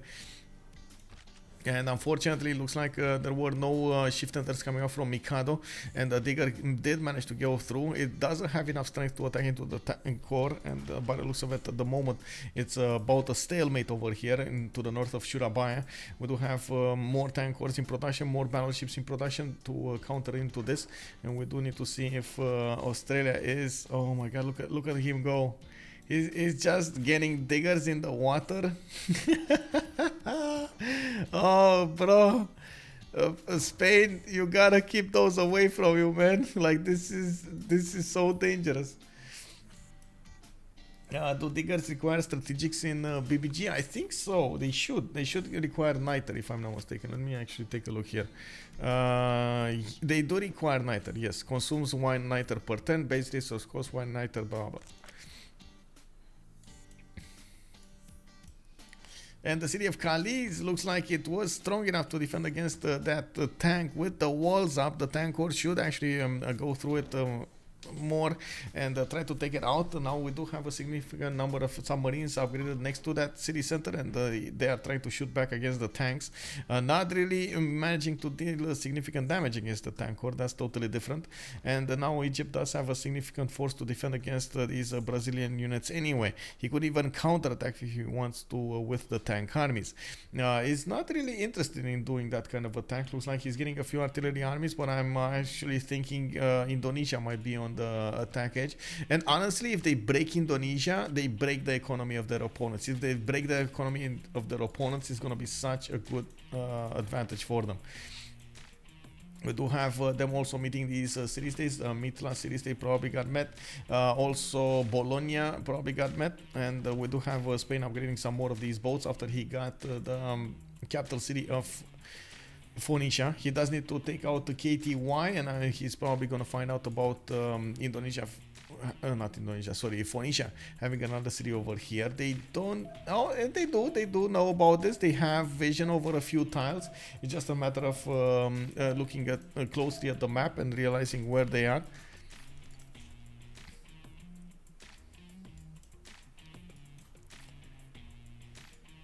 Honestly, even if I would love to see Australia push with these diggers, I can't really say Indonesia was on point with the I would say out of bounds with this. He did manage to get those defenses right on time, and he's defending properly with his tanks and his battleships. Australia coming about with a spy inside. He's trying to get more diggers, and he is getting, oh my god, look at the damage, bro. But he needs to put it like he needs to put it on the coast. This digger is only 50 milli, you see. It's 97, 94. It's not a cord one, and it's not next to the coast. I don't think he gets the coastal damage, does it? Oh yeah, he does. Okay, but it's minus 10 amphibious, that's why. He would have needed to disembark it. He just wanted to tap that city. When is Floppy getting far away, actually? Steel walls, that's what I wanted to ask. Far away. He's only military science coming up next time. That's far away. We got the fleets of Indonesia with Spain getting quite close up and personal with Polish units. There is quite a bit of a navy in Lodz, Poznan to the north, getting those submarines upgraded. The frigate fleets also will need to get upgraded into battleships soon enough. Shaturyan is discovering rifling next turn, and he's going to go for refining afterwards. We do need to see also him using that extra protection that he benefits from to counter-attack into his opponent here. But I doubt he's going to be successful. We got so many boats, and of course Spain can use the lands of Rome to upgrade into. Just needs to upgrade these battleships, these frigate armadas into battleship armadas, and that's going to be great. Floppy also is bringing a lot of ironclads armadas from his own land and putting them to bear against his opponent here. He does have an advantage with that extra intelligence that he has on his opponent.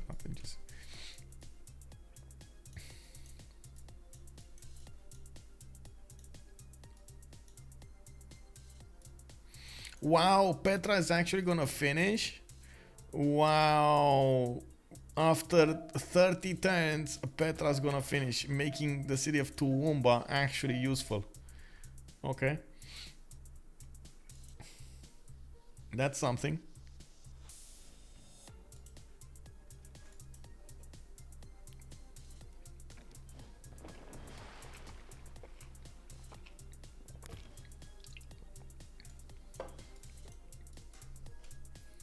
Meme John, yeah.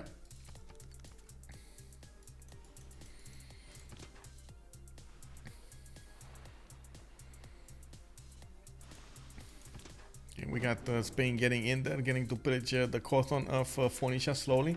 He needs to bring frigate armadas or battleships to attack into the city center and of course take it over. That city does have walls.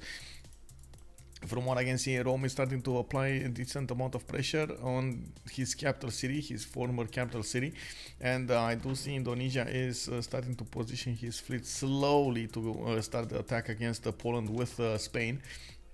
They do require a lot more of these ironclads to show up on the front line, so they can attack into their opponents much easier with more boats. And that's one of the problems that, of course, Poland does have. He needs to build a lot of boats, and he's not going for this. Or power plants, we got art museums, aquariums. He's doing anything else other than boats at this point, and this is gonna come back to haunt him.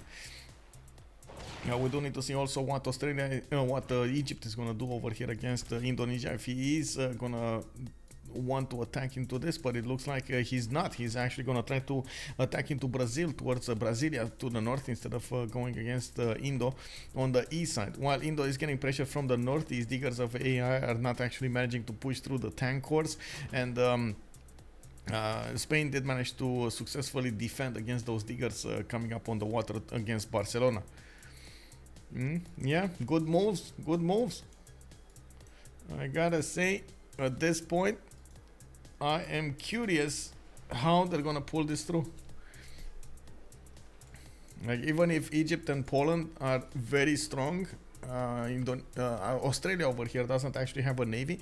How is he losing gold? Oh my god, minus 44 gold a turn on Australia? What?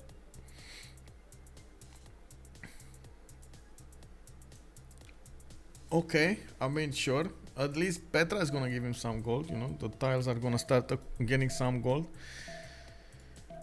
I wasn't expecting this actually on Australia, but anyway. Now we do have, of course, Shaturyan. If Shaturyan's fleet falls, this is probably gonna be game over.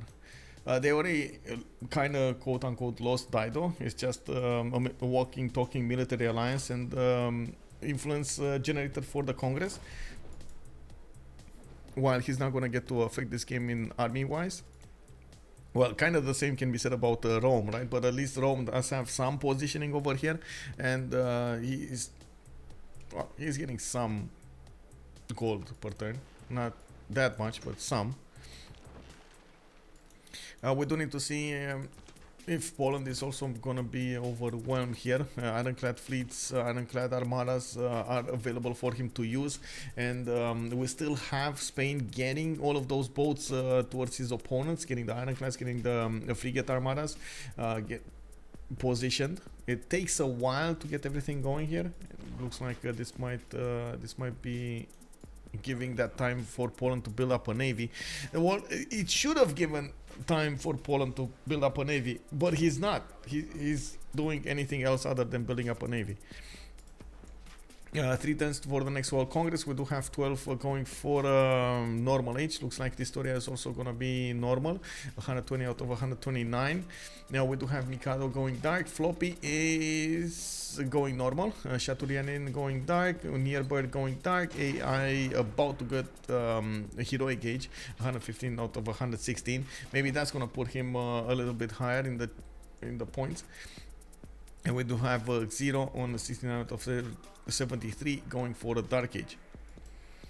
I have to run, but really enjoy the stream tonight. Take care. Have a good evening. One more coffee. Also, no, I should say have a good afternoon. It should be middle of the day for you, right? Have a good afternoon, sir.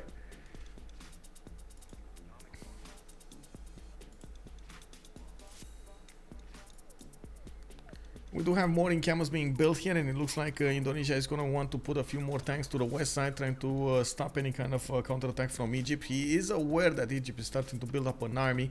Doesn't actually know where he's building that army, what kind of army size is he going to have against him, and where is he going to want to push. Looks like Nearbird is trying to actually push a little bit Brazil over here. Balancing him, forcing him to not attack into Poland anymore. Get that. Actually, can he? He should be able to, actually.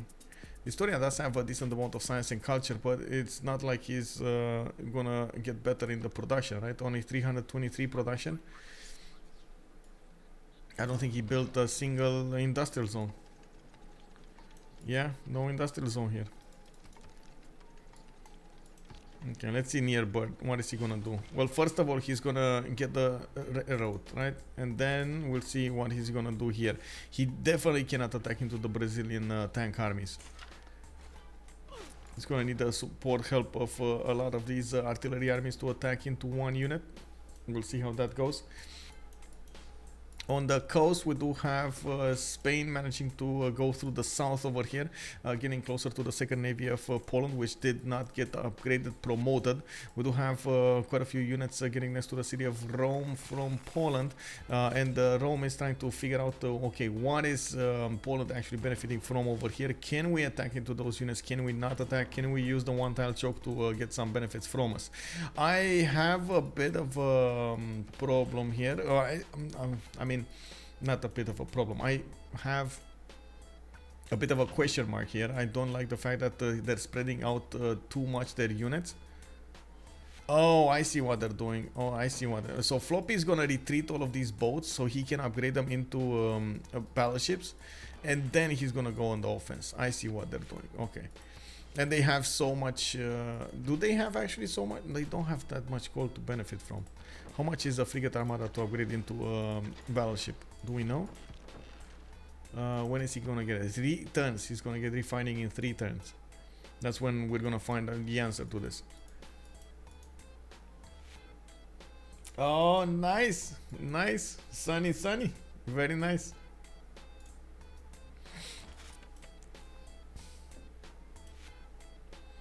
Man, we're barely getting like a few hours of sunshine anymore. We're getting up to the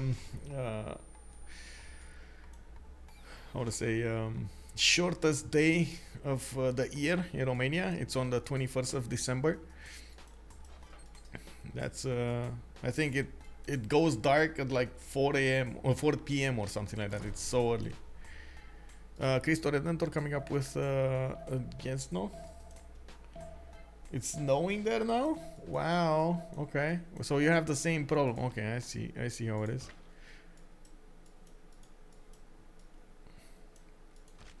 Digger cores stop dead in their tracks. Tanks are not gonna do anything here. Or they're not gonna do anything about against the tanks. Looks like Indonesia is getting those battleships there to attack into the Polish units a little bit. We got some ironclad armadas getting in there, and they do manage. Oh my god, they do so much damage. What is happening? Why is the ironclad so weak? Does he have like minus something? Or is this just such a strong ironclad armada? Oh, I see. Wars of Religion card. Extra Wars of Religion card. Plus X Intel. That's a plus 10 from there. Embolon and Oligarchic Legacy. While we don't have Oligarchic Legacy coming up from Poland. Oh, this fleet is dead. Poland, I'm sorry to say, but I think your ironclad fleets need some support over here. And you know what? This game actually makes me take a look at that Destroyer movie.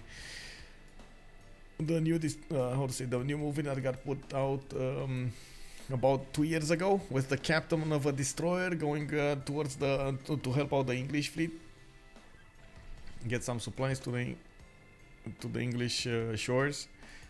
That was such a good movie. I thought, what was it? Wolf or something like that? Something Wolf. Let me see. Destroyer movie Wolf.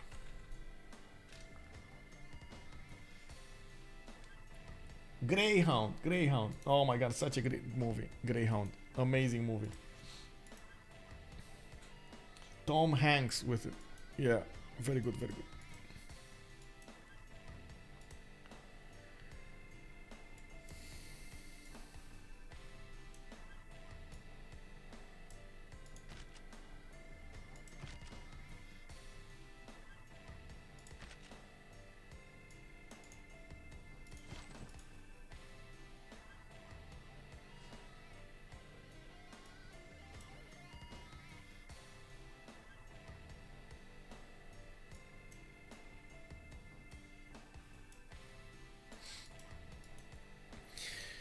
Well, we do have Australia trying to get a few battleships of his own. He did upgrade a few of them, and then we do have actually destroyers coming up online here with battleships in tow. These destroyers are gonna try to do some damage against the Spanish ironclads, and they can manage to overwhelm the defenses. KTY did get taken over, and of course I do believe Spain will need to retreat some of these boats, upgrade some of them in the lands, former lands of Spain. He did manage to also flip back Brussels into his former state, the city state, and that's going to give them a serious 100 points Diplo favor advantage here. We do have, as you can see, them splitting up the Diplo favor considerably, and it looks like Australia is trying to take back Tyre, so he gets another. Oh my god, he couldn't. He couldn't take it back. Unfortunately, he couldn't take it back. Levied from Bologna, from the cities from the north, he did upgrade the diggers and wanted to take back that city of Tyre to flip it for another 100, but it just wasn't meant to be. Let's take a look over here in the World Congress session. We're gonna have that started up next turn, and no more +5 for the melee. And we do have to see. Oh, these guys had +5 on them, right? Yeah. We do have to see if Brasilia is going to have to push Egypt over here. It looks like we do have military engineers getting those railroads towards the front line, and Egypt is going to try to get this army there. It looks like Brasilia at the moment is not actually pushing through, but I can't really say there's a defense or an attack force coming up from Egypt. Just a few of those artillery armies, and that's about it. We do have more units coming up from Indonesia, starting with Battleship Armada to attack the city of Neken, slowly taking down those steel walls, and maybe with an opportunity to go in there and take that city over. We do have the Battle of Poznan starting to take shape here. The Indonesian battleships are getting online here. The Spanish boats are on the front line, and the fighting of these ironclads mano a mano.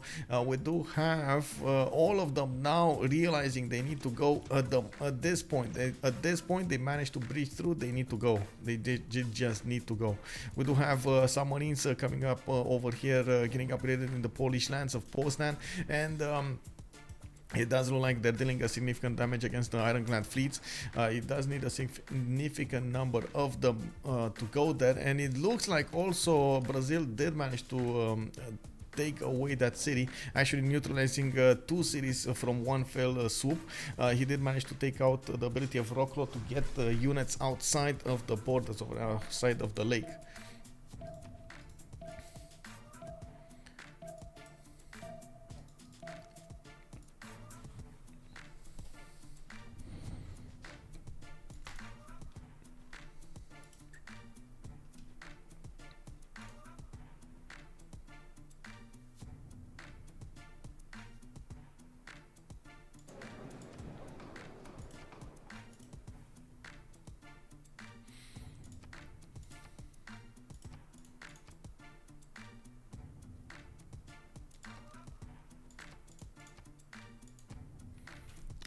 Okay, rainforest preserve, Sofstein.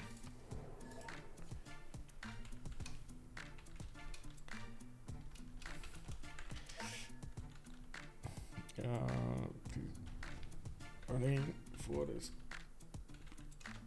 preserve, you. I think this is it. Yeah.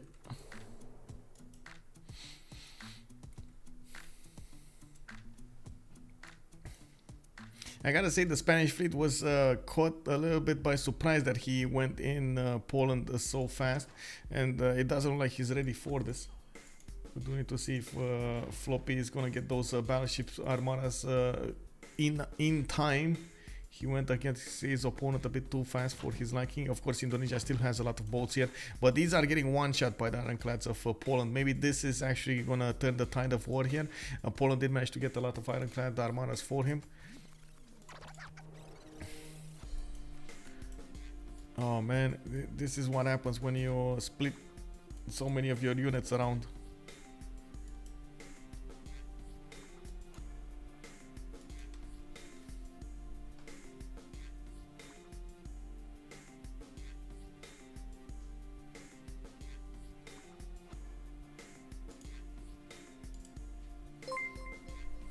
Hey, noobs, 634, hello there, sir.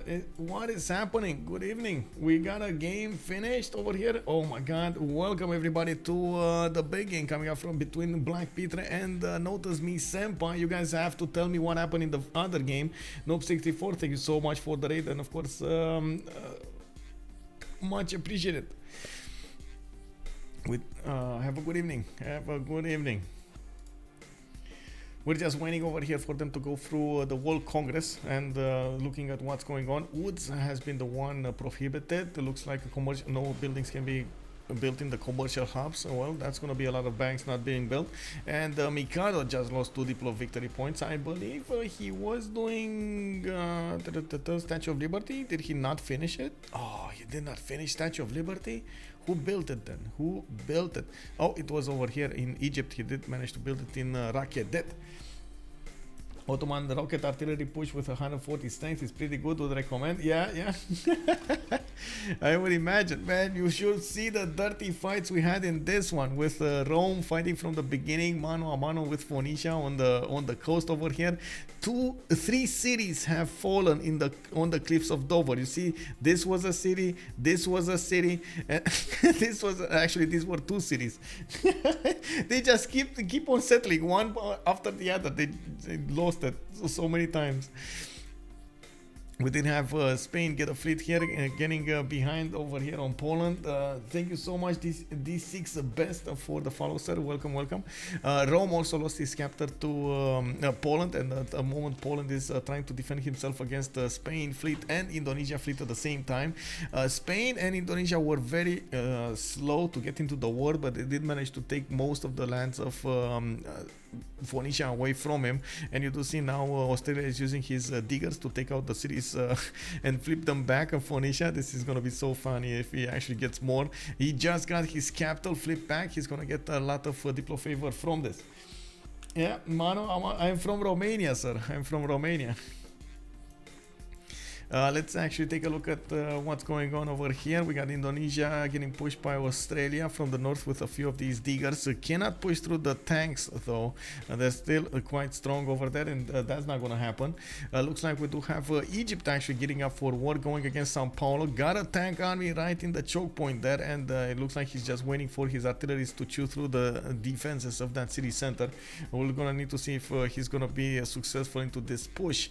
While Brazil did manage to get a significant force out, he couldn't actually push through the defenses of Egypt properly, and we do see at the moment Egypt is just wanting to stay away from a fight here in the city of Brasilia, but definitely wants to push through Sao Paulo. Let's take a look at also Egypt, Spanish main cities. He's finally getting a few more settlers out, and we're gonna see him get these lands settled. Okay, finally we got all of these going for. Any last movers? No last movers. Okay, so I guess oh, please don't do this, Spain. Please don't do this. Please don't attack the city of Tyre anymore. Like, if you want to attack the digger, don't attack the city of Tyre. That's just gonna be 3 points. And Australia is gonna get Biruta also flipped back. Oh my god. You know, from the beginning, Dairo did manage to get a safety settler over here in Sidon, and now he did settle Lixus. We do have Australia going for aircraft, and he's gonna try to get something done over here to the south, so he can pressure his opponent. Minas Gerais coming out from Brazil from Fortaleza. He does have one in Salvador de Bahia, starting to work on the encampment defenses here, and probably gonna go and take out Brisbane defenses after a while. Brazil is trying to use every point of advantage that he can get going. With the major thing that is happening is here. Oh my god, Spain actually managed to get all of his ironclads on the front line here. We do have him attacking into his opponent with as much health as possible, and it looks like Poland is managed to trade a few units out. We do have Polish submarines coming online here with a lot of Spanish frigate armadas coming from behind. We do need to see if Indonesian battleships are going to manage to counter this line. of defense of Poland, while we do have them right behind the Spanish ironclad fleets. You can imagine this is still going to be a problem. There is a secondary fleet in Lodz that could always come back to haunt them. I'm actually quite surprised we don't see Poland move out of this territory. Is he waiting for something? Is he waiting for something like a destroyer here? What is happening? I have no idea. Now, what he would need to move, and he would need to move right meow. Espli Forte, thank you so much for the follow, sir, and welcome. Otis003 is not just a Diplo favor. Australia gets a plus 50% production in his own empire for liberty. That is huge. That is correct, sir. Australia does get a plus 50 from getting there, and of course you do see Australia just gets more of this going. Oh man, let's see, actually, do we have it here? 570 production coming up for Australia. That is indeed true, Otis. Let's see if Indonesia is going to manage to push back these digger cores. It doesn't look like that's going to happen. We do have artillery cores also starting to come online from Australia with more battleships in the queues. We did have a force of destroyer fleets and battleships coming online, and it looks like they will try to go against the main cities of Spain. Oh my god, they can get in there. While all of the Spanish fleet and the majority of the Indonesian fleet is fighting over here Poland, it looks like they are having problems at home with Australia getting up for war over there from the north. They will try to take over the capital cities of Spain while everybody is away. And these submarines are dealing significant damage to the Naval fleets and the Naval armadas. We don't have that many ironclads available for Spain to use. His other force that he was waiting in Mexico City to upgrade into battleships never got promoted, and we do see they do have the major problem here is the gold. I gotta say, the major problem on BlackPitre is the gold. They don't have a lot of gold to work with. That significantly diminishes their ability to be flexible when it comes to upgrading stuff, to buying stuff, to reacting to their opponent's movements, and so on and so forth. So you do see on one side we got near bird here 377 gold, Shaturyan on 213, Zero even is on 46, and then yes, artificial intelligence is on minus 22. That's okay, that's okay. But then we do have on the other side Floppy 22, Mikado on 80, and dISTORIA on 29, and 12 on 56. They barely have 200 gold between them. As a newbie, I must say it's fascinating how complex this game can be. Yes, it is unbelievably complex, and it's amazing that complexity is actually keeping us how to say, keeps our brain moving, that's what keeps us here. We do have Naken also under attack by Indonesia with multiple units, artillery armies going on the front line. We got Dandana as a general for them. It looks like a battleship armada is also starting to take out the defenses of Naken, while Egypt is forced to retreat from Sao Paulo so he can actually defend against Indonesia from the east. You see the moves and the counter moves, slowly poking here, trying to defend his iron line from there, then poking another bit, like pincer moves movements here and there and so on, so they can balance out as much as possible and go for the next era.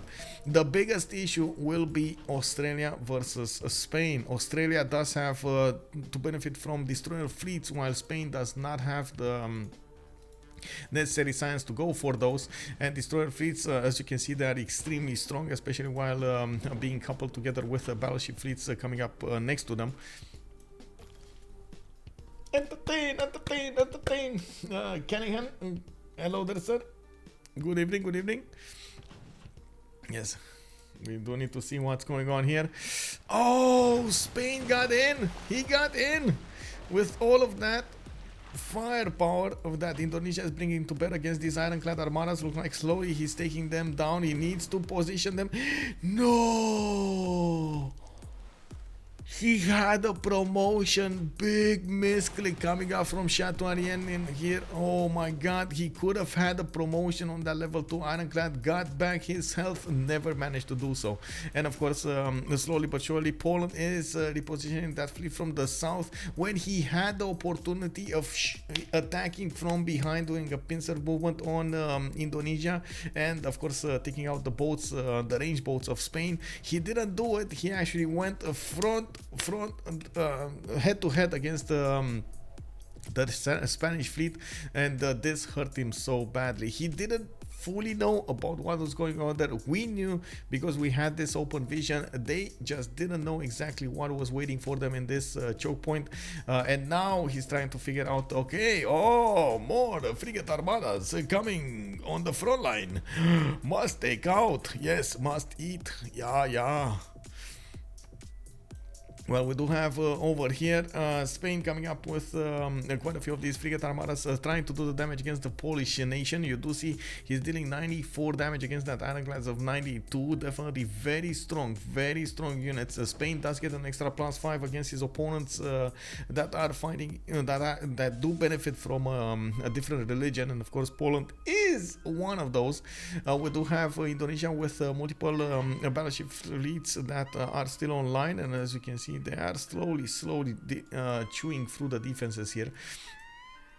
While on the other side, it looks like Brazil is starting to deal some damage against Caquetá.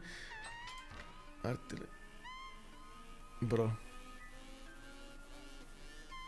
Hello?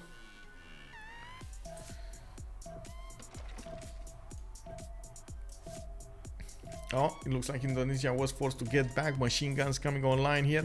Still, there are artillery armies that can shoot from the forest, and we do need to see if that's going to be taken out.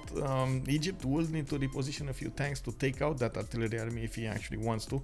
We'll see if that comes online. We do have Indonesian destroyers coming to save Spain, and as you can see, still it's Australian destroyers that do have the higher strength here.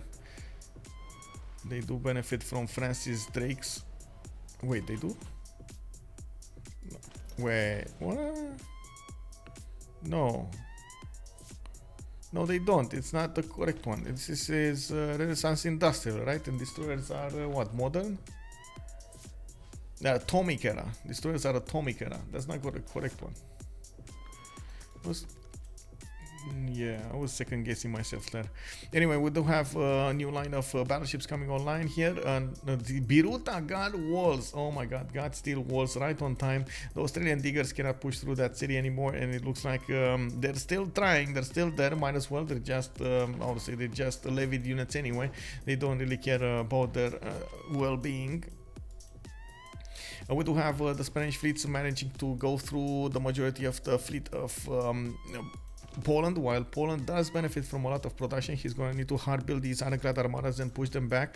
You do see he's trying to get them, but it's just, oh my god, the Spanish units are just so strong.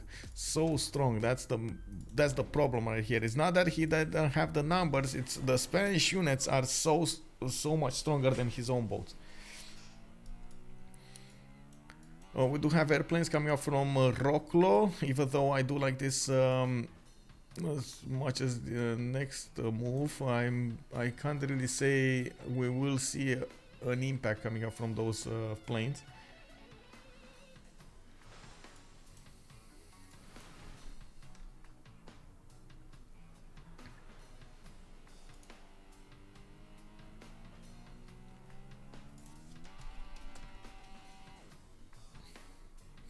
Oh, another game finished. Oh, that was Tranquility wins, turn 108. Okay, give me a second.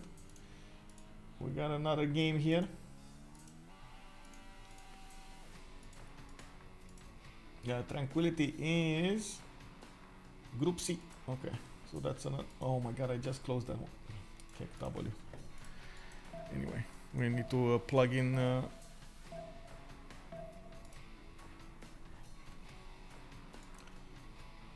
One, and no remaps.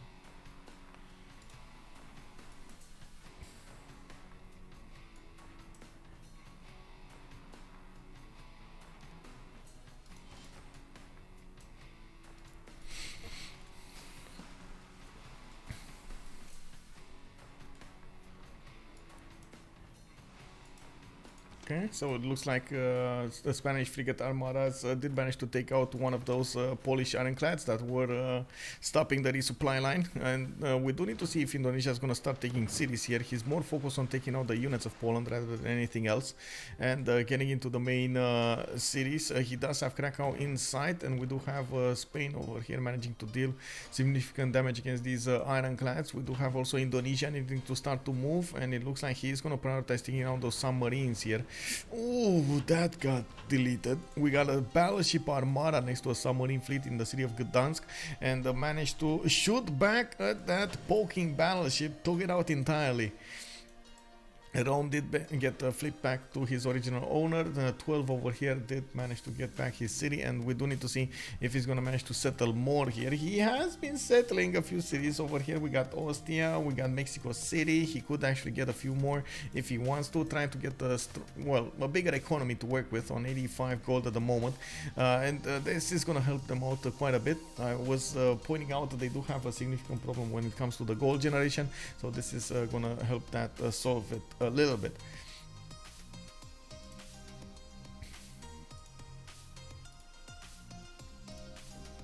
No, I think I need to do something. Oh, right. Let me take a look at the war moves here, and in the meantime, put the scores here. Matches, we got here 1-0, and then we got 1-0. Okay, there we go. Art Fani, thank you so much for the follow, sir, and welcome. We still have Spain that needs to resupply this fleet, and unfortunately the resupply line has been locked. We do have Australia poking in the main cities, and as you can see, Indonesia cannot actually help him out that much. We do have a few battleships coming up to play. We do have a few destroyers also getting online here. Destroyers in the build queues, and I do have to point out Indonesia did build a Venetian arsenal quite a few turns ago. We do have him needing to use these 3 cities to the north to try to help out as much as possible Spain. Spain is in danger of losing his cities over here. The thing is, he does have 300 fortification health from those city walls, and we don't have that many battleships from Australia. He is trying to get a few more over here to attack the cities, but it's gonna take a while until they manage to push through the defenses. Actually, looking at the damage counters, you see they're taking only a sliver, like 5% of the walls every time they attack. That's just not gonna be enough with only 2 boats. It's 10 turns with 2 boats, 10 turns. That's not gonna be cool, bro. He's gonna need a lot more of these battleships turning into battleship fleets and then armadas to actually chew through those defenses. Now I gotta say, even though we had our hopes up about Spanish pushing through the defenses of Poland, and of course we've seen how much damage they did manage to do, I think Poland has this in the bag.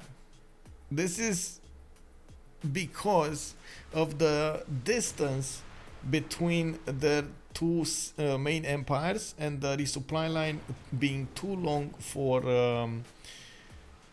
Spain.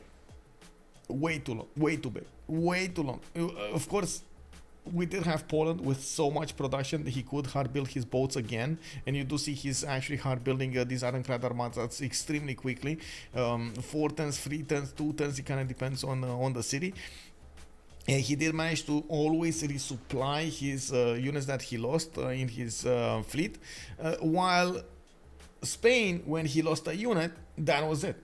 That was it. Like he couldn't get a new one anymore, and he kept losing and losing and trading and losing and losing, and now we see him only on 3 units, which are gonna probably die next turn, while he is trying to get a few of them out there to get back to his cities. So it looks like at this point we might actually see Poland counter-attack into his opponent again. Oh my god. And also, of course, we gotta mention Australia's move to start attacking into Spain was right on point.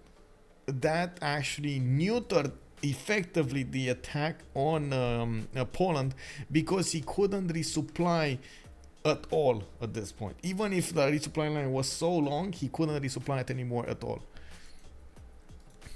We do have also Egypt coming up with 386 production. Artificial intelligence does benefit from that production as well, 575, and Shaturyan is on 566. So on the other side, dISTORIA is barely 312, and this is unfortunately one of the weaknesses of Brazil. He just doesn't benefit from a lot of production, and not to mention the gold. The gold has been quite a bit of a problem for some time now, but now it's starting to be significant. We do need to see how Egypt is going to get more units, and you go see he's getting nukes coming up in 4 turns. When the first nuke is going to drop, oh man, oh, I can only imagine when dISTORIA is going to get nuked, what his face is going to look like. It's gonna be like, drop it like it's hot, drop it like it's hot. When the nuke's in the house, what you gonna do? Drop it like it's hot, drop it like it's hot. Let's see, military alliance is the big one, and Diplo stuff too. We got a question over here from Phoenicia. When cities get demolished and in a spot like Rome and Phoenicia are at present, do they have a realistic chance of contributing to the game? Maybe just Diplo stuff. They can do the Diplo stuff. Military alliance, maybe trade routes is also gonna be a thing. That's why Rome is important now. You can imagine he has like what, 30% of the total gold they're making right now, or something like that. That's a lot. That is a lot.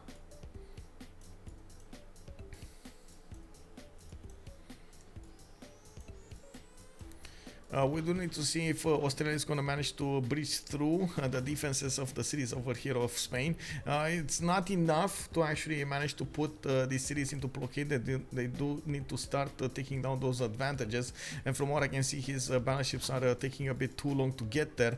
And it does look like his destroyers are getting quite a bit damaged. And we got ironclads coming out from Madrid. I'm actually surprised. Where is this ironclad? There was one coming out from Seville, and there was one next to Valencia. Where did that go? Anyway, it's nowhere to be seen. It disappeared. It is a mystery. We got Poland with an option to go again and take over the capital city of Rome. He should be able to take over the other cities as well with the battleships. He should be tearing down those walls extremely quickly, while he is probably going to liberate KTY, Biruta, and Ugarit from his opponent's grasp. He's gonna get the Natural History Museum over here in the city of Krakow, and that actually gives me an idea. Is he gonna try to go for culture victory? Because he's getting broadcast centers. We don't actually have a major defense coming out from their opponents. dISTORIA is only 227 culture, and he's getting pressured. We might actually see Krakow over here get a decent number of musicians and plug those in.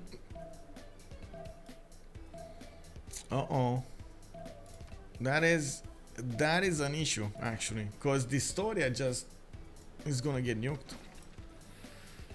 Okay, well, big poll coming up. Let's see which city is gonna get nuked. Sao Paulo, Brasilia, or Manaus. And of course the big kick W over here, because we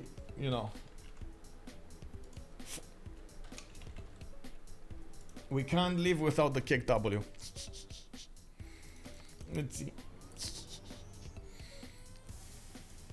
If you guys remember Dick Dastardly and the Muttley.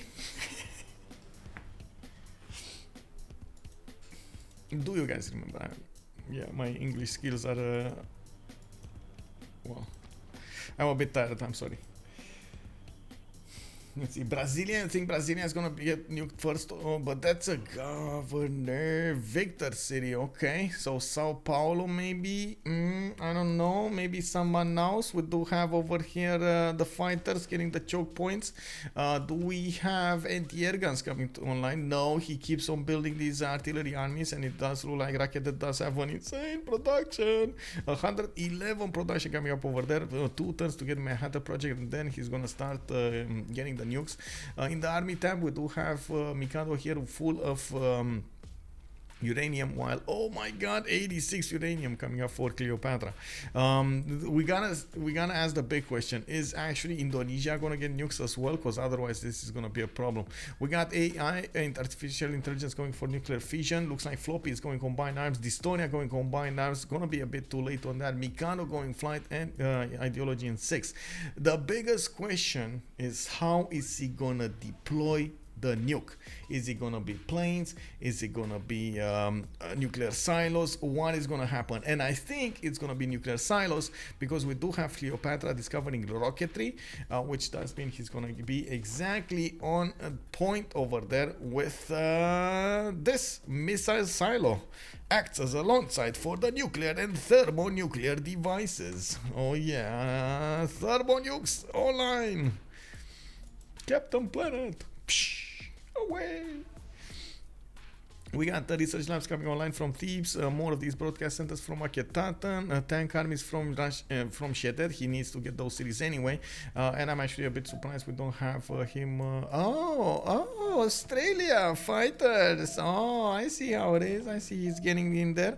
Of course, these Minas Gerais do benefit from anti-air guns, and it's not going to be easy to chew through those defenses, but I'm pretty sure, you know, the fighters can make their uses over here. If they get too close, they can do some damage.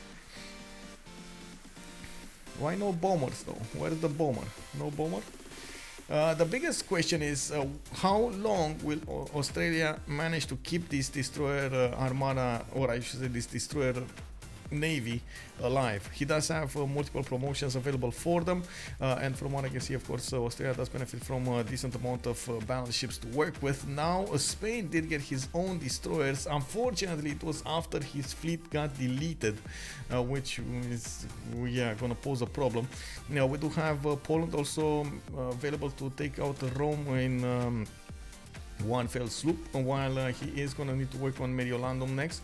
I do see Poland needing to get those battleship armadas to work on the cities of Rome, and I'm pretty sure he's going to want to take Mexico City also.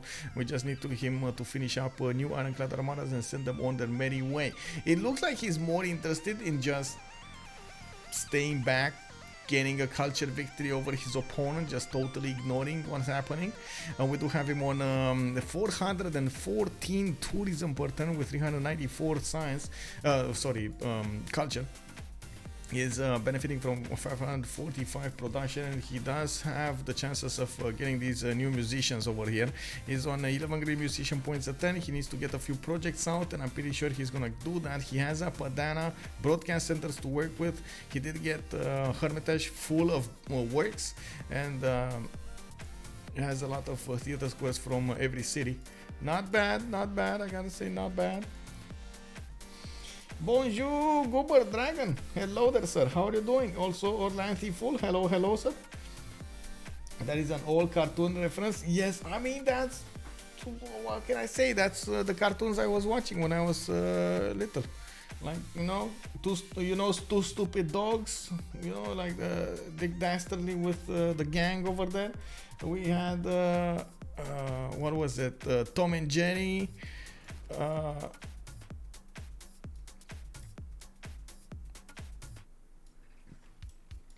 Pinky and the Brain, Powerpuff Girls. That's what we had on Cartoon Network, right? You tuned into a 2v2. It's kind of a 4v4 though. I'm doing well, you know, trying to see what's going on here. Brasilia looks like it's the one favored by the stream over here to get nuked, and it looks like the moment dISTORIA is trying to push in with a few of his tanks, not going out without a fight. That's what that's what dISTORIA is saying over here.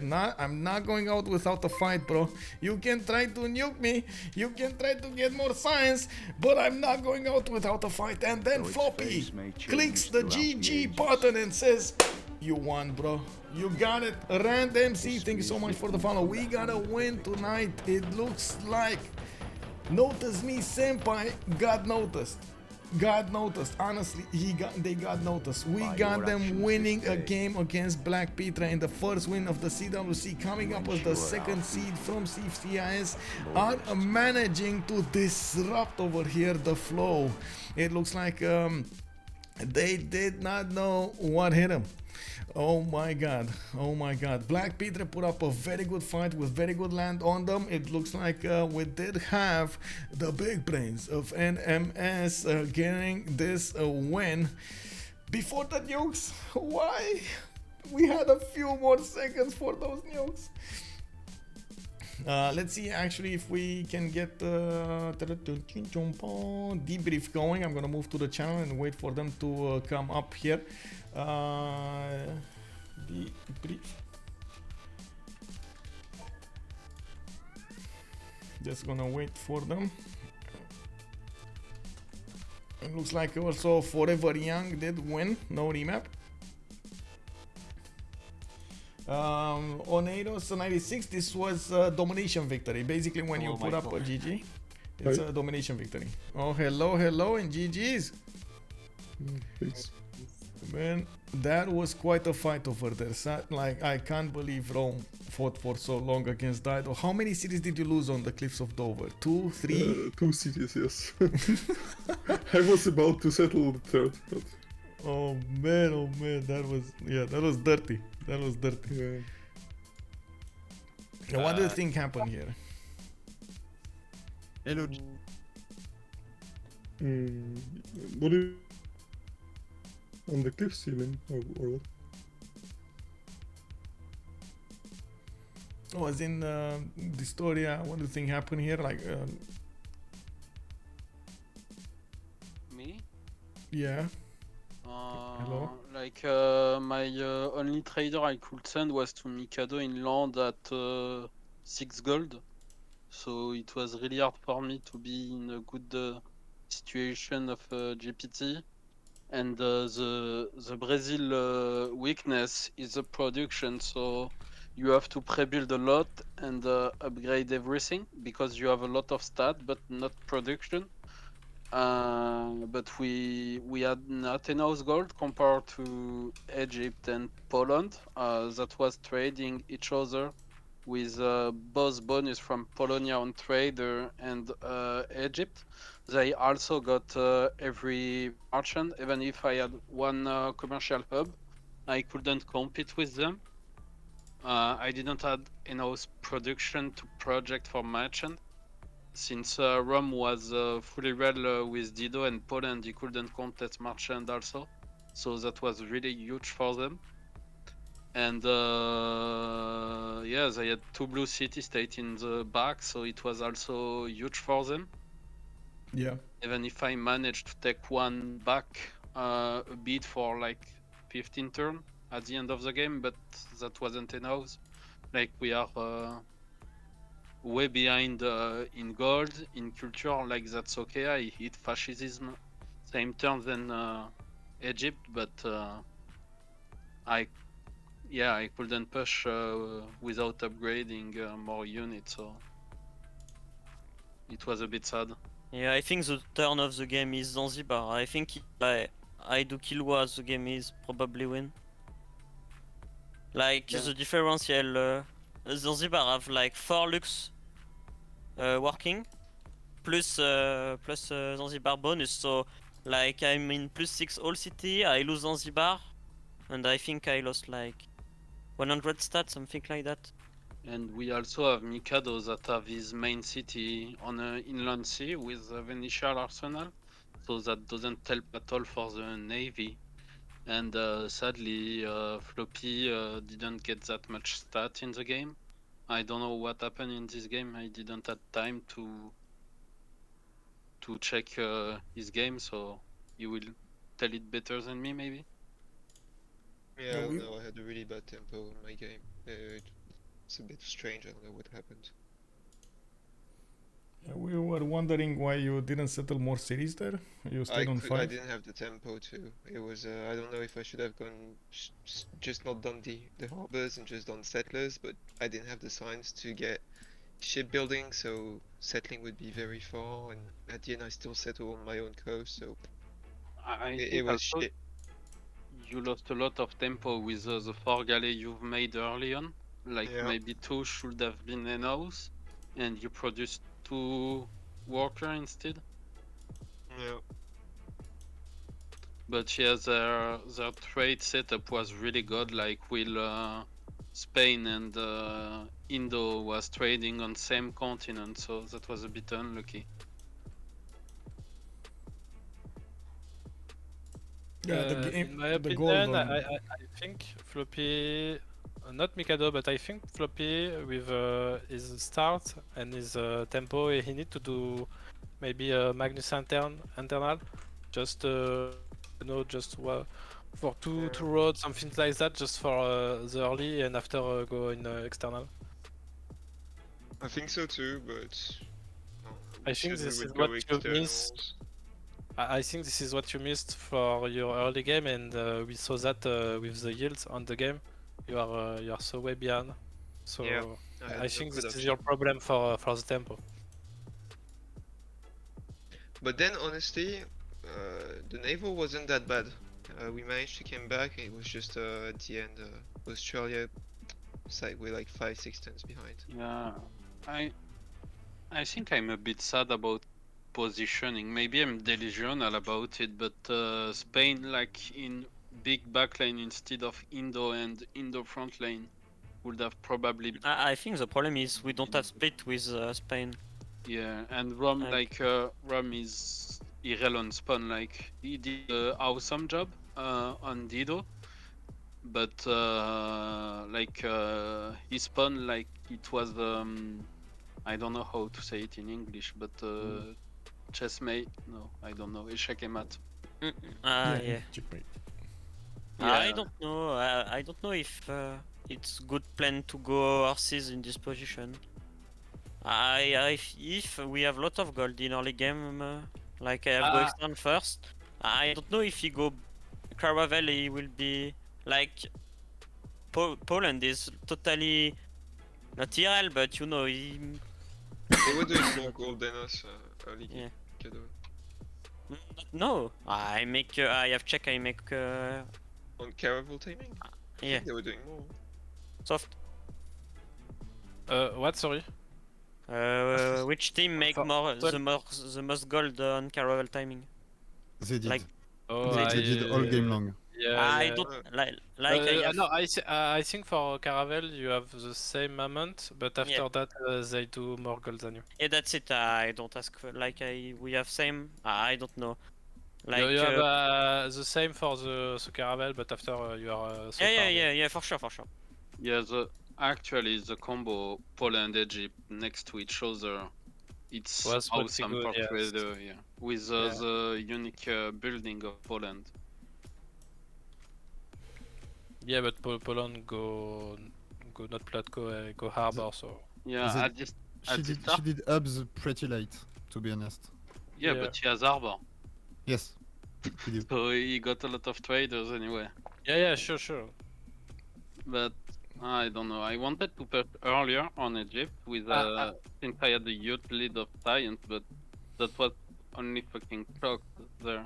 So I don't know if you can do that, but I think, in my opinion, for having a better game or maybe win the game, you need to do a push with Mikado into V1, and maybe in mid game, for not letting letting him free sim all the game and do gold for the team and stuff like that.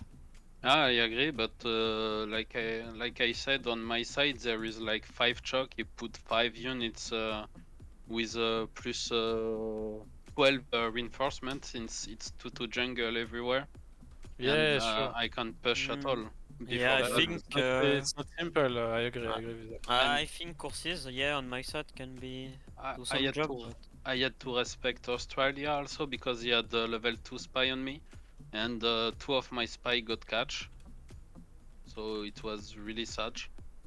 Yeah, he do the Intelligence agency. building. Yeah, Yeah. intelligence agency. So He yeah. did a pretty good job with, to be honest.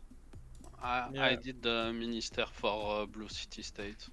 But I think for you, the key for you to win the game is to put pressure on Egypt and not let him free sim. And you don't do that, and NMS sim pretty well, so yeah. I think it's Zanzibar. On the first Congress, I was thinking about giving +5 to light cab, so Mikado can send a Courser in Egypt land to try to derail him, but he said he didn't have the tempo to do it, so we didn't did it. I don't know if that, to be honest.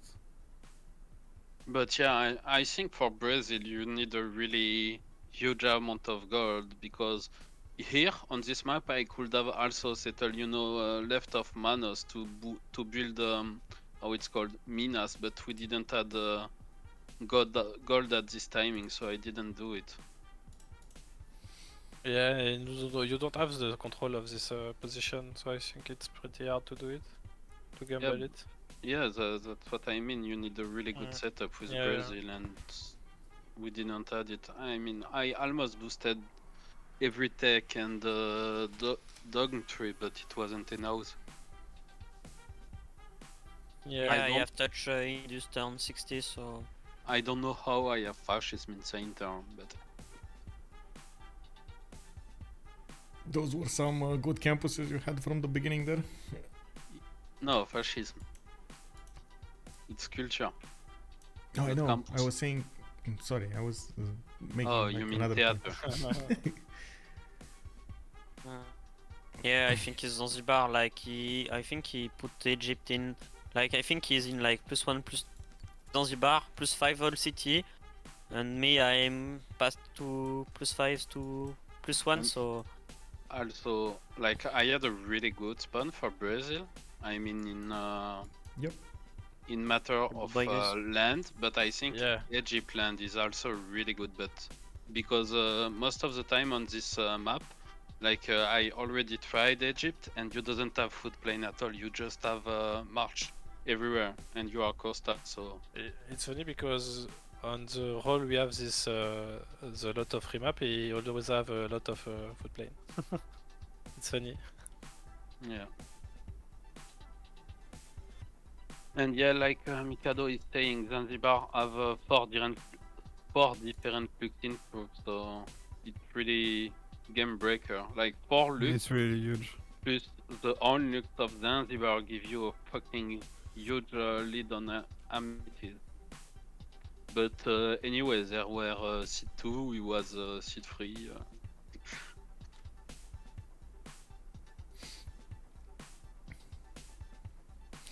We're gonna need to do better next game.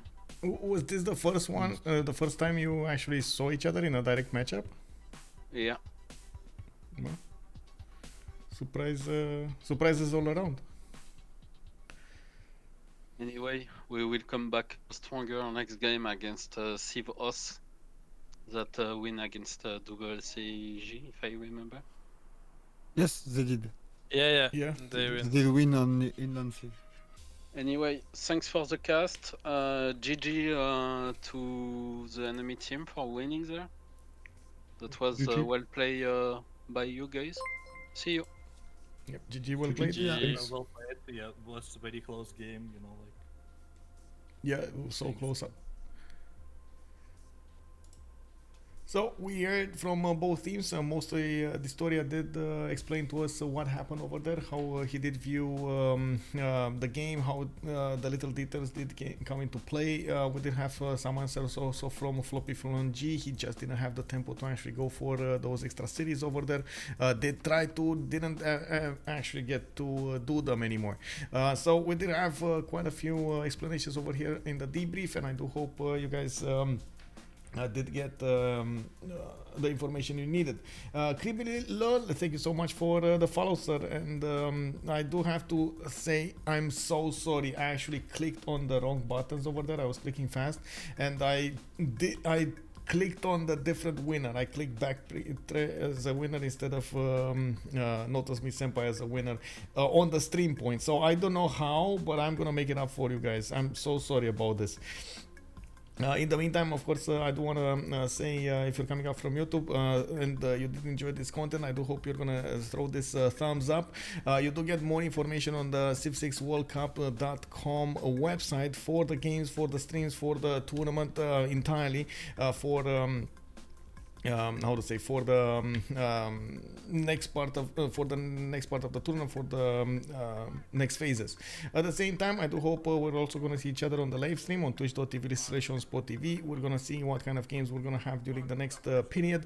We got some 2v2s going on, maybe some some FFAs, and at the same time we're gonna have the CWC still going strong. Thank you so much for all of the support, much appreciated, for the follows, for the subs, for the bits. Let's see each other in the next in games and of course in the next streams, and I do hope all of you are gonna take care of yourselves and you're gonna be happy. Let's have some fun with some Civilization 6 content and have a good evening. Bye bye bye.